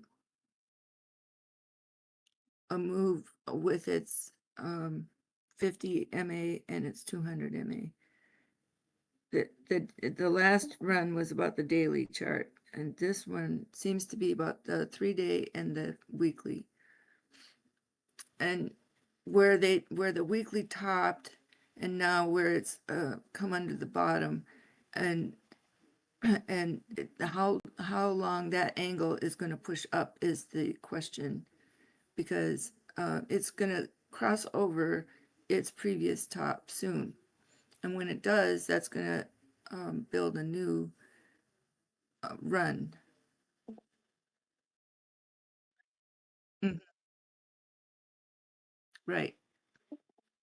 And that white line that you've got coming down to your red point will fan up to your blue line that's across to your green. So you see how they make an pink line. Okay, I'm sorry. Yeah. See how that pulls back towards you in your screen? If you look at it in a 3D, yeah. And so that point on your cyclic red line, between that little pink line and your blue line above, and then your horizontal green, I think is what I'm talking about. So that line pushes up because we're building a fan and towards the middle. The ascending lines are straightening out, and it's going to push us over the top of your box, right? So that space, huh? What'd you say?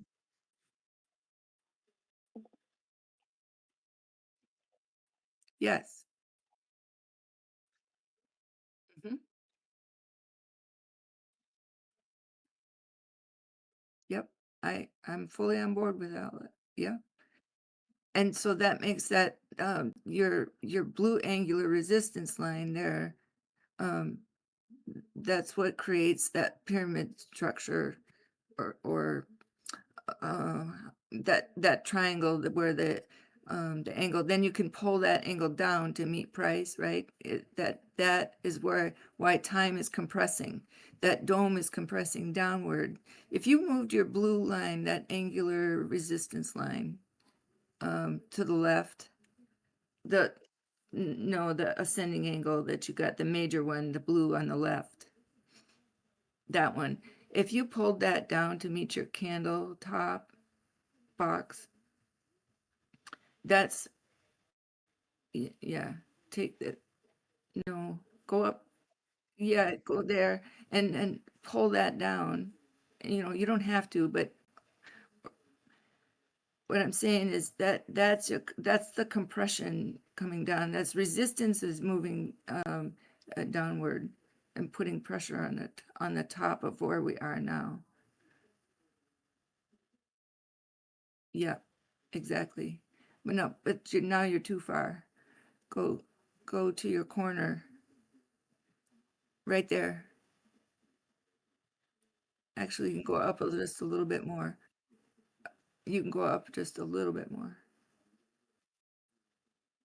Even to the corner of your time box. Up, yeah, right there. Okay, now look at that point that makes on your time cycle bar, your red one. What's that number? Can you tell me what's that number, that point right there? 222? Yeah. Okay. Now, yeah, 222, so you would draw a horizontal line at that point right there.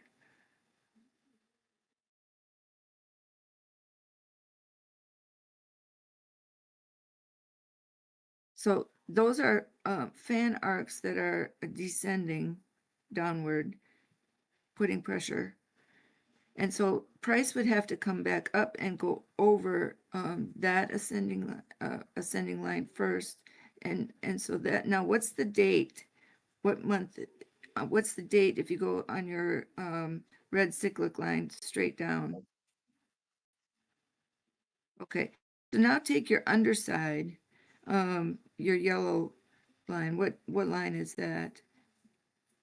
On your structure of the Bitcoin, what is that moving at? You know, you have your white, you said it was a 200, then I see like a yellow line.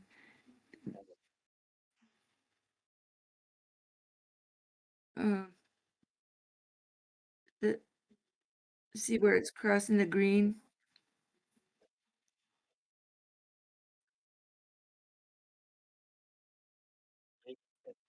Okay, so with the one that you have on your chart there, okay, so what's the one below it that looks yellow to me? Yeah, okay. So you see where that point is coming through your green line, and then it's ascending up through your the box, that yellow average, the yellow one. Go down. That one. Oh, the red is your 200? Oh, I thought the white one was.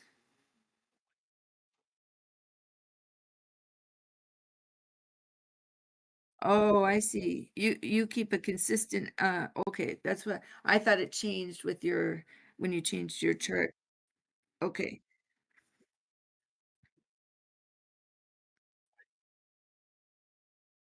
And is that an MA or an EMA?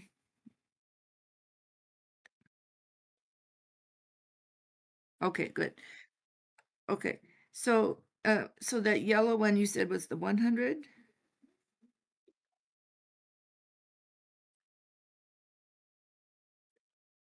And they're chart specific or time frame specific?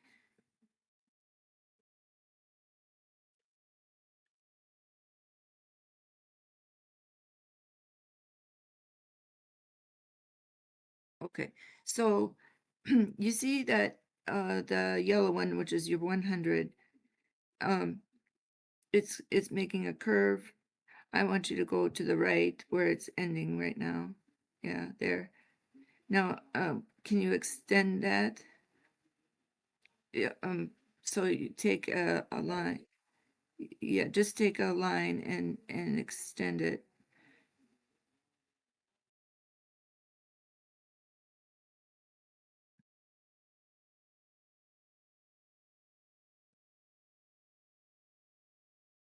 There you go.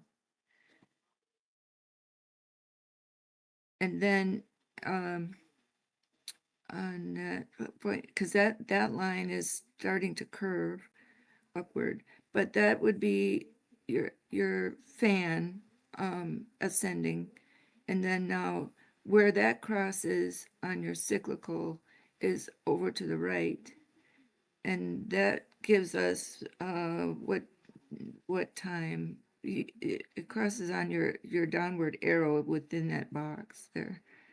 It makes that little triangle. Yeah, January. Okay, so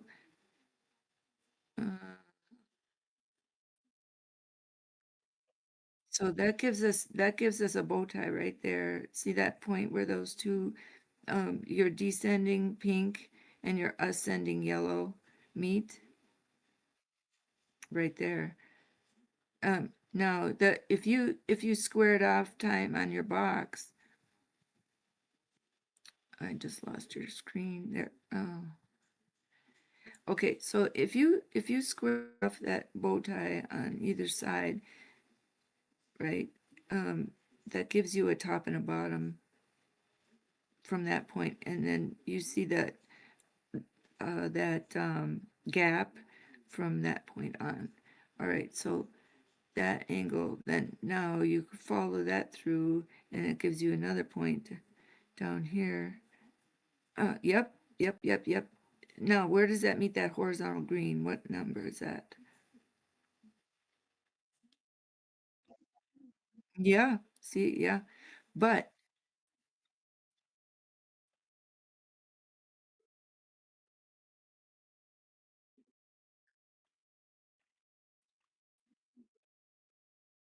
look, you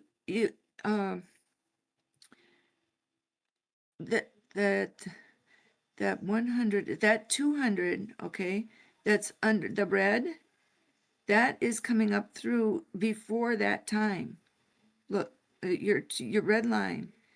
If you do the same thing, that angular is going to be above that descending line before then.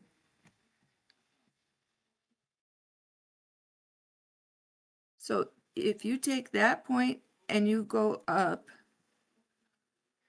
okay, that, especially if we get price action to the upside, that is going to curve upward.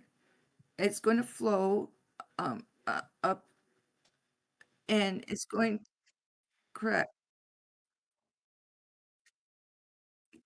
exactly. That's my point, which then decreases the chance to come back to 48 and increases the chance to be at 68 or 74. That's the point I'm trying to make, is that when you're going through the middle on these large time frames, and their moving averages come up and cross underneath,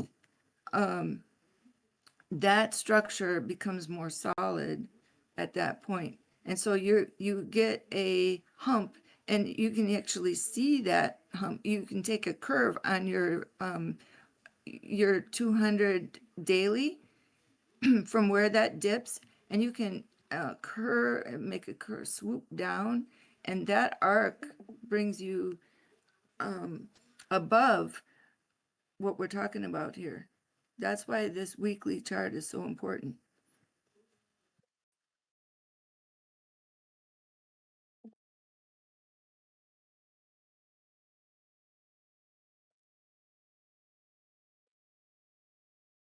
I can't hear you.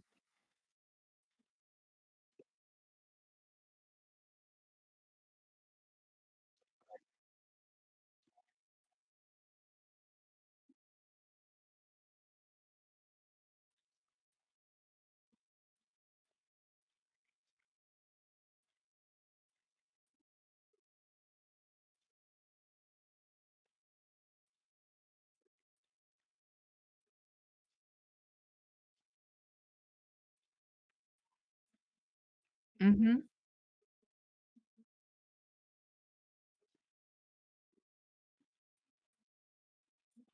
No.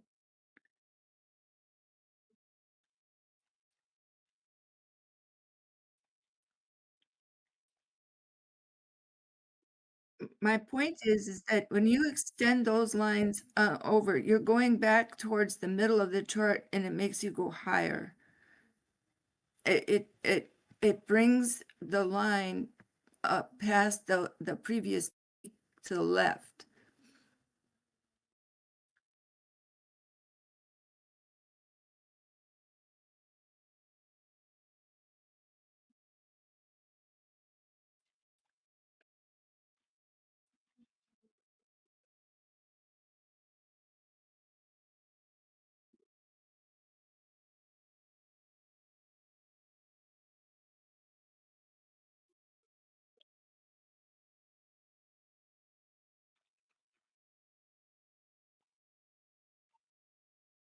No, that's okay. I'm just putting my ears down to my speaker.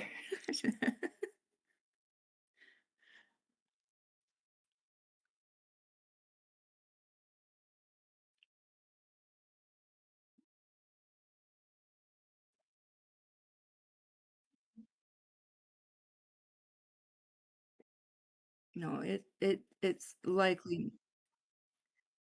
Yeah, it's not. And I was screaming that we weren't going to go under 29 or 26 again, and that's been true. It's still there in the chart, but the movement on the weekly is what is so important now, because we're building up new structure up above previous. And and then you actually create a whole new circle from a higher level.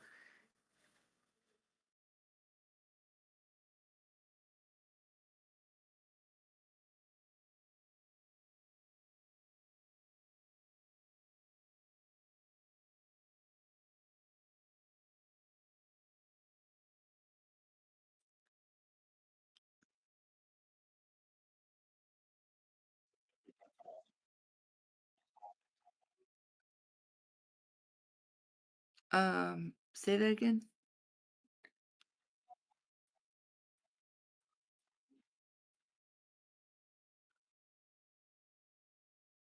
Uh-huh.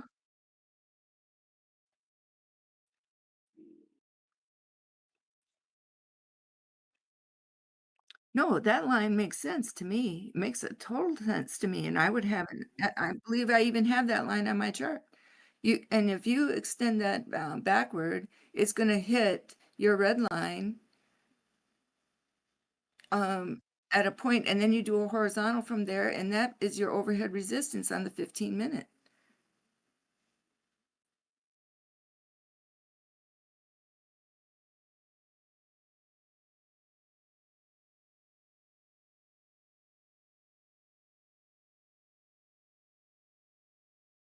And we're going to spin up and around over that. And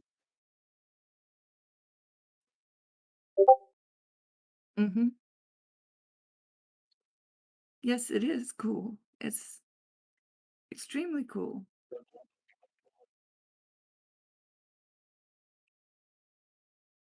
You see that Boeing effect on that. You see that Boeing effect on your, believe you said that was your 200. Okay, and then you see the cupping effect. We're coming around, and we're gonna come back up, and we're gonna create a new high. And I can tell you right now, I have my finger on the point. If you go horizontal, right through there, on your chart line, I can tell you what that point is. I wish I could have my finger go up. No, go up from there.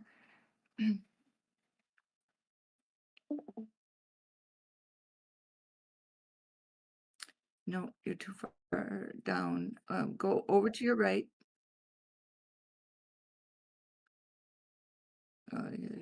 Just moved it out of my sight.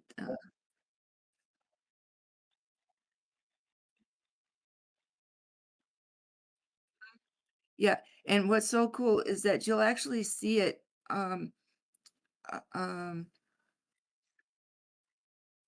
Yes. Yeah, you're doing some BJ charting right there. A little bit, yeah, I know.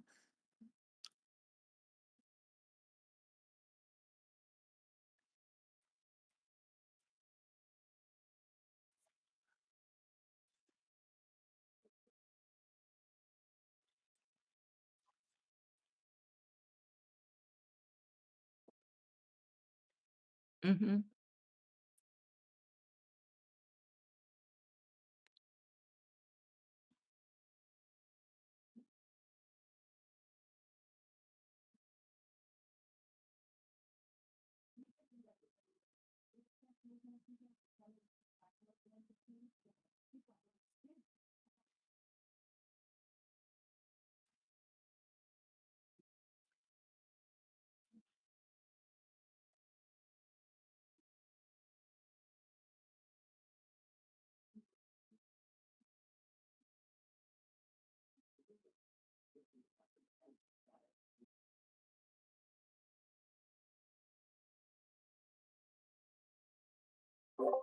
Yep.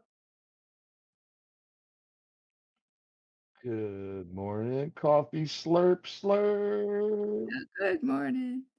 I'm just jumping on the chart. I just picked the 1 hour for some reason. So Bitcoin grabbed that 111.9ish, or a little lower, but that heavy ascending support yesterday, or week, Mm-hmm. for a long time, right? Yep. So we were looking at BJ. I think we were talking about that for a while, but Yep. at least a couple of days, anyways. Last week, it hit Mm-hmm. like right on, right? It So. sure did. And then the pennant we were talking about, how it Mm-hmm. started off with a bull pennant, then it got bigger, but that support was pretty strong around when we're at 113.8 or whatever before the drop. Well, we came back up and just peaked over it, and now we're at it again. So that's acting as resistance a little bit on the 1 hour, right? So just looking at the 1 hour, it looks like it wants to come back, and well, if it doesn't hold this 113.6 area ish. We're gonna come and retest it'll be a little higher, that ascending support now. So it'll be like 112 instead of 111.9 or whatever. I'm Which is hoping that good. still holds, but there is licks down lower. And there's another ascending support at 108.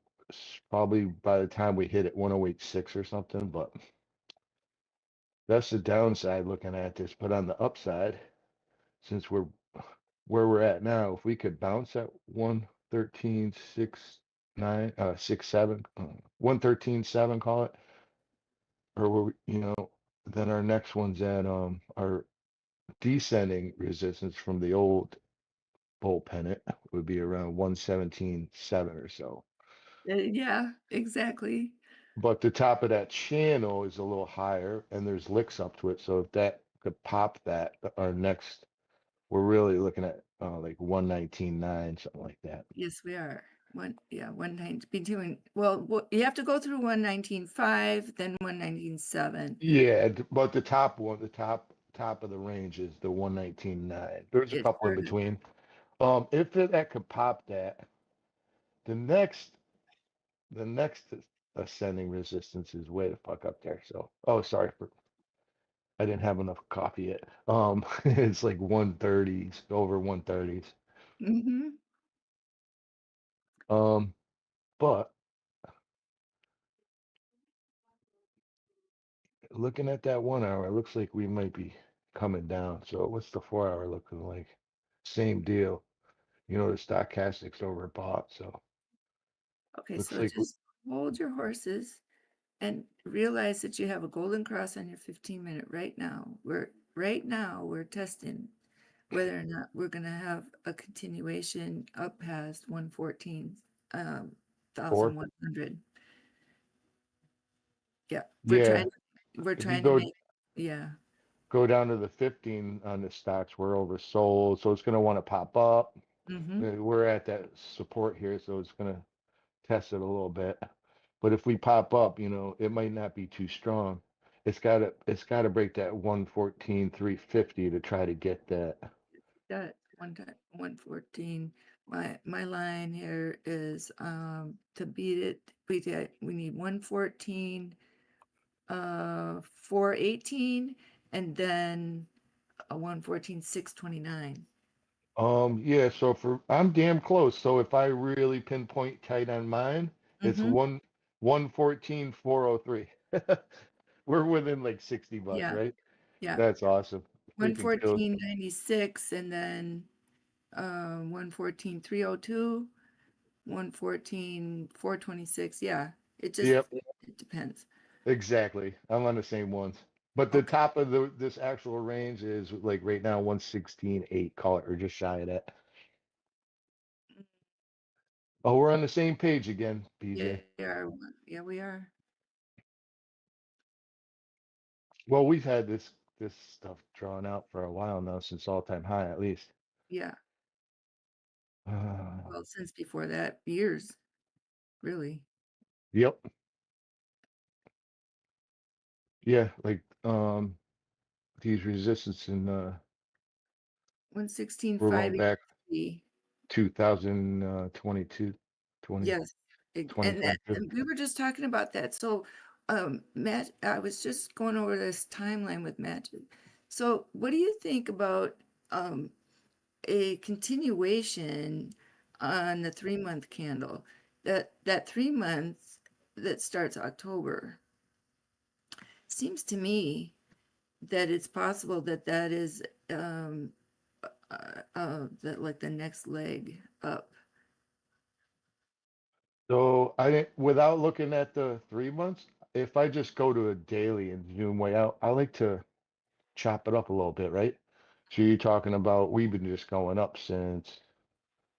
So if I stretch it out, because you're looking at the 3 months, you're probably looking at from like 17K, right? 17, 18K. We've been going up. But the top of that is that the highest thing I can measure. Well, it depends how many months you want me to go out. So if you're looking at the 3 month and I'm on a daily, we're at the all-time high ascending resistance. So that the 135s would be the next one. You don't have 147? Oh yeah, I do, but I have 147, and I'll tell you my time. It'll be 147 exactly, Yeah. around January.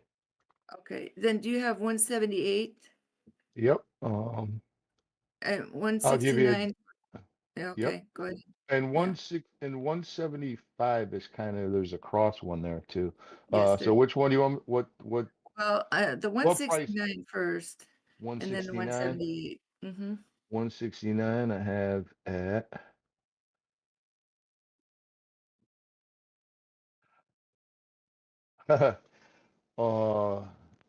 October of 2026. See? Yeah. Okay. That's far out, huh? Yeah. But that's only if that is on what time frame you said? Daily. Okay. So if that on a daily, that could be the bottom ascending. Because your daily tends to be the support number. Exactly. Yep. Yeah. Exactly. Okay. And that's why I'm wondering about this 3 months, because if the 3 month is an indication, then the midpoint on the fib circle was exactly here. We crossed the midpoint on July or April. So between April and July's candle was the next ascending over the important line here, this 2-day, and then it meets the 3-day. What is this thing? The 30-minute. We meet that 30-minute here. Where is that? Oh, we're gonna cross it. So this 30-minute ascending line on the 3 month is a huge deal, and that point is 113,357, which makes all the sense. No, it's interesting why I agree with you, but as you got me looking at this, wow, this is weird because I'm just timing something. I'm looking at the candles on the daily, right, all the way back to March of 2024 when it started coming down, and then in early August of 2024 it hit the bottom at 49.5-ish, something like that, right? Right. It went all the way to the top of the actual high ascending. We're talking about 135s or whatever. This is where it topped out on the first time it hit, when it hit all-time highs at 108.3 in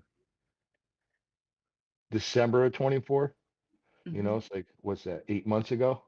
It hit the top, and that's the ascending resistance I've been working off. And then we tested it again on the top of this bull pennant. We're trying to get it, right? But Right. So that made that 108.8 important, right? yeah, well, what's interesting as I'm looking at this, because I have them all drawn on, I have the supports also, so all these ascending channels and supports and resistance.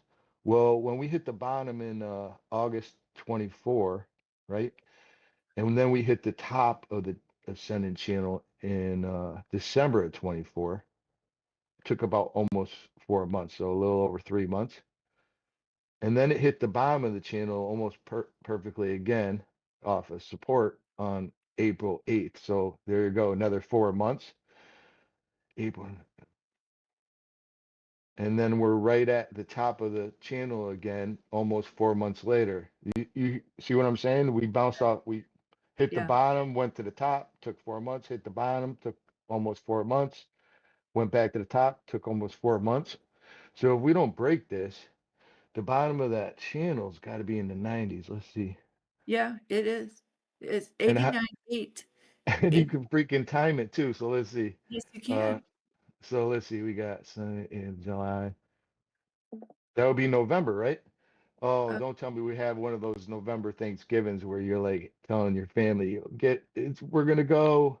And it's gonna dump the next day. October, 93K. November 93K. to 78. If the 93K doesn't hold, because that is super strong, right? Like super strong. Like we haven't broke that So line since I don't with think we the ever break broke that line. 82, the 82 is the line on the 3-month, and that 3-month is the important line there. So I go ascending to the But for me, I don't have that low because 104.3. the reason I don't have that low is because the angle has not changed since No. November 2022. The ascending angle hasn't changed. So, No. but we've tapped that angle on the bottom and the top side many times, almost exactly. So that makes that lower support on that angle of this whole, call it a huge freaking rising wedge, I guess, right? We never dropped below it. So for that to drop below, what's the number again here? It can't get below 106, 107.3. Well, it'll take 4 months. That'll be like November. So it'll be a little lower. It can't get below 93, 92.5. 92.5. Like that is like, if we drop, like, I don't think we're going to drop below 92.5, which is odd for me to. 94.9. 94.9 October. 92.5. Actually, I'm marking this. This is like the end zone right here. 92.5. Maybe I need to go on the same time frame as you because 92.5. I got a big ass X there. Like I don't think we're dropping below that until this cycle's done. But I know that is so bold to say for a big bear. no, I don't think we're dropping below that because we had 105.5 is really the deal. Yeah, let's see, 105. So 105.5 is the mean, the middle of the whole drop. So yeah, you're right. It could bounce there, but if it doesn't, we could be looking lower. It is respecting the angle though. The angle is like right on. I mean, Bitcoin is perfection. To be perfectly honest, it's perfect. yeah, it's like the best chart to chart off of. Yeah, Um, it's I mean, we drew these a couple years ago, and we're within $60 on Bitcoin on these hits, and we're The calling them truth. out. It's the truth. I'm not trying to pat ourselves on the back, but I'm just No, saying. but no, it's when I say that kind of stuff, it's not. I'm not trying to convey something about me. I'm trying to convey something about the fact that you can figure this out. Yes, That's you the could point I'm trying definitely, to make. yeah, you can get a good edge. The next Yes. part is the timing, so it's always the timing. So when eh, people hear us saying these targets, they might be like, "Oh, Right. they're out of their mind." But and everybody's read the books where you're not supposed to time the market, but I constantly tr try to. I need to. You have to make Bitcoin has to gets on certain angles and curves, and if it doesn't make certain milestones, whatever, however you want to phrase it, Yep. then it does not make it. It's either it does or it doesn't. It's very nasty that way, and or it's a it's a gift that way. In other words, you can be an extreme winner or an extreme loser on those particular points, and it's up to you to be ahead of the curve so that you know when those nasty points are coming and you avoid them, Yep. Or you or you buy ahead of it. yeah, and or you know how much it could move because those either aggressive buyers or sellers can Yeah. move it quickly. Yeah, up and sweep the sweep points, Yes. yeah, the because it goes along an arc and it sweeps you up and down, and um and it does it multiple times within a small period of time where you think you can get it. It's like the other day, you think it's turning around, it shows you the signs, and then it doesn't. Then you get in, and then it gives it all back, and it does that, and it can be nasty. Yep.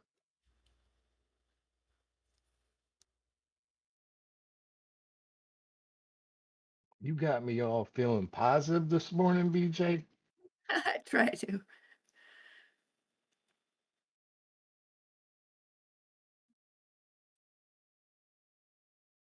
So I do think that we've got a good build going above 113.0 at this point, 112.9 to 113.0. But the hinge is whether or not we can cross 114.3, and then over, what was the next one? 114.3 to 114.9. So 114.3 to 114.9 is pretty important here. And then you have another big line at $115,034, if you want to be exact.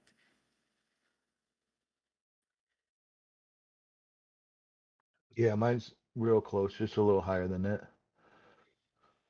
Yeah, because there's sometimes these two lines that it has to go through, because you oftentimes in the chart you have your 200 EMA below your 800, and that space between the 200 and the 800 is such a big enough, a wide enough difference that the 800 has to come down lower while you're battling the 200 on the small time frames. And so oftentimes you come under the ascending resistance after you've gone up over it. And then you have to come deeper underneath the 50 up and around to cut through all of those again, the 50, the 5, and to reorder it above the 800. So that's where oftentimes people get into trouble, because they buy at the 200, but they forget about the 800 over top. and then then it struggles to get over top on one move. So then it comes back to your entry, and then if you have a swing fail, and it goes lower under the previous support, then it knocks people out on their stop loss. So that's why it's always important to understand that there's another line coming down, putting pressure on before you get out of that ditch. Yeah, right on. Like the higher EMA's they need more time to make that curve. Yeah, Yeah. unless you have the volume, there, like right here, you see how we have this descending channel. We're right up against ascending and descending, and it forms an X. But then you have this overall resistance, and then you have a gap up to the next big resistance above 117,000, right? So we have this sweep. So if you take these lines and you tilt them forward, tick, tick, tick, tick, tick, it brings you around this side of a pole. So what I'm saying is, see, if I take this point right here, see how that we beat that? See this white line going this way? If I take that, and I will, okay, I'll open that up here like this, and I just spin it. Look, tick, tick. Look at where it is. It's right there on the 800, right there, and it meets that top. Or that bottom of that ellipse. Where can I find the chart exactly. you are referring to? It's so exact, it's ridiculous. Look at that. Let me put that. Now look at how those arrows meet this ascending line right there, and it meets this point. Now I drag that down right there, and I come to this shelf. But let me tick it again. Tick. Look, now it's it's a ascending resistance, isn't it? Or possibly an ascending support. So I've taken and I've figured out, okay, when might I meet that 800? And if I tick it again, so now here's price reacting along that, on that curve, and here's my other ellipse. There's that point. See how these are meeting now? It's crazy. So let me put that, because we lost our moving averages, that's the TR main. Okay, so here's the 800.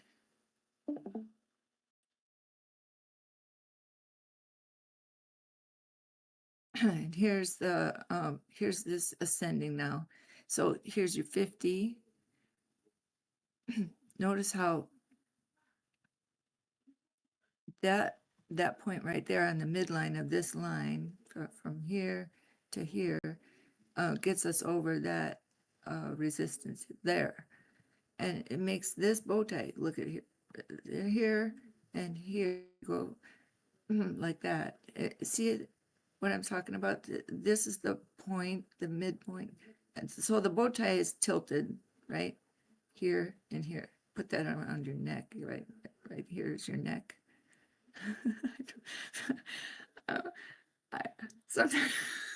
Sometimes I just feel so stupid. Okay.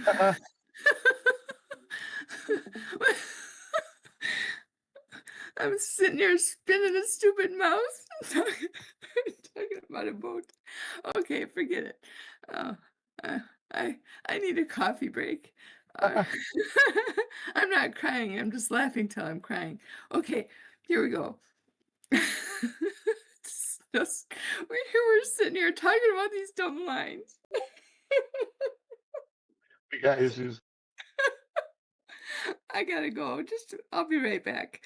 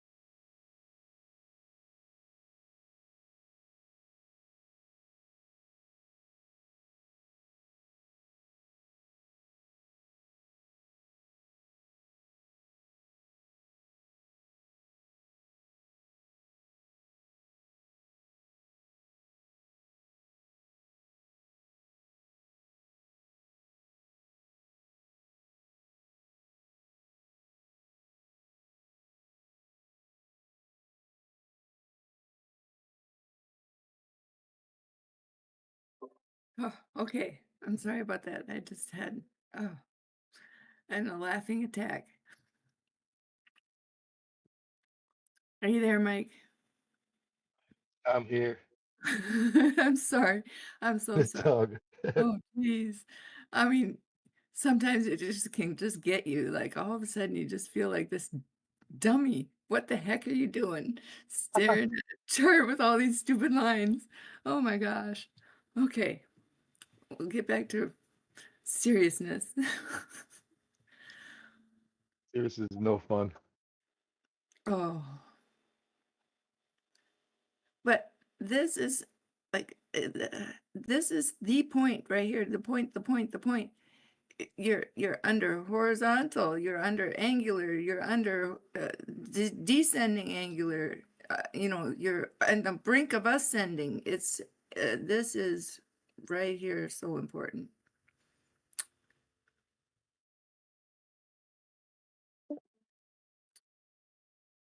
This is what makes a snowflake, by the way, because you have all these different directions in one spot.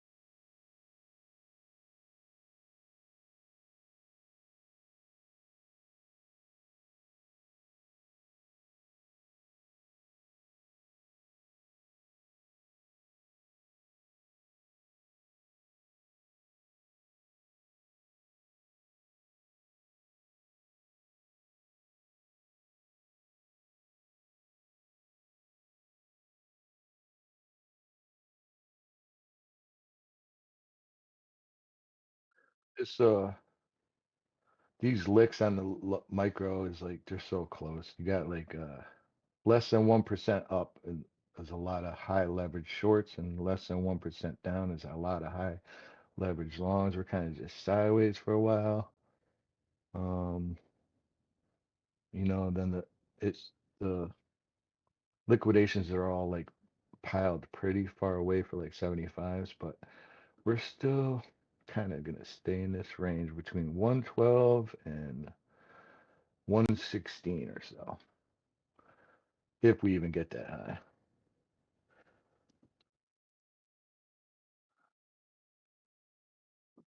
I think. You don't see that gap after you pass one, what is it? One, I don't want to move this screen from right here because it's this price. Yeah, there's a gap. There's the Yeah. licks are so packed. It's between Mhm. 114.7 and Yes. 115.4 is the gap. Yeah. Down below between 113 and 112.5 is like a nice gap. Which means we're gonna grab those at some point, right? We're gonna grab 113 and we're gonna grab the 114.8 easy. But is it gonna go grab the 116s and grab the 112s, or is it gonna? I don't think it's going to go underneath the 112s again, but that means it. What the kicker is for that is whether or not we come high enough here early and Yeah. build upon this. See, like right now, whatever time frame I'm on, I think it's a 5 minute. See this 50 EMA is crossed. Yeah, like 113.7's got a hole, like around 113. Yes. Yeah. Actually, even 113.9 after this, 113.9. Yep, exactly. 113.9, almost 114. Exactly.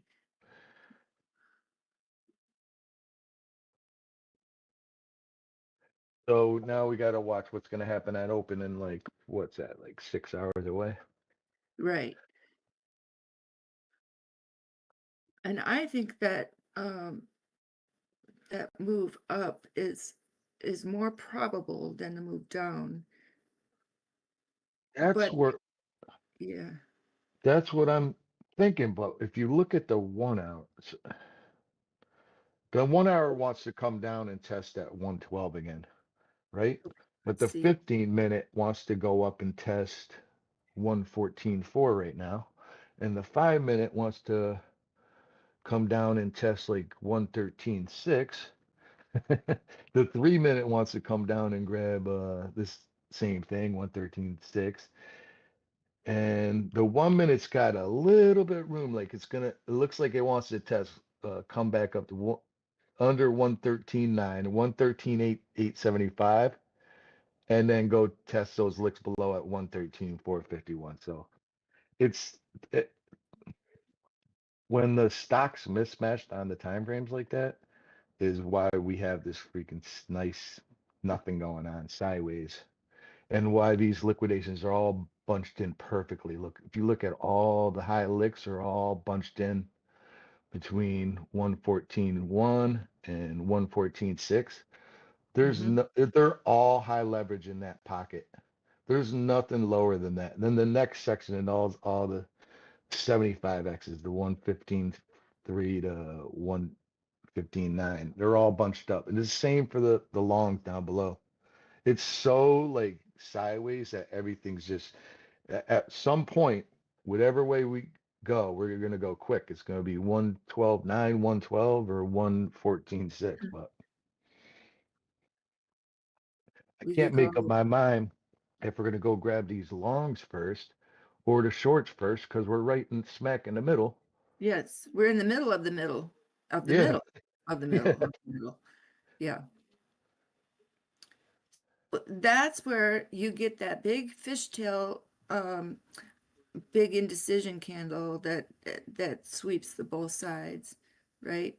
You get a Yep, exactly. Like this mhm. 1 minute's thinking about doing that right now. Like if it gets any deeper, like we got a pretty good sized 1 minute candle, wants to drop down to the 113.5 right now. But it might just hold, right? Because the 3 is gonna hold it up, or the 5 minute's gonna hold it up. No, the 15 minutes is holding us up. The 15 minutes wants to get up to 114.4. Yeah, the 15-minute is the driver. So we're right on the 800 on the 1 minute at the moment. Yep, just dip below the 50 on 15. So what you're describing is whether or not we're going to test the pivot point or and the daily open, or if we're going to ascend from here.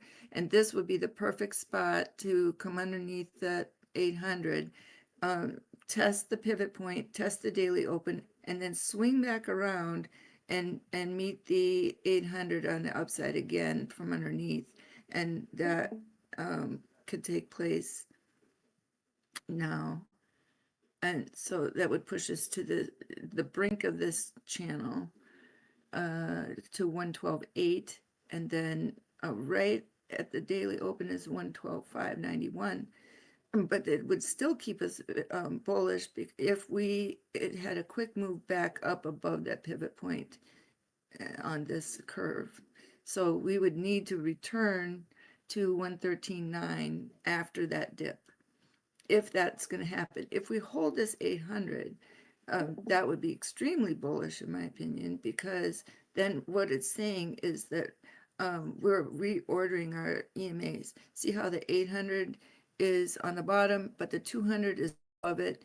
And so if price pushes from here up and the 5 EMA, the 50 EMA, and the 13 EMA come over that 200 above 113,880, and we get that 113.9 and close over that, that makes this space above 113,900 the support line, because, and that line right there is the 5 EMA on the 864-minute chart. So we are so close to that a line that it makes me feel very bullish. So if I look at this, we have a macro fishtail right here that we're right on the edge of. See, between this ring and this one, this is the fail point is 113,422, and that brings you down to 112, and the arc from above on the resistance arc, that's the support from the bottom, is 113,122 on that time frame. So the bottom of my circle meets that right there and there. And then on this edge, over to the side, this is that macro line from the spiral. That's the daily fib spiral that I started talking about early today. And because this time frame is over that daily spiral on the ascending, that leaves me bullish unless we cross underneath it. If we cross underneath this from here to here, between this date and this is August 4th. So that line stays there through December. So if our tilt is up over this 30-minute ascending, which we're sitting on right now, this way, then this line is going to go inward, right, towards the 122, and so this becomes your support. And you see how this you move up on that fan resistance. Well, let me get that out again. So you move up a rung towards 122, and then you get over those bands. These are the pink bands that we established when we made this chart, Mike. And we talked about how when we come over these bands, we're going to hit all-time highs again. So there's the one at 119.8, and the second one is here at 121.9, and then that 129.19 meets that curve, and then it hits my VIP line at 125.469. So that's the reason to be bullish. Hey there, how are you?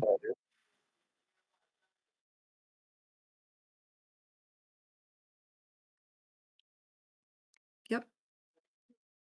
Who is that? Was that Matches? No, I'm kind of new when I'm talking, but like I was kind of active last week, and I kept calling, "We're gonna go down. We're gonna go down." Yes. Oh, Prometheus. Nice to meet you. I'm BJ. Nice to meet you too. I was wondering if you think it was possible to have like a Monday false move down to go to 109K and then wick right back up, and for volume to pick up aggressively, because right now there's not much volume. Certainly is. So,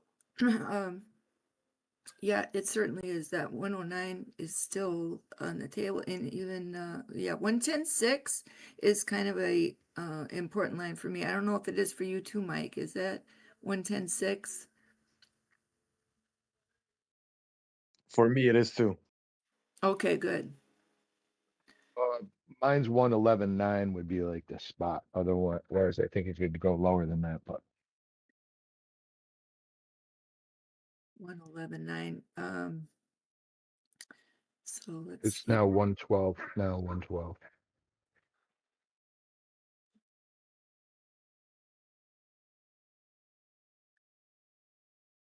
So because we are on the edge here of getting over the 5 EMA on this 864-minute.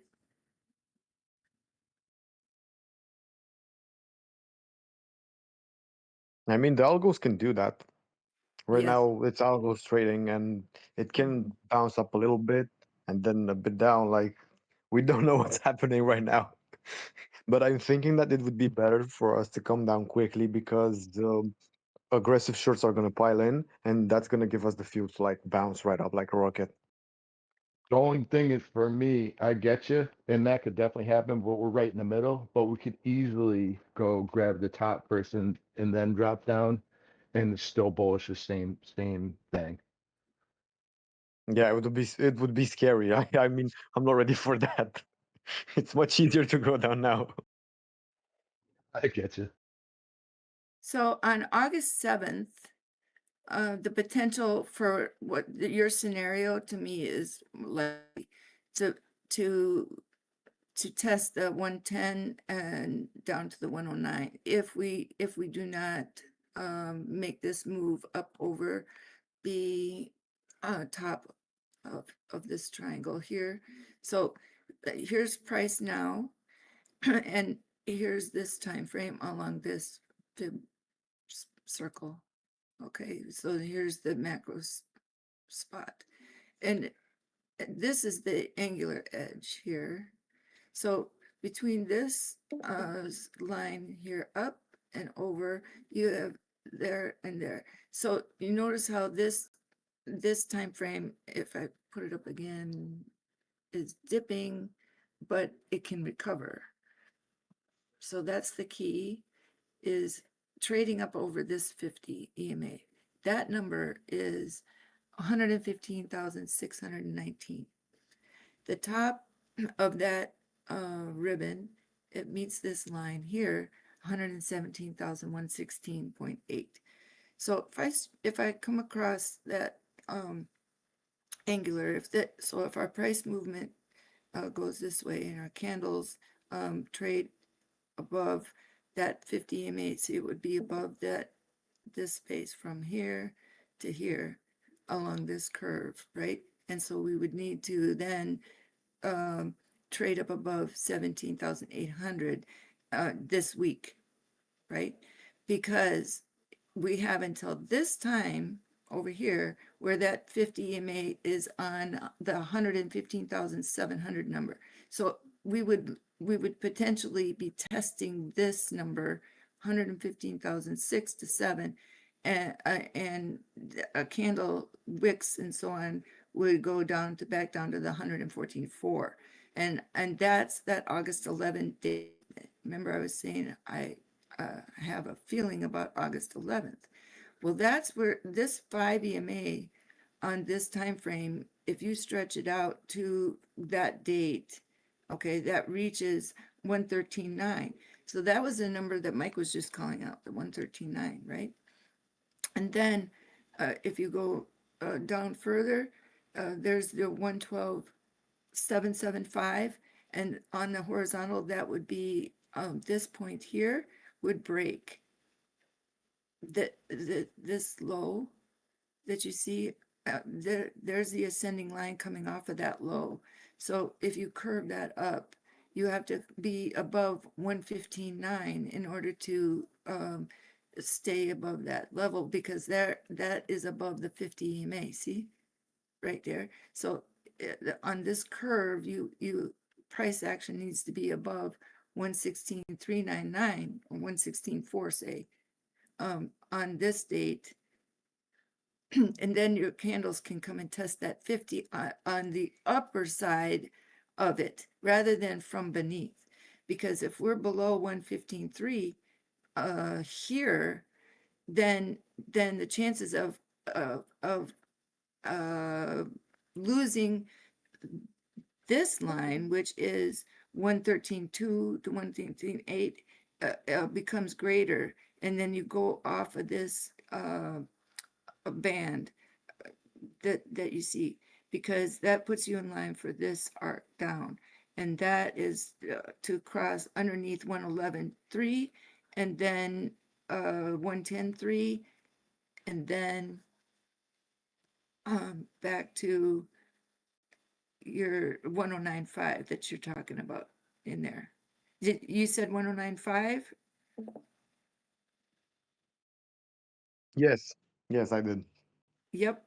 So this curve, this green line is a curve, and that formed earlier. That curve ends at 111, basically 111,000, and then it breaks down to the second bottom. And look at how it touches the bottom of that this cone from our drop from today. So if I go over here, that meets that line right there. So that drop from 109,230 would break that potential that we could have had from there. So this is a potential scenario at this point at the end of this week to test the 108.5 down to 104.6. So August 11th and 12th is important because if we're not above here and testing the midpoint, which would be about 115 down to 114.1, right, and stay above this yellow, the 114.1 line, which is the 5 EMA, right, that we just talked about, then you lose support, and then this is the potential, the 108.8. I really hope it doesn't come down to that. Like, I have a question for you, like for advice, at least because it's clearly you have more experience. So basically, I have some longs that, you know, every single like altcoin when everything was looking good, you could have longed it, and I did, but I opened the hedge short for each and every single one. And right now I'm like in profit, like a bunch of profit, like I think 9,000 in profit with shorts. But if I close them and Bitcoin drops down, you know, from let's say 115 or 114, if I close them and it drops down to 109, I'm done. And like this is exactly what I needed to think about. Like, when should I close them? So you have to decide on your charting, and Mike, I know is so much better at the shorts and longs than I am. I am not an expert at that. I wish I was, but you scale out the one that you think is at the point that they're at equilibrium, and you decide that you have figured out the direction, right? You need to either add to your long and keep your short position, you know, so you're more top heavy or long heavy, and you're shorting less, or you add to your shorts, if you think the direction is tilted more short, or Right now you I'm like in equilibrium. I'm like at zero.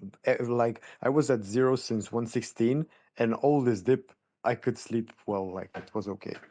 right. So what are you telling me, that you have the same position size on your shorts as you do your longs? Yeah.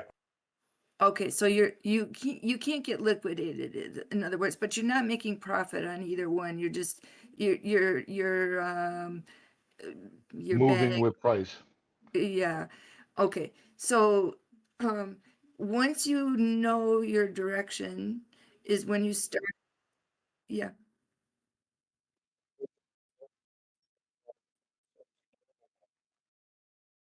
Yes. And yes.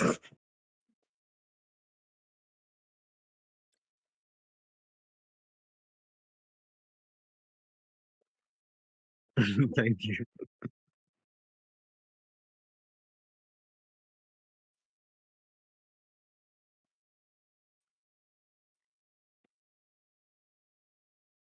I have like a 3%. I have like a 3%. Like if it moves 3%, I'm good with everything.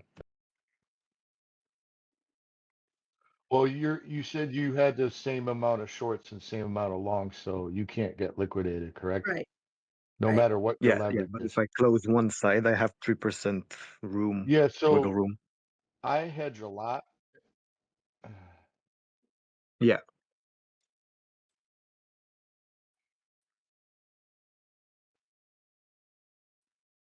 Right. He's on cross. So Yep. he has equal size of shorts and longs. So no matter what happens, he's frozen in time. His margin is safe right now. Yeah. And I'm waiting for a time to close it. So you To like close like the short. you don't me personally, I like to I scale in and scale out of everything, so I have more control, better prices. Um, it sounds like you just sell the whole position or take profits or buy the whole position in one shot. Yeah.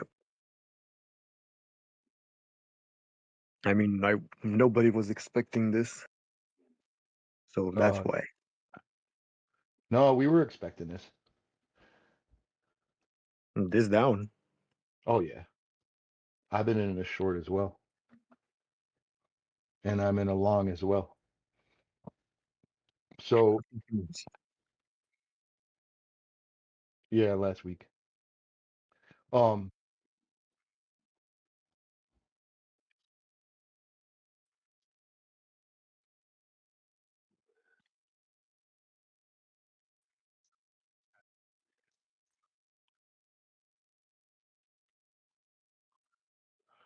on a daily, but for me on a daily, if I'm It's looking at a daily, 119.5. I would not enter my short here. I would have entered my short at 122.9, right? Because we're now at the bottom of a rising um a rising wedge, right? So we're at support. Right. We're gonna So I test. would We're already gonna be test in my back short by now. 119.5. Yeah. Because now we're at support, so it was like, I wouldn't be entering here. But another,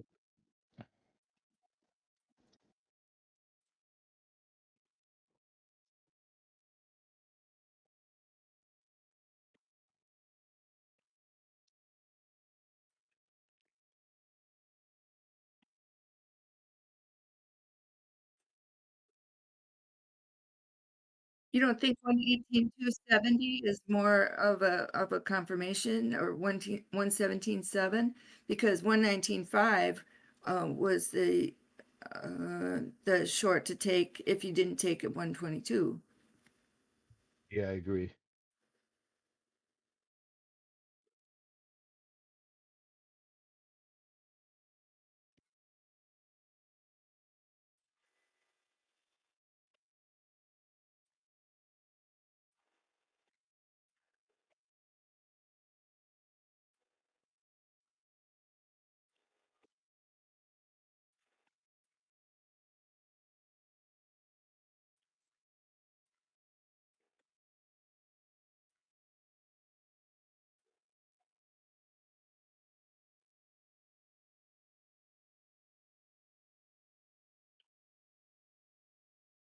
Well, I'm feeling like I'm feeling that this is a bottom, and that at the very least, we're gonna test 117.8, and then we're gonna from there we'll make a decision whether we're gonna cross 119.5.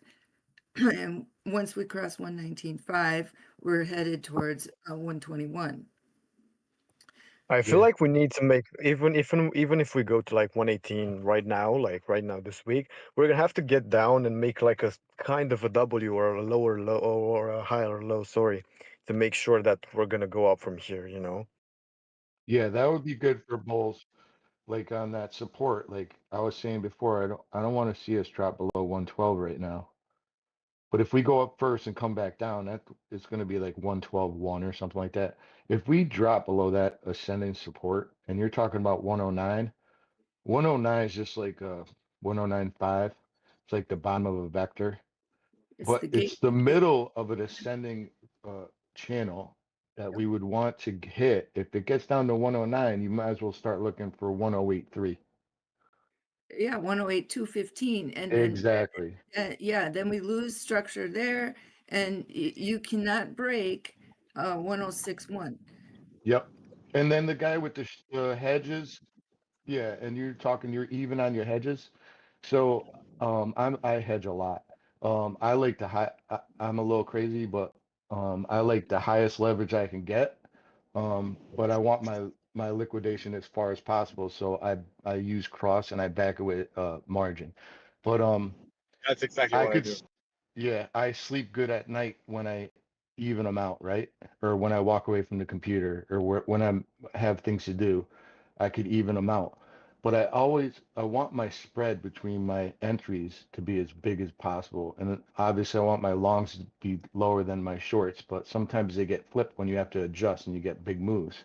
Sometimes you have to sell off um, some of your longs or your shorts in a loss just to get your liquidations away, just so you can walk Right. away, things like that. But I always, when I'm at the computer, try to be heavy one direction or the other. Otherwise, I'm just moving my hedge with price, and I'm not doing anything. I'm not making any money. I'm just paying trading fees. Yeah, that's So I'm, exactly what I do. But yep. on my platform XC, I have zero fees, on some of my Oh of yeah, my yeah, yeah. positions. I mean, on exactly them, I like when I'm at the laptop, I wild out. And like last week, I made half of my portfolio in trading, but I still kept my hedges. But when this dip came, I had to close some of my longs, like you said. And right now I'm not able to trade anymore. I don't have available margin to not take any stupid risks. And this is why I'm waiting for a confirmation or for a sign or something. Yep, I'm with you. And sometimes instead of selling for a loss, and you don't have to sell them all, but like I was saying, saying before, you go all in and all out. I like to scale in and out. So sometimes I could just if I could have a lot of longs or shorts, and I have to take a loss on one to adjust just so I could walk away or whatever. I'll just sell a few contracts, just to pull the licks away.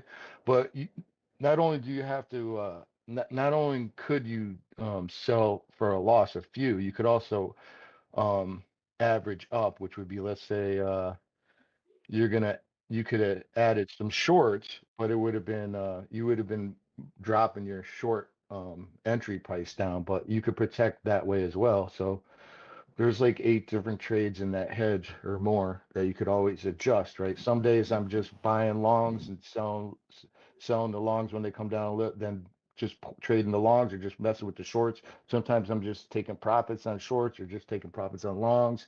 Sometimes I'm adding on both. Sometimes they're flipped, sometimes they're not, but there's a lot more trading going on, but for me it's a lot safer in hedges. Yeah, exactly. And right, I mean, we all know that once the people start buying in again, we're gonna have the same amount of volume, and we're gonna go up very quickly. And this is why I was comfortable with open my shorts. But right now, I'm thinking about closing some of them if we have like a move to 118 and then back to 115. And if we hold, I'm going to close some of my shorts. And also the same, if we go down to 109 and I see a quick move up, and that's what I'm hoping, then I'm going to close some of my shorts because it's clear that we found kind of a bottom, and I'm hoping for that. Nice. Is there ever a time that you recommend where he's at equilibrium, he's in profit from the start, if he's had it a while. Is there ever a time where you just close everything and then reassess and start over? Yeah. When you make a bad prediction, even with let's say I'm in the opposite right now. I'm a bear. I'm the bear of bears, and I think it's all going down. And when I see this, and I'm like, oh my god, I have to go in more short, and I'm opening up hedge longs. Let's say, if I see that the market has changed and we have a very quick move up that challenges my thesis, I'm gonna reassess the situation and try to even out. And when I'm like, okay, I think I made a bad hypothesis, then I'm gonna change it to long. But I have to take some losses, like tremendous amount of losses. That's what happened to me last That's week. what I'm saying is you're not in a loss right now. Right now you've made profit and you're secured your profit, right? Yeah. Right. But If you if I'm closed stupid everything right out, now, if you closed everything out, you would be in profit. And you could yeah. just wait for the next actual trade setup. And so you wouldn't have to be juggling. I mean, I'm just wondering if there is ever a time that would be more prudent than trying to risk losing on your short, losing on your long, losing on your short, and losing the profit that you've already built. Well, Well, unless if I close you're those really winning long, on both. What did you that say? would be like awesome. But So it's hard. It happened to well, me twice. didn't you say you're up on your longs and your shorts right now? No. I'm at the loss. I'm at the loss on my longs, but I'm really up on shorts. But if I close out my shorts, and let's say right now Bitcoin goes to 108, I'm done. I'm closed. Game over. You know how I do it? The same thing like you do, but I always make sure in an uptrend that my long position is bigger than my hedge. So, Exactly. and Yeah. the coins you take, you should always keep in mind if you have a position open in Bitcoin. I'll give you an example. The two coins I pair is always Bitcoin and Radium, because Radium always makes a very big percentage up or down compared to the rest. So if I were to have a 50k leverage position on Bitcoin, I would take around 7.5 to 10k position on Radium short. The point here is not to make money. The point is to keep my liquidation level as low as possible. There you go. And Yeah. and if you have your margin level big enough, you can survive pretty much everything. But if you have, not enough reserve, then obviously it's not the right thing. This is the exact problem that I mean. Yeah. Or you guys can forget about the So headache and the complication and just go go spot. spot. So that's another option is you can close your leverage positions out, put it in spot in BTC and wait for the move and then wait for your setup on your next trade, or put it into a coin that's going to move faster where you can make profit until you know the direction of BTC. I mean, The those only are thing is, once you're in hedges on futures, man, he ain't gonna change, man. But yeah, yeah. but I do spot too, like spots the way, right? So, but spots my long term trades. But yeah, he's right. Enough money, I understand it because spot is safe. But if like you're a young student when you have like I don't know 6, 2, 4, 5k, you're not gonna do anything with spot. Yeah, exactly. Exactly. If you don't have enough money, obviously there's a reason why people go for future. If they don't have enough capital to actually make a significant amount of money. I You mean, there don't are some need crazy huge people money that you don't want to really put a lot of money into your futures trades, so. No, obviously not. Obviously, but I mean, if you have, there is a certain threshold where people are happy with, right? And you need a certain amount of capital to be able to make that money or lose that money. If Yeah. you only have 2 or 3 or 4 or 5,000, that's borderline it. But if you have around 10k capital in futures, you could consistently make like 300, 400, 500 euros or dollars. That's good. But if you only have 1,000, you cannot make those same trades. You'll have to come down to $10, $50, maybe $100, and people are not happy with that. Yep. So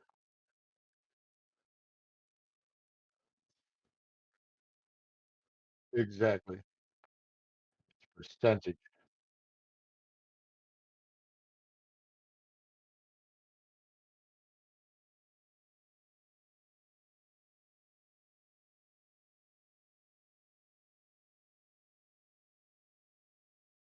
Yep, it's about percentages. It comes down to greed eventually.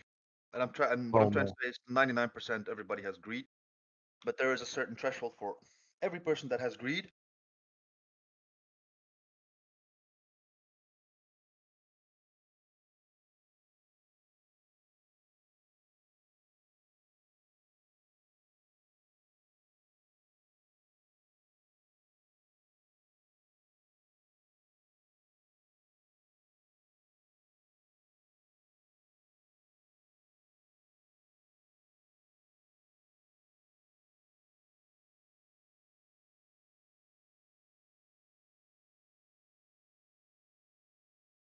Yeah. Yes. But it shouldn't be gambling. You should clearly have like, for example, we knew there could be some kind of a bounce at 112, right? You could open a position long, and it goes up a little bit, but if the moment you see a reversal, what you do is you open a small short, because there was a discussion about it could break 112 to the downside. And if you have that kind of information, that kind of speculation, then you should be opening a hedge. Otherwise, you shouldn't be doing it at all. Right, and then be willing to take profit on that short hedge that you took when it comes back down, so you can continue your longs. But the Yeah, guys hedging down to 109, it's the in the that hedge channel. I know you're afraid to hit 108, but you you should may have. not. You have so much time. You could actually add more shorts by then. So you don't. Your liquidation's pretty safe, right? I mean, but in June, early Ju from like mid-June or late June to mid-July, we were in this range that would bring us between, if we dropped below 112, would be that 1086 area, 1085. So for it to drop lower than that, I mean, it would take time. So you're kind of in a good spot. But if you're at the computer trading during the day, go heavier short with the trend intraday, and don't be afraid to take a little profits, and then because you'll build up some money slowly to pull that liquidation at 108 lower down, right? Yeah, but Eventually. I don't think I'm gonna be honest. If you're opening a position and if you know there is a big chance it's gonna hit 109, I don't think it's the smartest thing to do to have your liquidation at 108. That's really not good. I have a position at the moment. My liquidation is at 105. I could add, but I'm not gonna do it because the moment I see it hits 109 and I see it go down to 108, I still have margin to open a big short in case it would go down. So I could save my liquidation level. I could hedge it even further down. But if you Yeah, know but it's he's right on the line, like oh no, if it goes down 0.1% on the liquid, that's just not smart, in my opinion. no, I agree with you, but he's already in. He's already in it in a hedge, so. He's already been in. I wouldn't be that close, but if you're at the computer watching, because he already said he'll zero out where he can't get liquidated when he walks away. And what he should do, in my opinion, if he has, yeah, he just told he didn't have any more margin. He could always, what you always should do in an uptrend, if you're gonna hedge, make sure the short, right, is always smaller than the long. Otherwise, you're gonna be losing money because the point of a hedge is to keep your liquidation level lower or as low as possible.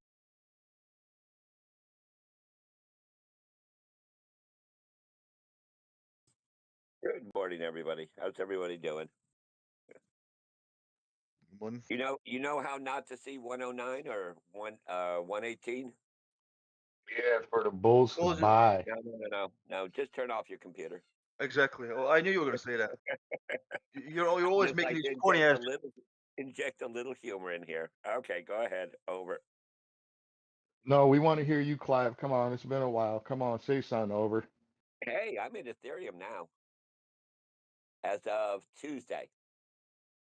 This market it's here. Let's just give me 3 minutes, okay? This is scary with what Trump and the war, the submarines, the deadlines with these tariffs and are now set. God, I don't know. I mean, I've done it 5.5 decades with all sorts of things, with no protection in the stock market, no stops, nothing. It could go to zero. Period. I mean, oil went to negative $30 a barrel at one point. Can you even imagine that you owe money if you own something? That's insane. You're not shorting. Your oil is now, if you own it, you owe money. Oh, hold up. Yeah, Clive is your name, right? Yeah. I read an article. I thought I saw it last night. Didn't the I don't know what exact I don't know the details, but the WHO now has the complete power. So whenever there is a pandemic announced, they can bypass the consent of governments and impose every restriction or whatever rules they want to immediately on the people. Yeah, So I understand. it was WHO has yesterday. really no power, though. I mean, we're No, no, not. no. It We passed don't want. yesterday.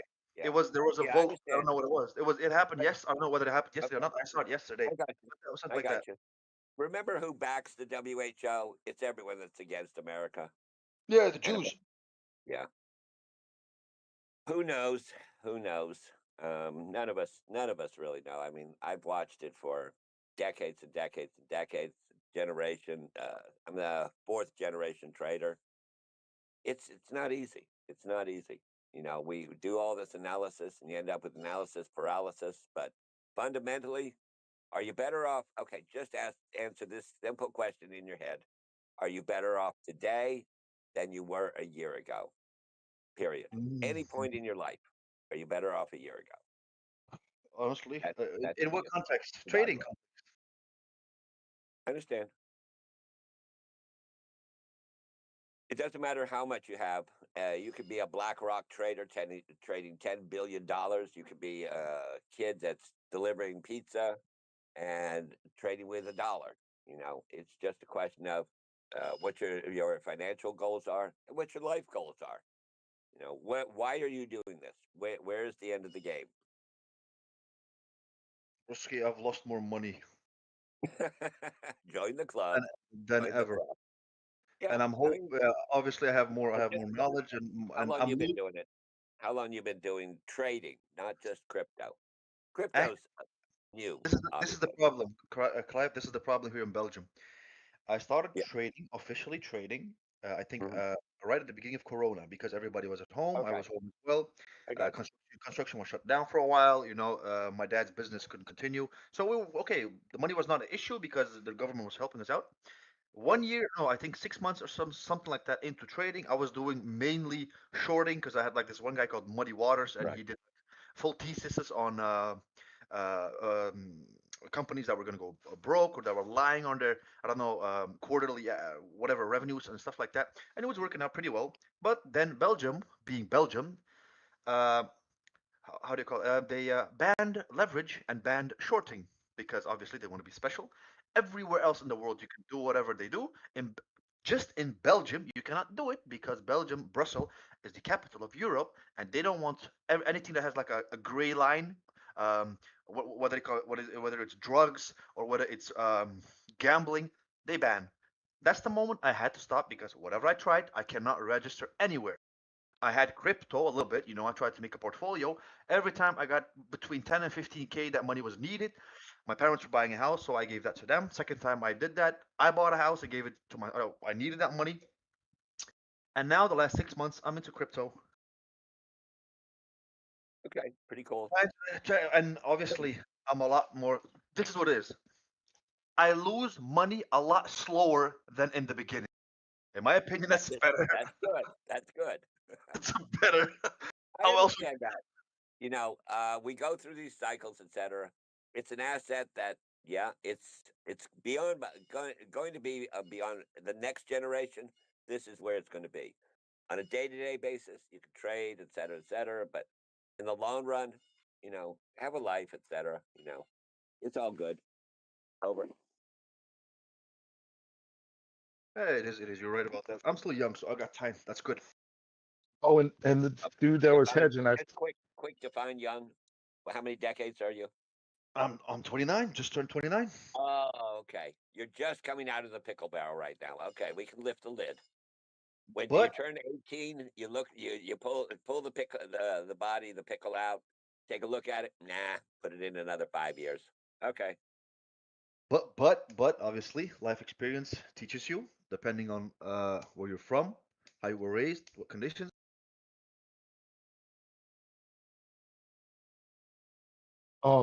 Not to jump in again, but I was just thinking the dude that was hedging. Um, you said you were on MEXC and you had no trading fees, but you still got funding fees, and if you're playing with a large amount of money and you're even on your shorts or so, sometimes watch those when those funding fee trades, when the funding fee hits, sometimes you could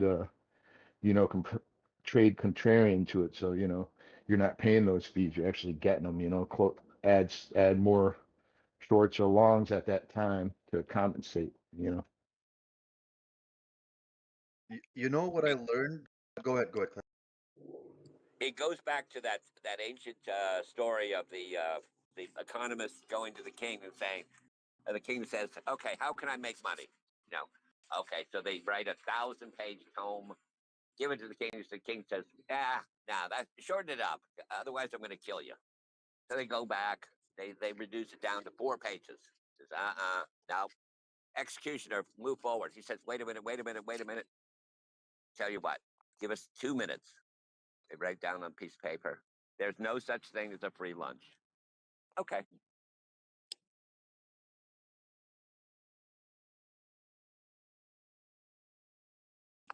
They're going to make money on us, regardless of how it moves. Otherwise, why are they in business? Clive, the tax here in Belgium in construction is 61%. They are making money on you irregardless of whether you're I going to be would in make, trading or not. if I was Belgium, I'd make it 70. If I could. Excuse me? If I was Belgium, I would charge 70. I would charge 75. Why would you But do that? I can't get away with it. But yeah. These people are getting away with it. Yeah. Yeah, you Yeah. can't do anything at all. As you cannot I do anything. understand. The system is cemented. You can't do much as a one man. I mean, let's face it, the Norwegians pay 70% tax. And Yeah, they are on the index, the happiness index. but they The earn a lot more. The happiest people on the planet. They earn a lot more. Yeah, they do. And they pay a lot of taxes and they're Here, very happy. here in Belgium, obviously, if you earn 10,000 and you at the end of the month you're left with 3,000, it's different than if you were to earn 3,000 at the end of the month. You're left with what? A lot less than that. Yeah. No, in Well, it's Belgium, also like we take we go out. Who is it? Kinnison made this statement. Is that he's a comedian and he's like we hauled food to in the Sahara 670 miles to feed these starving people, and we looked at him and said, "The food is that way. Move." yeah, I saw that joke as well. Go to the place where the food is. Of Yeah. course, you're gonna starve here. It's nothing but fucking sand.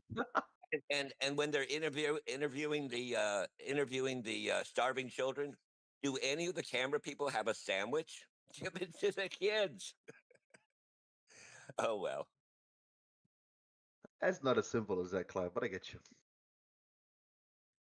Every once in a while, you need to just sit back and just say, "Look, you're on this planet for a very short time. If you take all the planet people on the planet, put them shoulder to shoulder, we would not fit inside Los Angeles.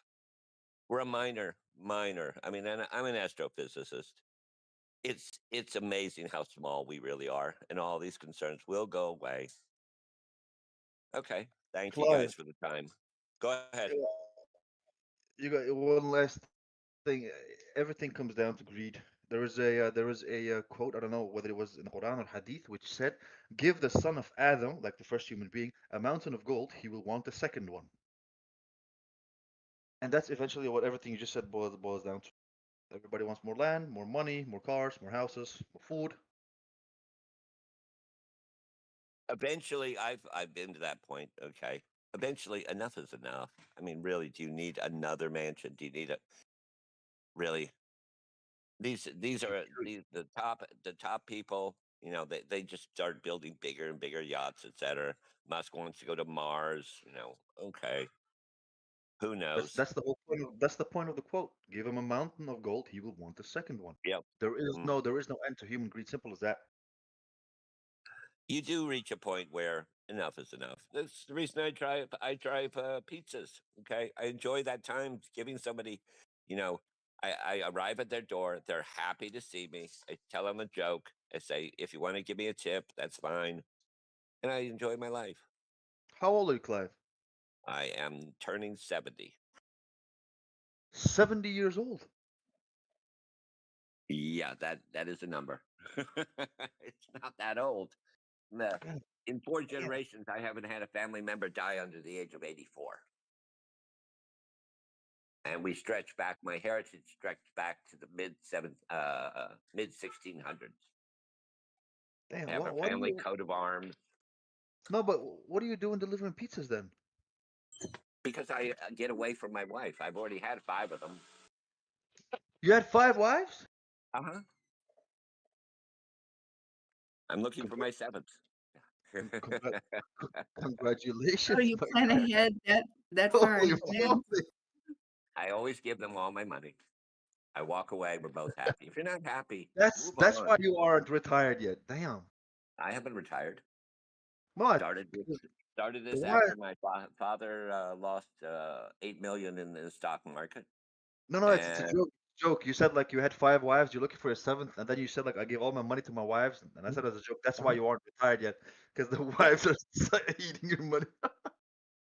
there's if you have one wife, she argues with you. If you have 2 wives, they argue with each other. If you get 3, you get 2 against 1. Smart one. If this is King Solomon. If you have 5, you have perfect harmony. I gotta try that out soon.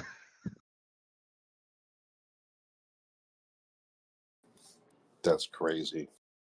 No, that's cool. I wish I was a girl. I'd be marrying you.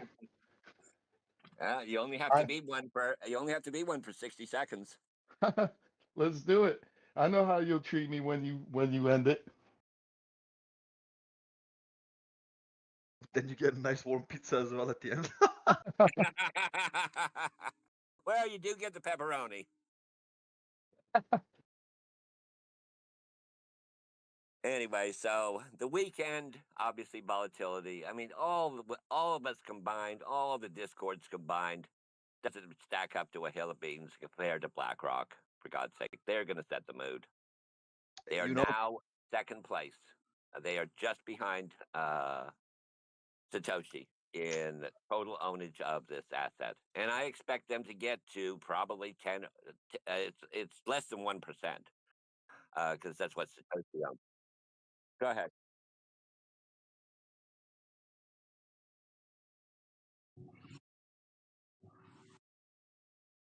Okay. Wasn't that, hold up, wasn't that what Dbloc's chart said that this year in November, that's why he was saying consistently August, September, October, November, he's going to be taking profits. And first, I don't know what date it was. We all are. Thank you. I don't know what date November is going to be all-time high for Bitcoin, if I'm not mistaken. And next year in November, 2026, it's going to be an all-time low. Why? Why tomorrow? Why next year?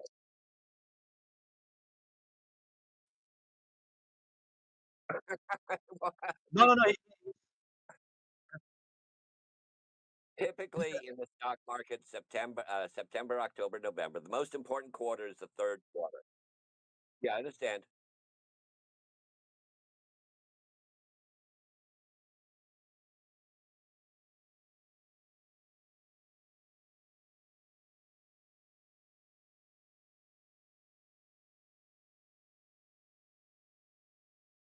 Yeah, it does have a cycle.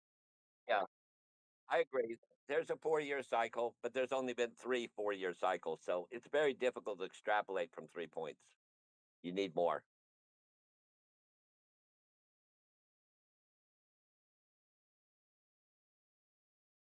Okay, so 16 years. I've got underwear older than that. Are they white? Not anymore. I cover all races and colors. It's all good. It's all good. Man, 70 years old and then still this kind of humor. I love it. Oh no. I feel that F bombs, which I hope I can say F bomb, is much like nuclear explosions. Is if you only use them very sporadically, etc., you'll be just fine. You'll get people's attention. I don't drop F bombs. Maybe every 2 or 3 years, etc. You mean the word F? F. I just said it like 3 times. Shh, damn it. No, I don't. I don't extrapolate that F into a full word. You know what? We should leave cursing behind you, right? It's all good. It's all. Mm-hmm. I agree.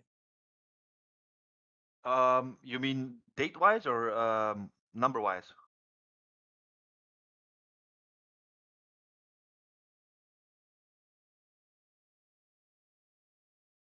Well, they could go into February though, right? Yeah, I think around February. Yeah, February 31st is going to be a key date. Put that on your calendar. Why would that be? Clive, why would February 31st. Everyone else in the Discord got the joke. Yeah, I know, but it's as a joke. I apologize. Every year. I know the date doesn't exist. I get that. Okay. I'll send you $1 million. For no, I get the date doesn't exist. Exactly, it's a joke. No, I was Hey. focused on the serious part, so I didn't expect the joke in There's between. no, there's always when I taught physics at the University of Tokyo and various universities throughout the United States, I would always tell a joke somewhere in the lecture to see if people were still awake. And that's a dry subject to throw a joke in. As far as February, though, because the stock market and the crypto and the spurious, the cycles all kind of go with each other. And, like September, school starts opening up and colleges and people get off their vacation, start putting money back into the markets, and then they take profits by the end of the year. And then you got this little lull like between like this late December to January, and then February people start throwing it back in. So I still think we have opportunity for the top to be like in February or something. Oh, totally agree. Totally agree. It's the adaptation of this technology. And it's been ruled that it's not a security. Okay, period. It's basically a commodity at this point, and then at some point it will be transitioned to that. What I fear in the stock market is this tokenization of stocks and trading 24 hours. There's no, We're and then definitely they're going to leverage it as well. I think we're people are going already. to lose a lot of money. If you check, did you check with your exchange? Because the exchanges this year are switching to 24/7, and eventually, Trying I to. mean, right now they're actually 24/5, Yeah. right? So if you look at a lot of your stocks, you could trade them 24/5 in the past like No, thank 5 you. months. No, thank you. Because it's based on nothing. It's just based on people speculating. That is. No. Yes. Yeah. Oh, Yeah. gotcha. Yes. Yeah, 24, 5 days a week. Yes.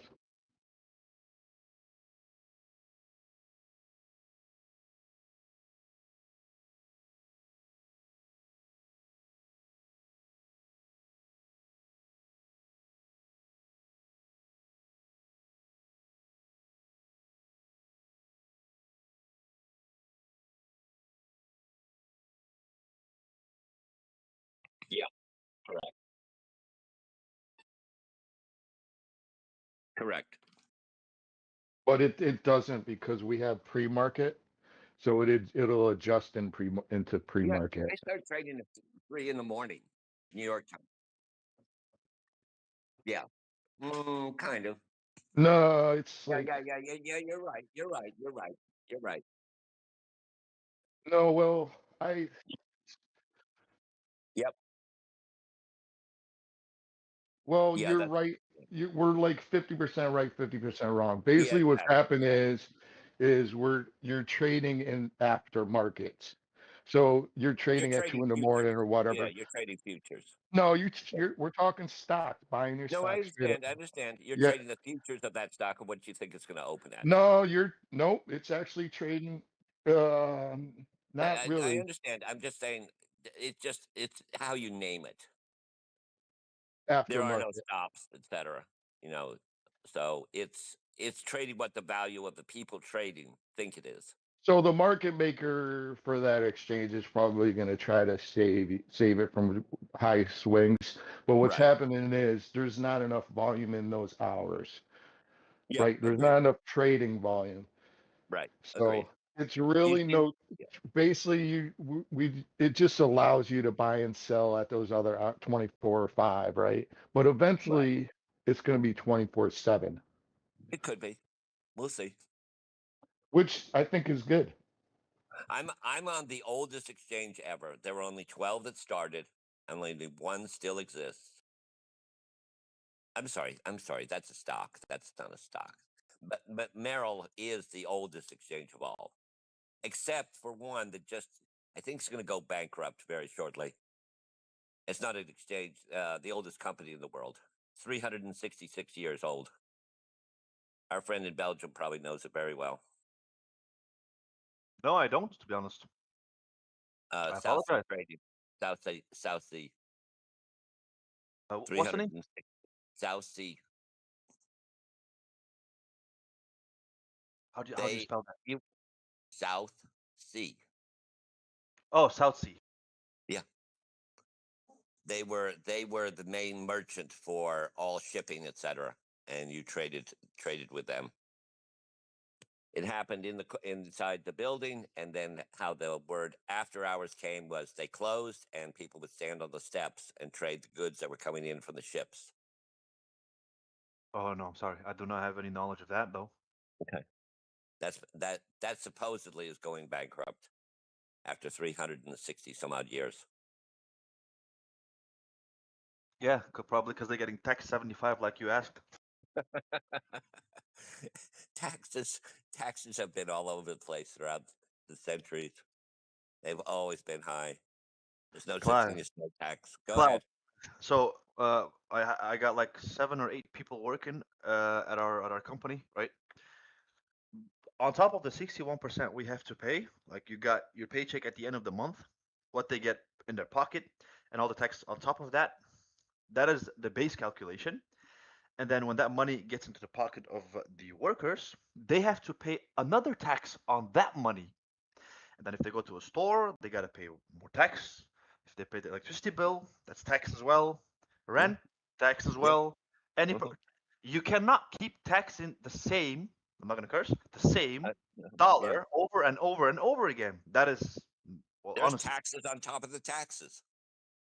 on top of the taxes. Yeah. That's always been that way. I'll give you another example. Like, I mean, do you drive their streets? Do you use their electricity? Do you drink their water? Yeah, you can't be self-sufficient. Good point. Let me explain.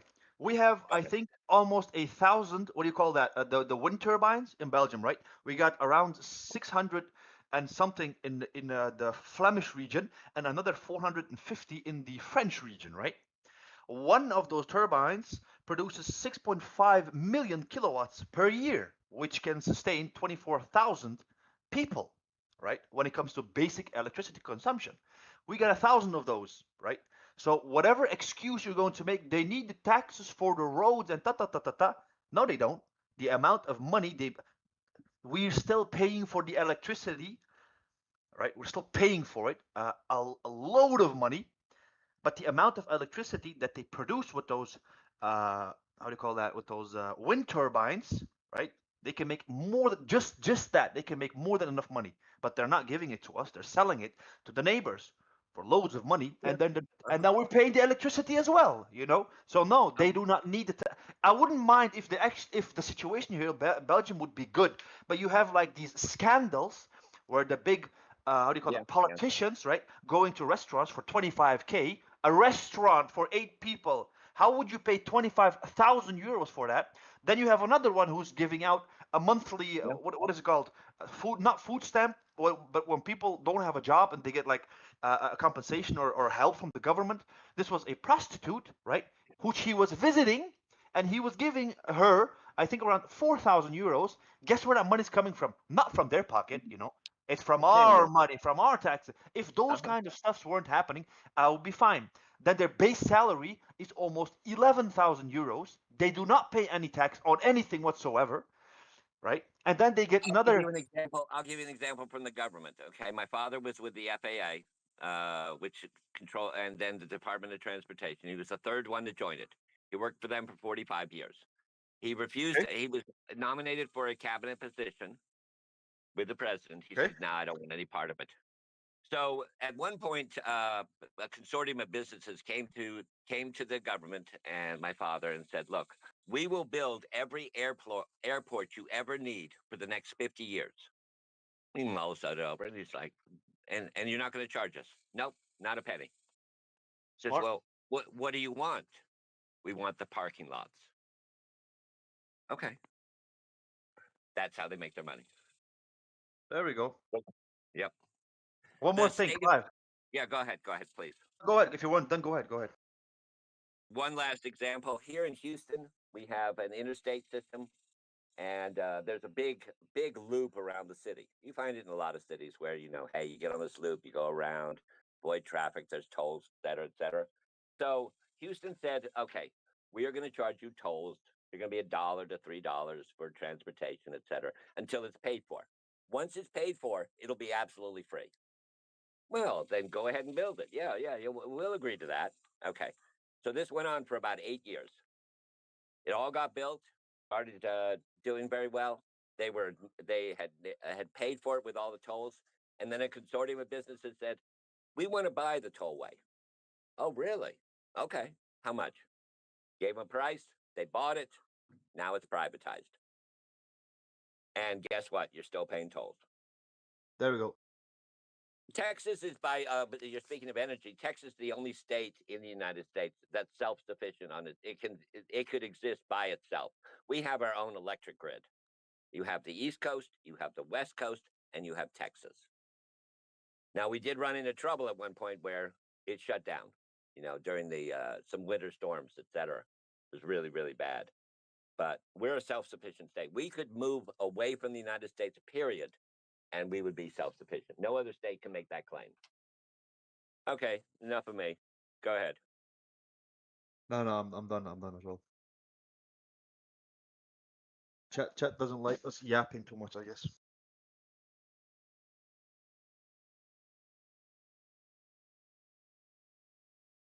I only come on here for maybe an hour or here or there, or a few minutes, et cetera, checking out. I'm outside smoking a cigarette. What is Bitcoin? I don't know. It's out there doing whatever it does. I'll find out Monday. I don't have to. Things are going to change. Life will go on. As long as you've got your health, you've got 3 square meals, et cetera. How much more do you need? It's all good. It's good to get people together and as a group and have many eyes on the target, et cetera. But all the people in these Discord groups together don't amount to basically a percentage move. If we all acted together to do one thing, and we'd move the market a little bit. It's amazing the power they have. The bigger players in this game.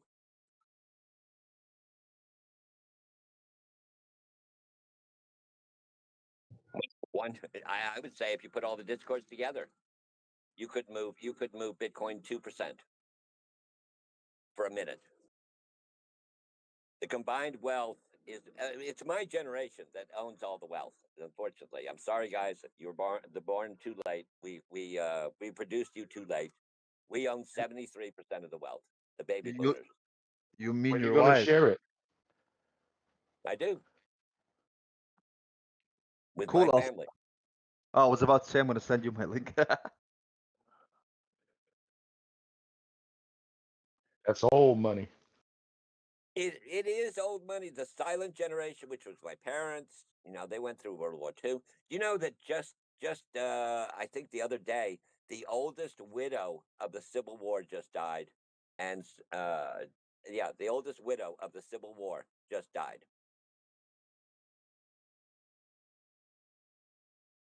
She got married to a 90-year-old at I think 11. Is she hot?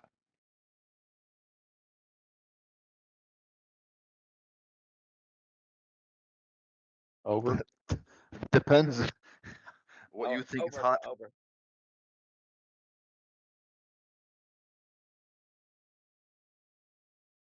She does what now? Yeah, it depends. It depends on what she's wearing. You can turn that into with a period or an exclamation mark.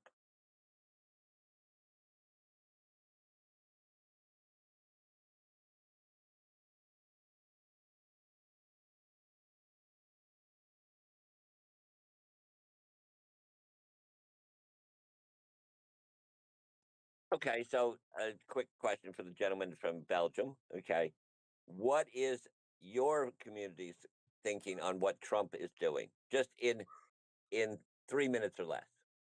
Slowly. Go ahead.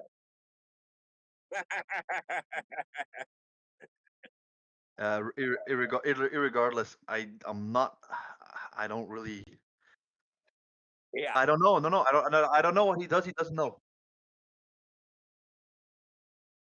Yeah, that's right. Irregardless is not a word. Oh, my bad. It's flammable and inflammable. They mean the same thing. Yeah. English is Oh, not my no, native that's language. an old joke. That's an old joke. Irregardless is not actually a word. No. I got It's not my mother language. Not my native language. But No, you think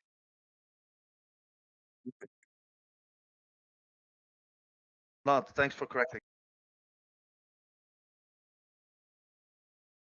No, it was already sounding. It was already sounding. I was already confused. Like, hold up. Every time I said it, it didn't sound correct. But thank you for correcting. I would have made myself look like a.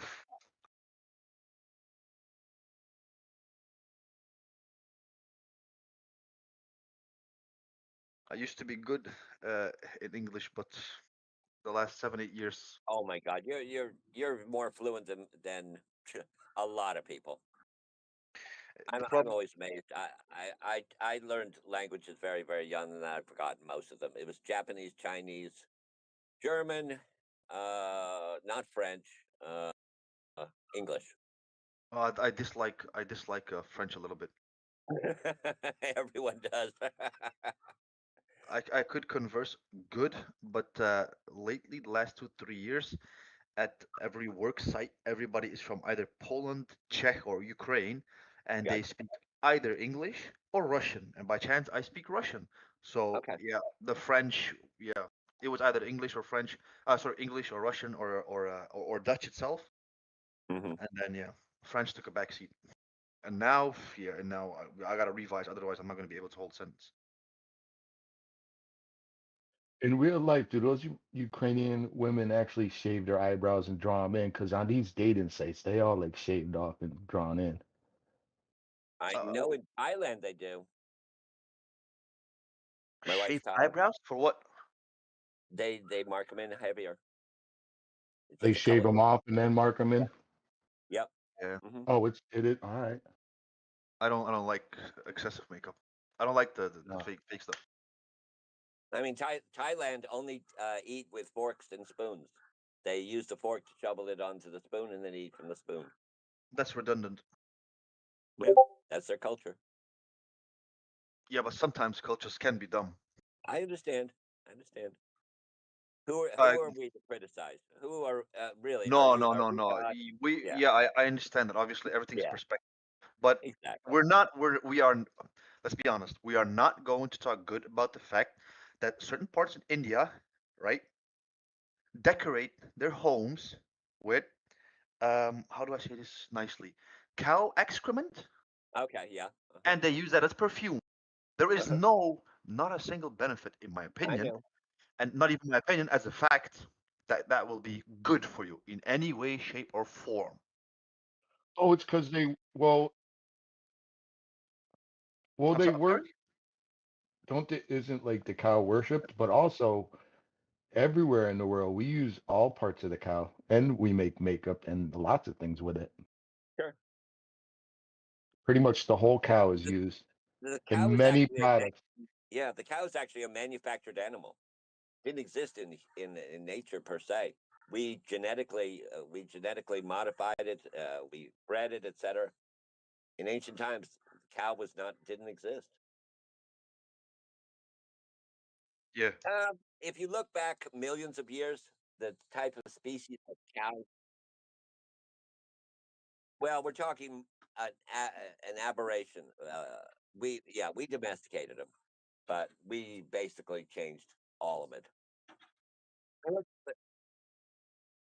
I'm talking millions and millions of years. I mean, let's face it, 5 times on this planet. I'm sorry?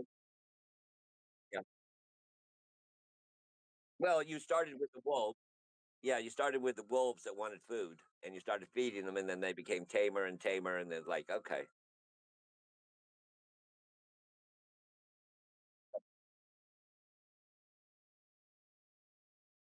Right. Uh-huh. Right. Right. Yep. Yep. I mean, let's face it, we don't have, yeah, we don't run that. Yeah. Yeah. Yep. Yep.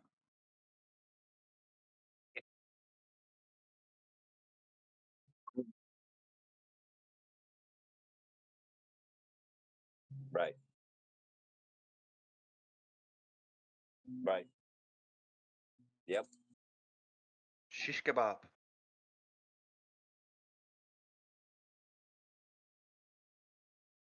Yeah. I mean, look. Yeah. Look at the variety of species of dogs. It's insane. I've got 6 Pomeranians from my former wife. We had 18 at one point, but she was selling Clive, them for Clive, puppies. I Go wouldn't ahead. be surprised if you had cows as well at one point in your life. There you go. My goodness, you've had everything. Nah, How's my the weather, father used to. everybody? What's the weather like everywhere? It's great. I'm just having the visual of you walking 18 Pomeranians. I was thinking about that too. Yeah. And during COVID, she was getting $5K for a puppy. We had one stud. He produced 300 puppies. Yeah. Guys, dominance is dropping. Anybody an opinion on this? Yeah, alts are climbing, Bitcoin is staying at a price, and dominance is dropping.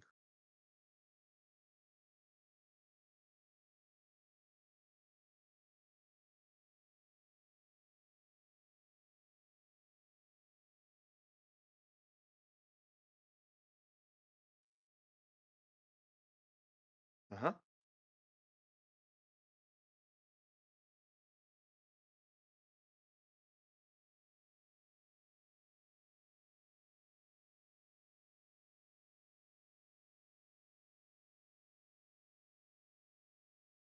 From this point on, from this week on, or are we expecting something? Okay.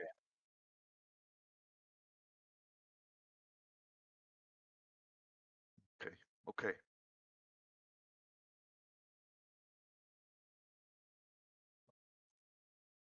So this drop, this little drop we had last week,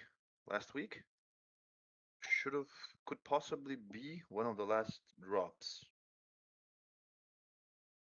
Could have been one of the last drops, right? We're still target 3. We hit that one, didn't we, with Bitcoin twice? That's why it says on the screen 2 times bottom.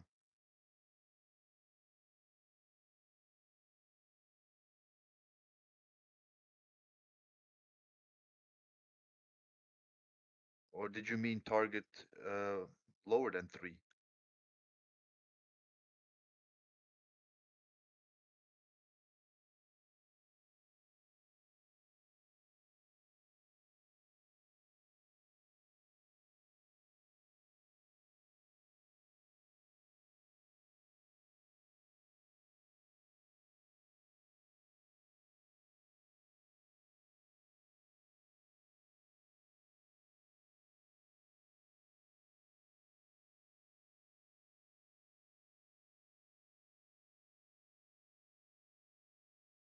Yes.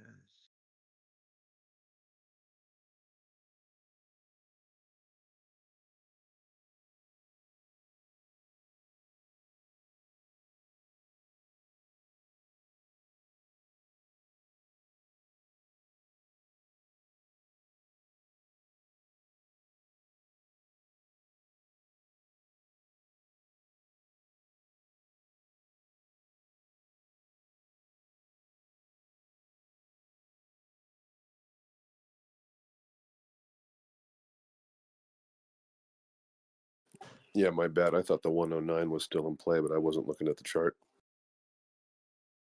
I think it's still possible. That's why you have the weekend trap. Didn't Dbloc say that Monday could be a false move down? Doesn't that mean it could go down?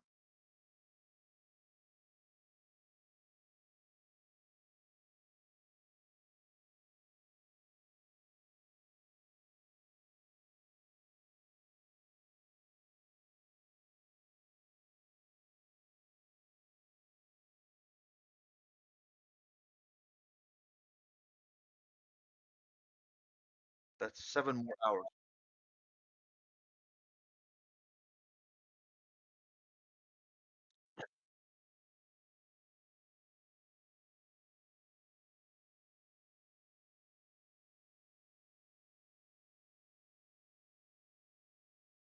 On the daily.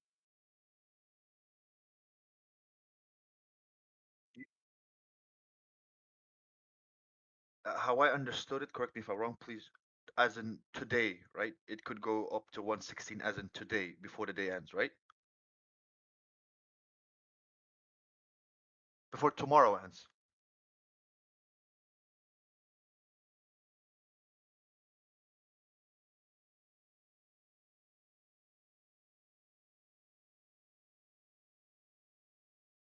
Yes.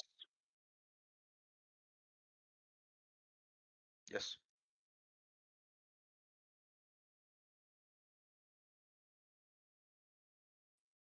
Oh, the wick you mean? Okay.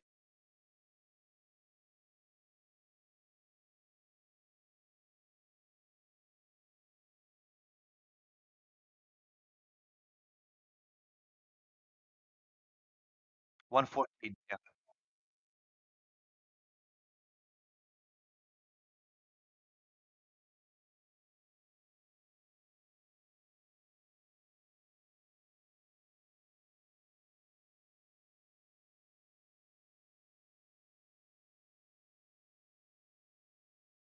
Right, okay. Okay. Yes, it does.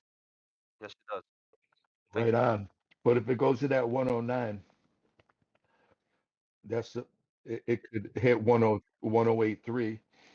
And if we get that, like, bullish wise, you're right. Yeah, and you're right on the 116. For me, I'm a little higher, 116.9 by the end of tomorrow.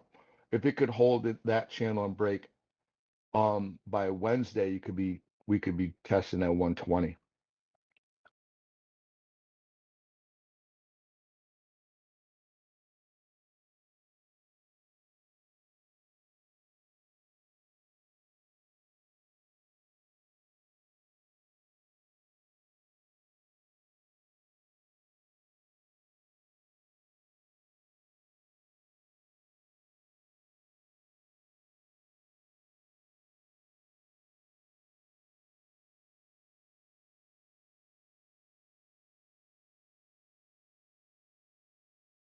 Yes, sir.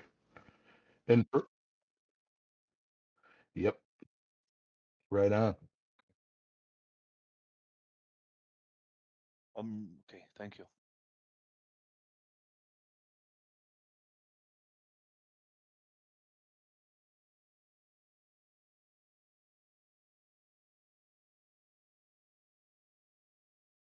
Yeah.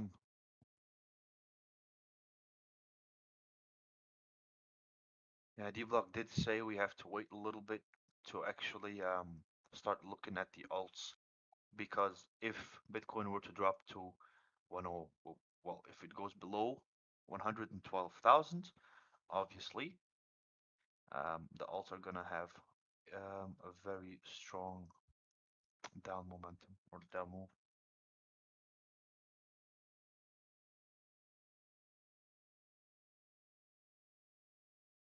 Do any of you guys? Yes.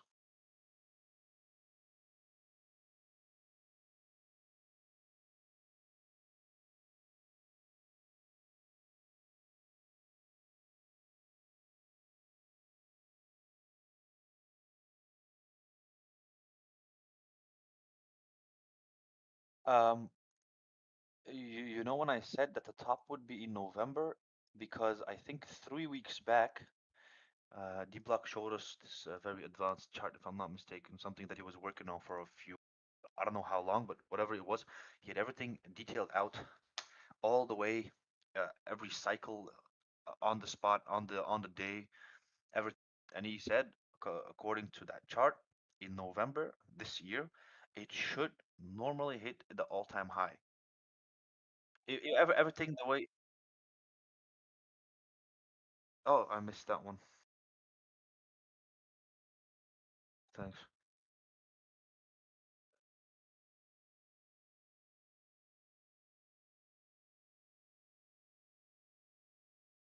And the funny thing, not the funny, but the interesting part was that all cycles had the exact same timelines, right? To the day. Yeah, yeah, he said exactly. And then there was 1 year, one cycle, which was off by 1 day. And apparently that year was, how do you call that, a special year for February, where there was a day less or more, one of the two. And that was the reason why it was off for a day. But for the rest, every top, every bottom was identical, to the day, like literally 1,000 days or 999 days, 999 days. Every cycle was exactly a specific amount of days and always the same. That's why I said like it cannot be. I asked him multiple times. It could be coincidence, and then he pulled up like I don't know 10 different uh, parameters, and everything was spot on. Too good to be a coincidence.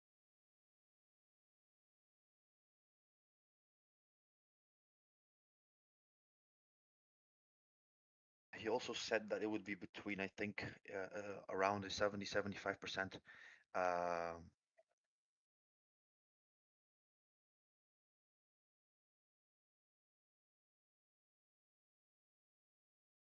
Yes.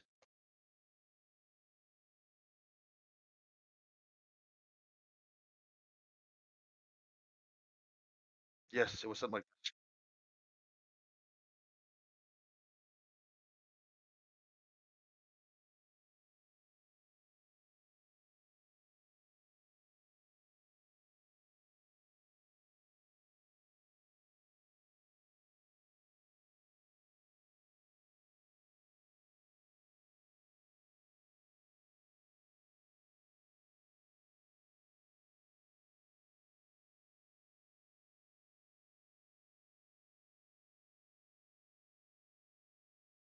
You're expecting Bitcoin to drop with 84%.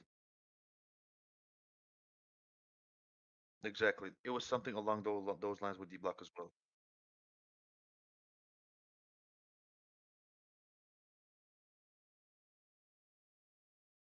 Right.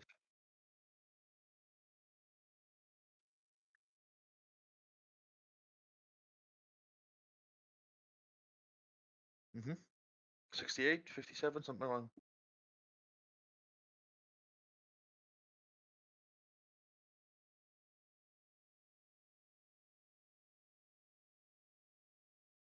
Mm-hmm.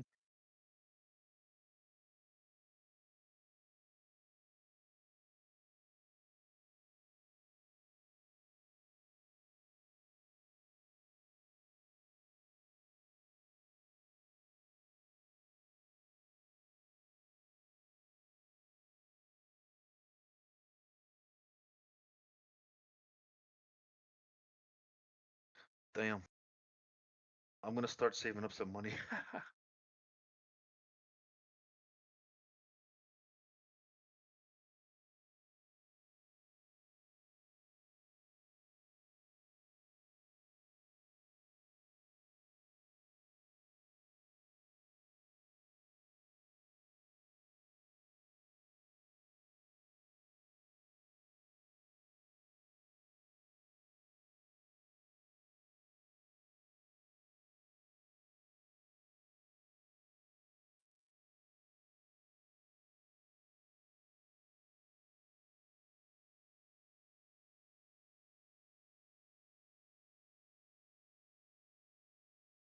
Indeed.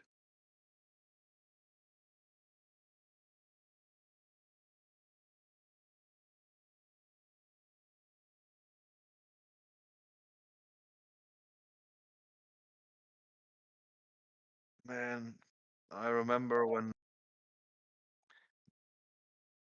I remember the time sitting in the living room with my father and asking him, please let's put 10K in Bitcoin when it was 5,500.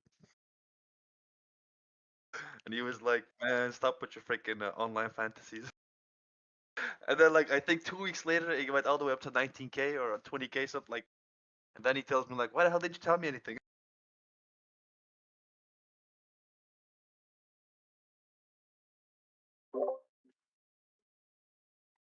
I just want to tell people that XRP has made its move up to the upper channel, and it's about to possibly break 292.40, and the next resistance line above that is 292.86.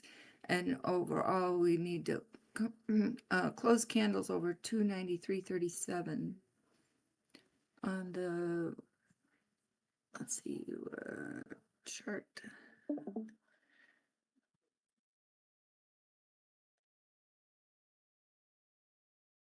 30-minute.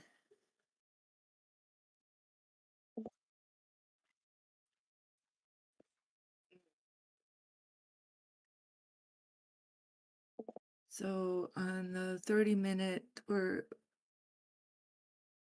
likely to see a 297.56. Our overhead resistance is on an angle 298.61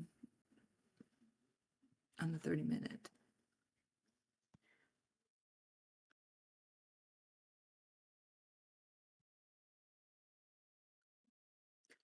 That will put us over the 200 MA. Then after that point, you still have it ending a little small channel from that line to 98.61. You need to close over $3 and 278.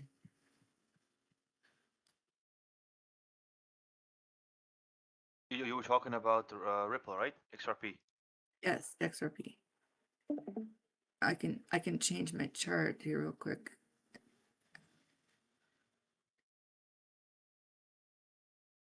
If you want me to.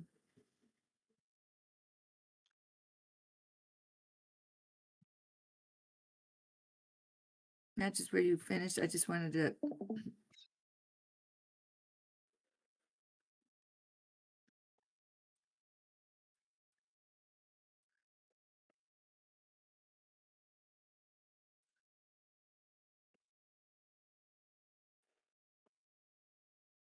Oh yeah.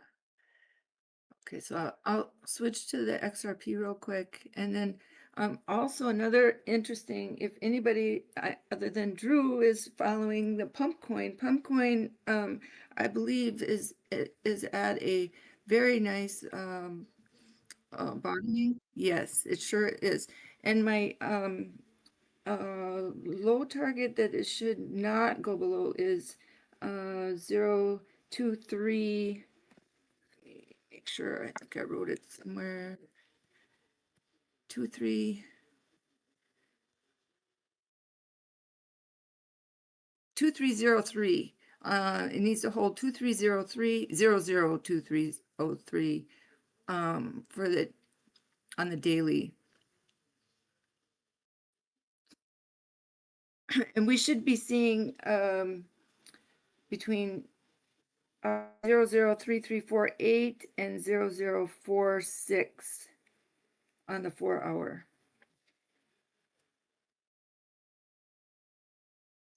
And the reason that I think that's kind of cool that it's moving and XRP is moving up is that the altcoins seem to be kind of getting a little more faith, and people are getting a little more risky. So it's pretty nice. All right, so switch to my chart.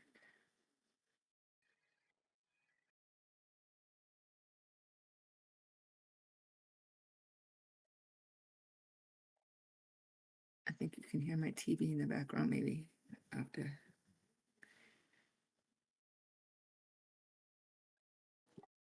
And here's the third time where HBAR and XLM leading the charge. Yeah.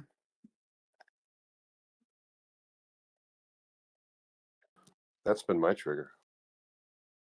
That's cool. Yeah, H bar is a story, and so is XLM. And we don't talk about XDC a lot, but also in there. Yeah, I'm really interested in XDC. I have not traded that actively at all, and I really need to.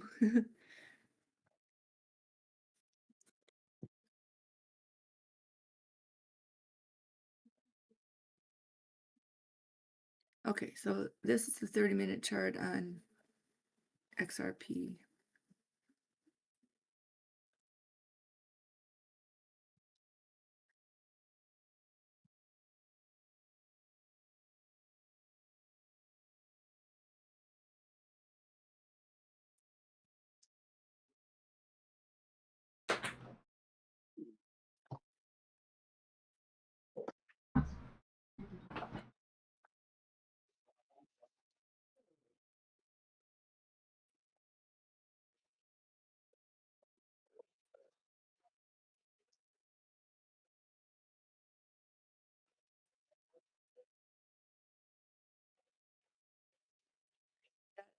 Right here is your 200 MA, $2.98 basically, and then here's your descending angular resistance, this white ray, and then horizontally you got 297.56, which is on the upper portion. Until we get across 293.37, we don't have access to that because of this overhead descending channel right here. That if we can't cross that, then we're going to test this this line here, which is 287.16 again. You can see that there. If we break under 285.63, that'll bring us down to 283.69. So that's why holding this 50 MA on the 30-minute is crucial, that it's bottoming here and coming around the corner right there. So it's making a curve on this line of $2.8225.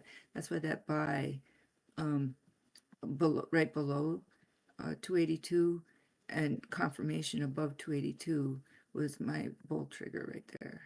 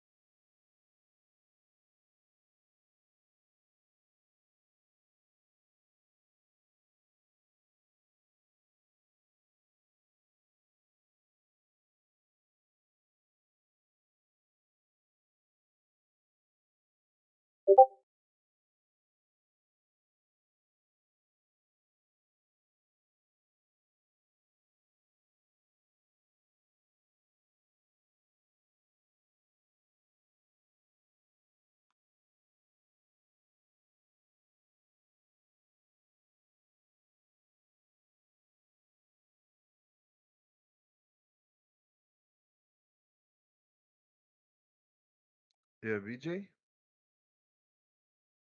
It's trying to push Ripple. It's getting a push on all the coins right now. Yeah, it's looking very nice. Well, it's trying. I don't know whether it's gonna Yeah, work, but it's trying to push up. but yeah, it's trying. It's got this resistance here and descending on a 15 minutes. So here's our channel that for upwards, and this V shape right here is the important one for the 30-minute. So price action is right here, and your midline is this dashed black line. So on the descent is this way, and then the ascent is here. So that crosses right here.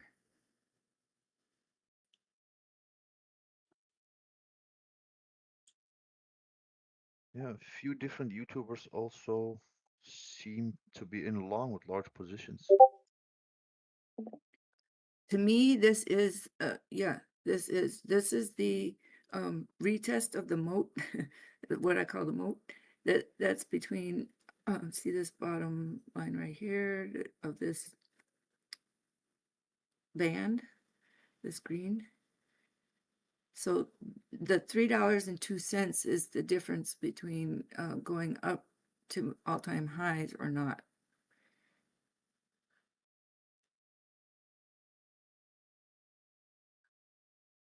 Because at $3, if you're not above $3.02, you're not ascending on the macro anymore. Your range is between this black line here, this 334.68, and down here, which is a 296. So Another push. Yeah, Which I'm listening, but another push. no problem. So I'm looking for 293.37 now. Yes.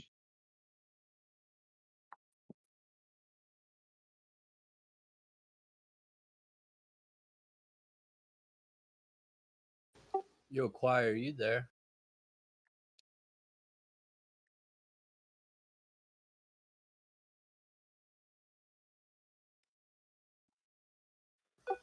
Yo, can you take a look at the ENA chart? Yeah. Okay. You're breaking out again. On the 3 hour, we've been in this like upward channel. And we broke out of it like yesterday, and we're about to like retest it. On I'm BTC, wondering you if mean? that's super bearish.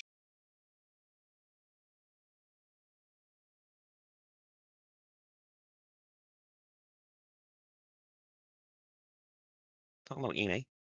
So like going back a few days. Oh, not that channel. We've been in an upward channel.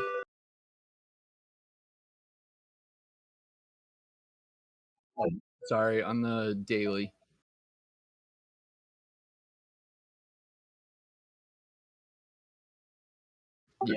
Yeah, that. If you draw a parallel channel right there, we broke out of it yesterday, and then right now we're breaking to retest it now. Yeah, VJ, it's good, I think.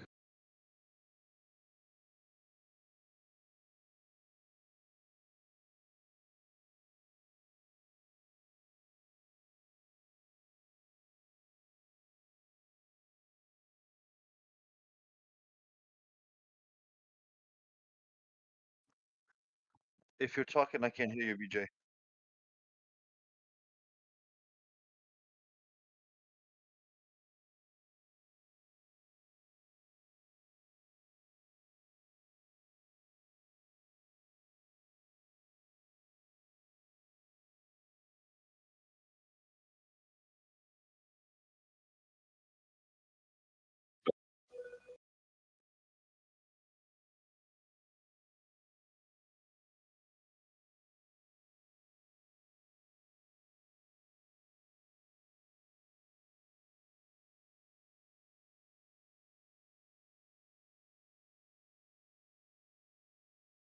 Okay, I had another like. No, that's phenomenal.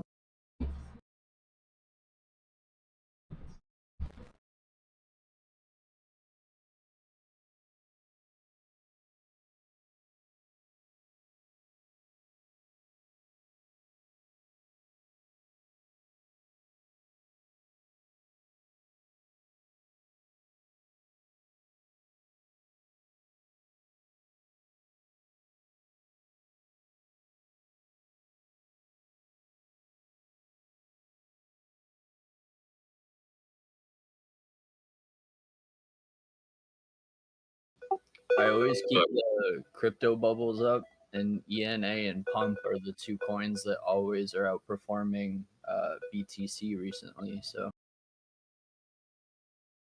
That's why I mentioned Pump, because Pump has been on the move since early this morning. it's plus 2.4% on BTC. I've entered a very long trade, and it's been phenomenally working out.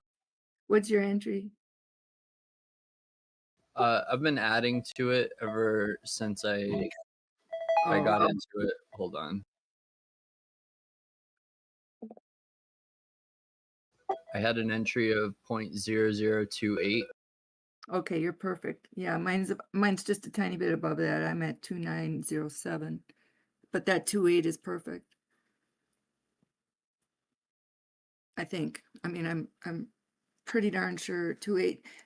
You were going to have a little issue in a week, possibly. I can map that out again, but there might come a time when we test that 2-3 area, and that needs to hold.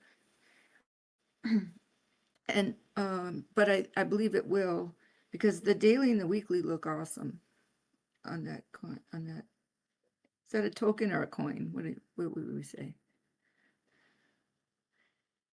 A little bit of both. Okay. Another one I was looking at that had potential today is Mudeng, or Muden, whatever you say. But that one is, yeah, that one's been very bullish as well, and kind of leading a charge. I've also been noticing Pengu, XLM, and what was the other one? H-bar. Oh, Yeah, H-bar too, yeah. And ZBCN and Ton coin. Oh my goodness, that one has been fun.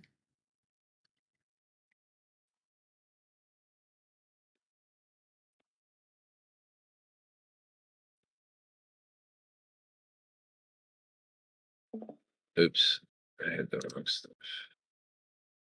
You have this really nice trend line, but then if you switch it to logarithmic, it kind of looks like it lost that trend line. That's Yeah, that's exactly. I have mine on log, and that's the exact trend line I'm seeing.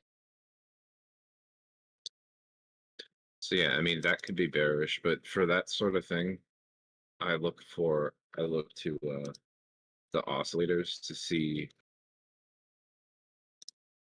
where we're at. Like, are we overbought?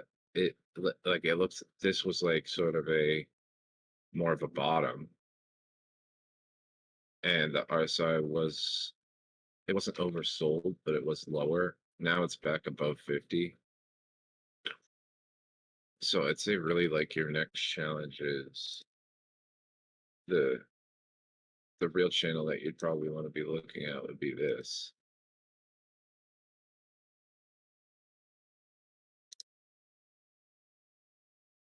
Yeah, okay, the downward one, the bull flag. Yeah, because if it breaks out of this, then it's probably going to go up to this target, you know?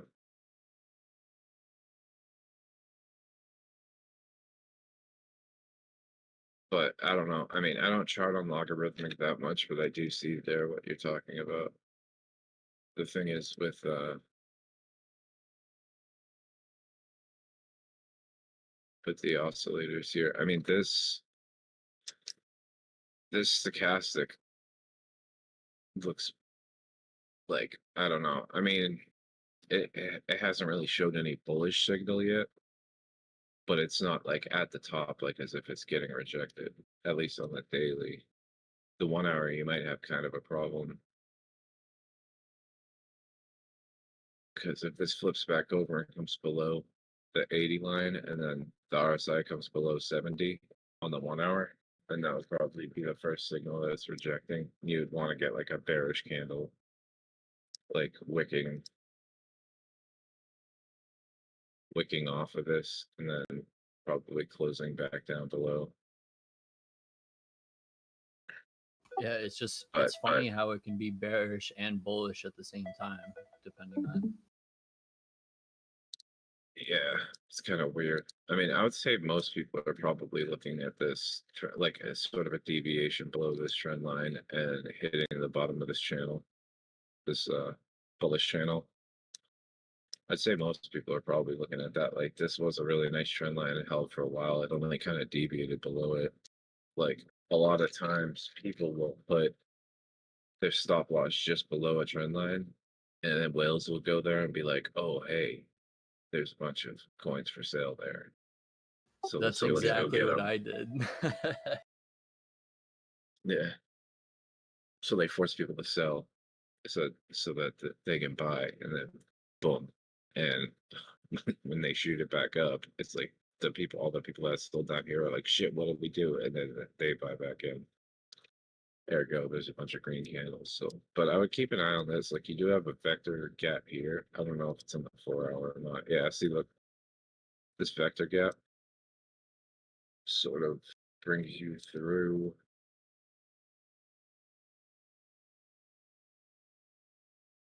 that channel. You know, if you were to come up and reject here, then yeah, that would probably be a bad sign. If you lost this trend line again and retested it from the bottom, like you might end up here, or maybe it bounces and doesn't make it quite like that would probably be more of a bearish signal. But this thing is kind of more or less like still in a parabolic trend to the upside. It Yeah, did and have a big dip. I guess my TA on it was I drew that parallel channel against that bottom trend line connecting the highs, and then that lower high that it made, that was roughly the halfway point in that channel. So it looked super bearish. Like it got rejected off the midpoint of that channel going up. You drew it like this.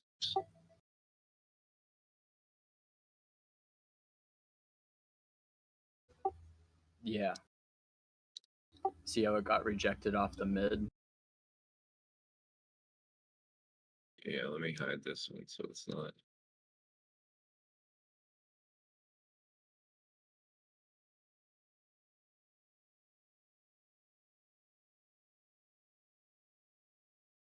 Yeah. Oh, sorry. Bring that lower line closer to the low wicks of the first original trend line that you drew. Yeah, that, like that.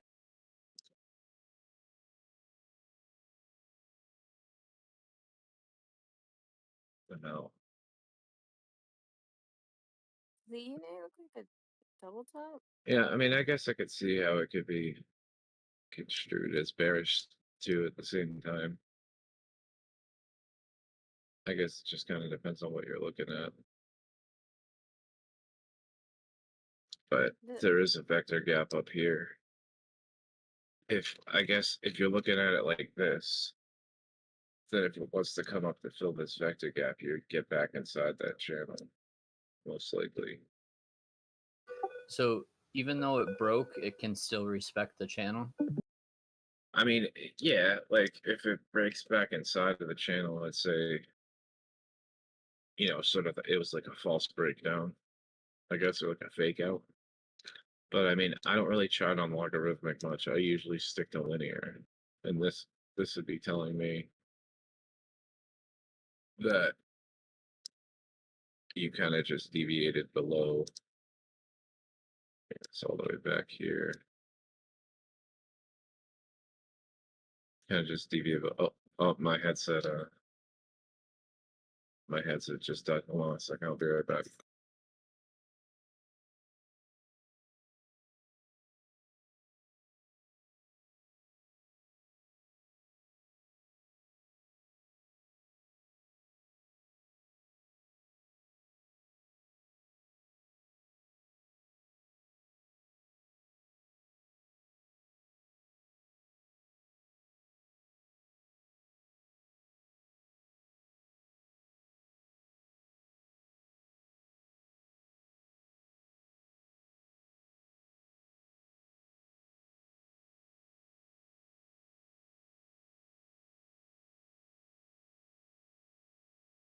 Hopefully this one has some juice. Anyway, yeah, like I'd say that looking at the linear chart, you know, if you kind of set it up like this, it kind of looks like there was just a bit of a slight deviation below the trend line, and you're sort of back in the channel, and you have this like sort of imbalance on the with the vector candle that fill.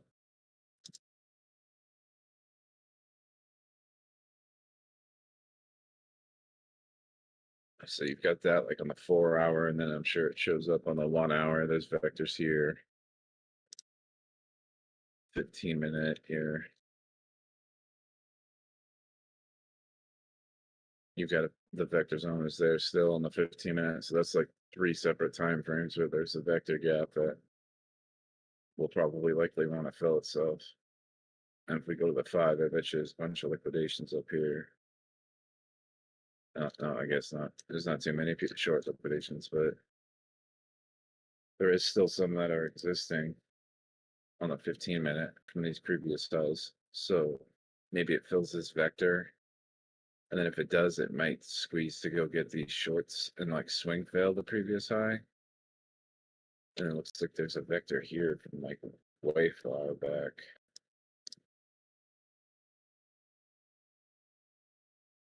It's only on the 15, but yeah, I don't know. That must go back to like before like this bear cycle.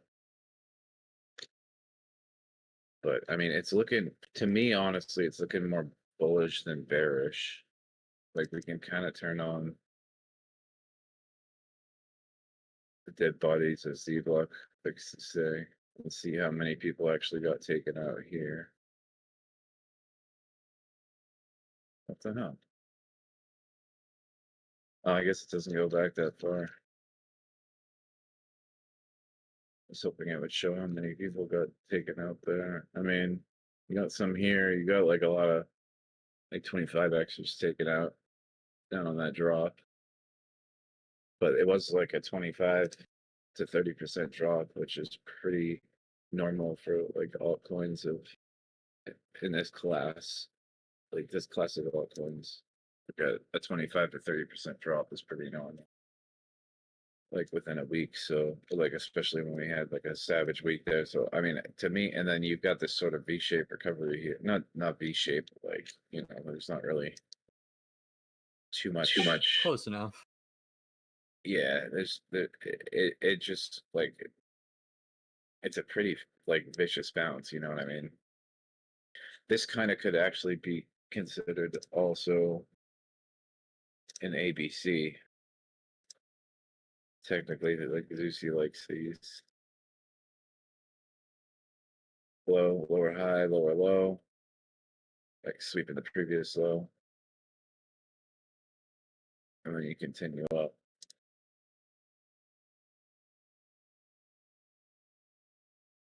You're right at your 0.5 here, but if the trend does continue, then you might end up somewhere up here at like 618 fib extension and then the 1.618.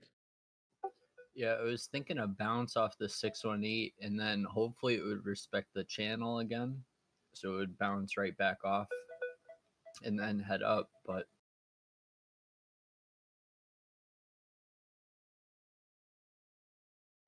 yeah, it says as long as the trend continues, you don't want to lose this low, and you don't want to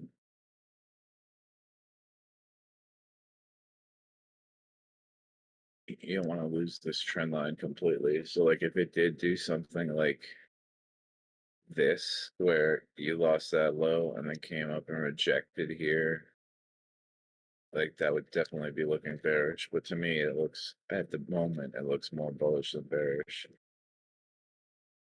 Because if you even just take that out of the equation and you take just this channel here,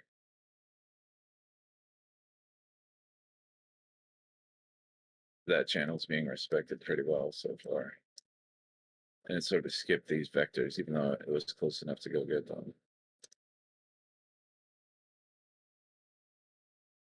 this is a bigger vector zone. So like since this vector zone is outside of it here, and it didn't bounce back up straight to get it, right? So it didn't bounce back up straight from here and then reject again at a double top. It like saved it for later. So if you do come up to this vector gap and you try to recover the whole thing, then that would break out of this channel and maybe go get the rest of these. Do you think if Bitcoin drops, it could return to that lower end of that channel? Yeah, but Bitcoin doesn't really seem like it's dropping right now. So I'll go through that real quick too. But I think what's more likely is if Bitcoin has a nice couple days, this returns to the top of the channel, maybe deviates above it a little bit. And then if it rejects, then it comes back to the bottom here to fill this. And then might give it one more try for a breakout. But then that would also involve What's going on, everybody? Top of the this. morning. What's up, Dbloc? That also involved this What's up? breakdown of this trend line temporarily. How's everybody feeling? Please tell me everybody at least nibbled at 112. Yeah. Okay. I did. We achieved an overbalance in time and price. By the way, we went up for 10 hours. We went up 2% over the course of 10.5 hours. And that's a stronger bounce than anything we've seen in any of these dead cat bounces that we've seen in the past 3 days. So we have an overbalance in time and price. Even if we do come down a bit, it's very likely that we're going to put in a higher low. I've never been happier to have a grid missed. Ever. Yeah, I was thinking that. I was like, oh, Dbloc had that whole grid set. This I'm was like, my I hope he doesn't emergency have just a because I was 5-7. taking a day off. Like, this was a just in case shit goes wrong. But 112, you know, target 3 was my baby. That's it, bro. You were right again. Somebody was saying that yesterday. They were like, I think it was Joseph. He was like, man, he's like, I know so there's a lot, but like, he's dead on with this. He's like, if I was a hater, I'd be pissed. They do get mad. Because the dude just gets it right like every time. There was a very good chance that it Dbloc. could have gone lower though, or else I wouldn't have even set these orders. Yeah. Dbloc, I I just was want to expecting say, to. sorry. Go ahead, brother. Dbloc, I just want to say we really appreciate you. Like, yeah, we've learned a lot from you, man. I appreciate Thanks that, a lot. brother. That's the reward right there. Just seeing everybody calm when everybody else is freaked out. That's the goal. Besides the dude who said Bitcoin's dead. Because they're always going to be at the bottom, bro. High levels of FUD, macro support. Always remember that. Should I leave this here or get rid of it? That target's gone. I don't think it's going there right now. What's an overbalance in time and price?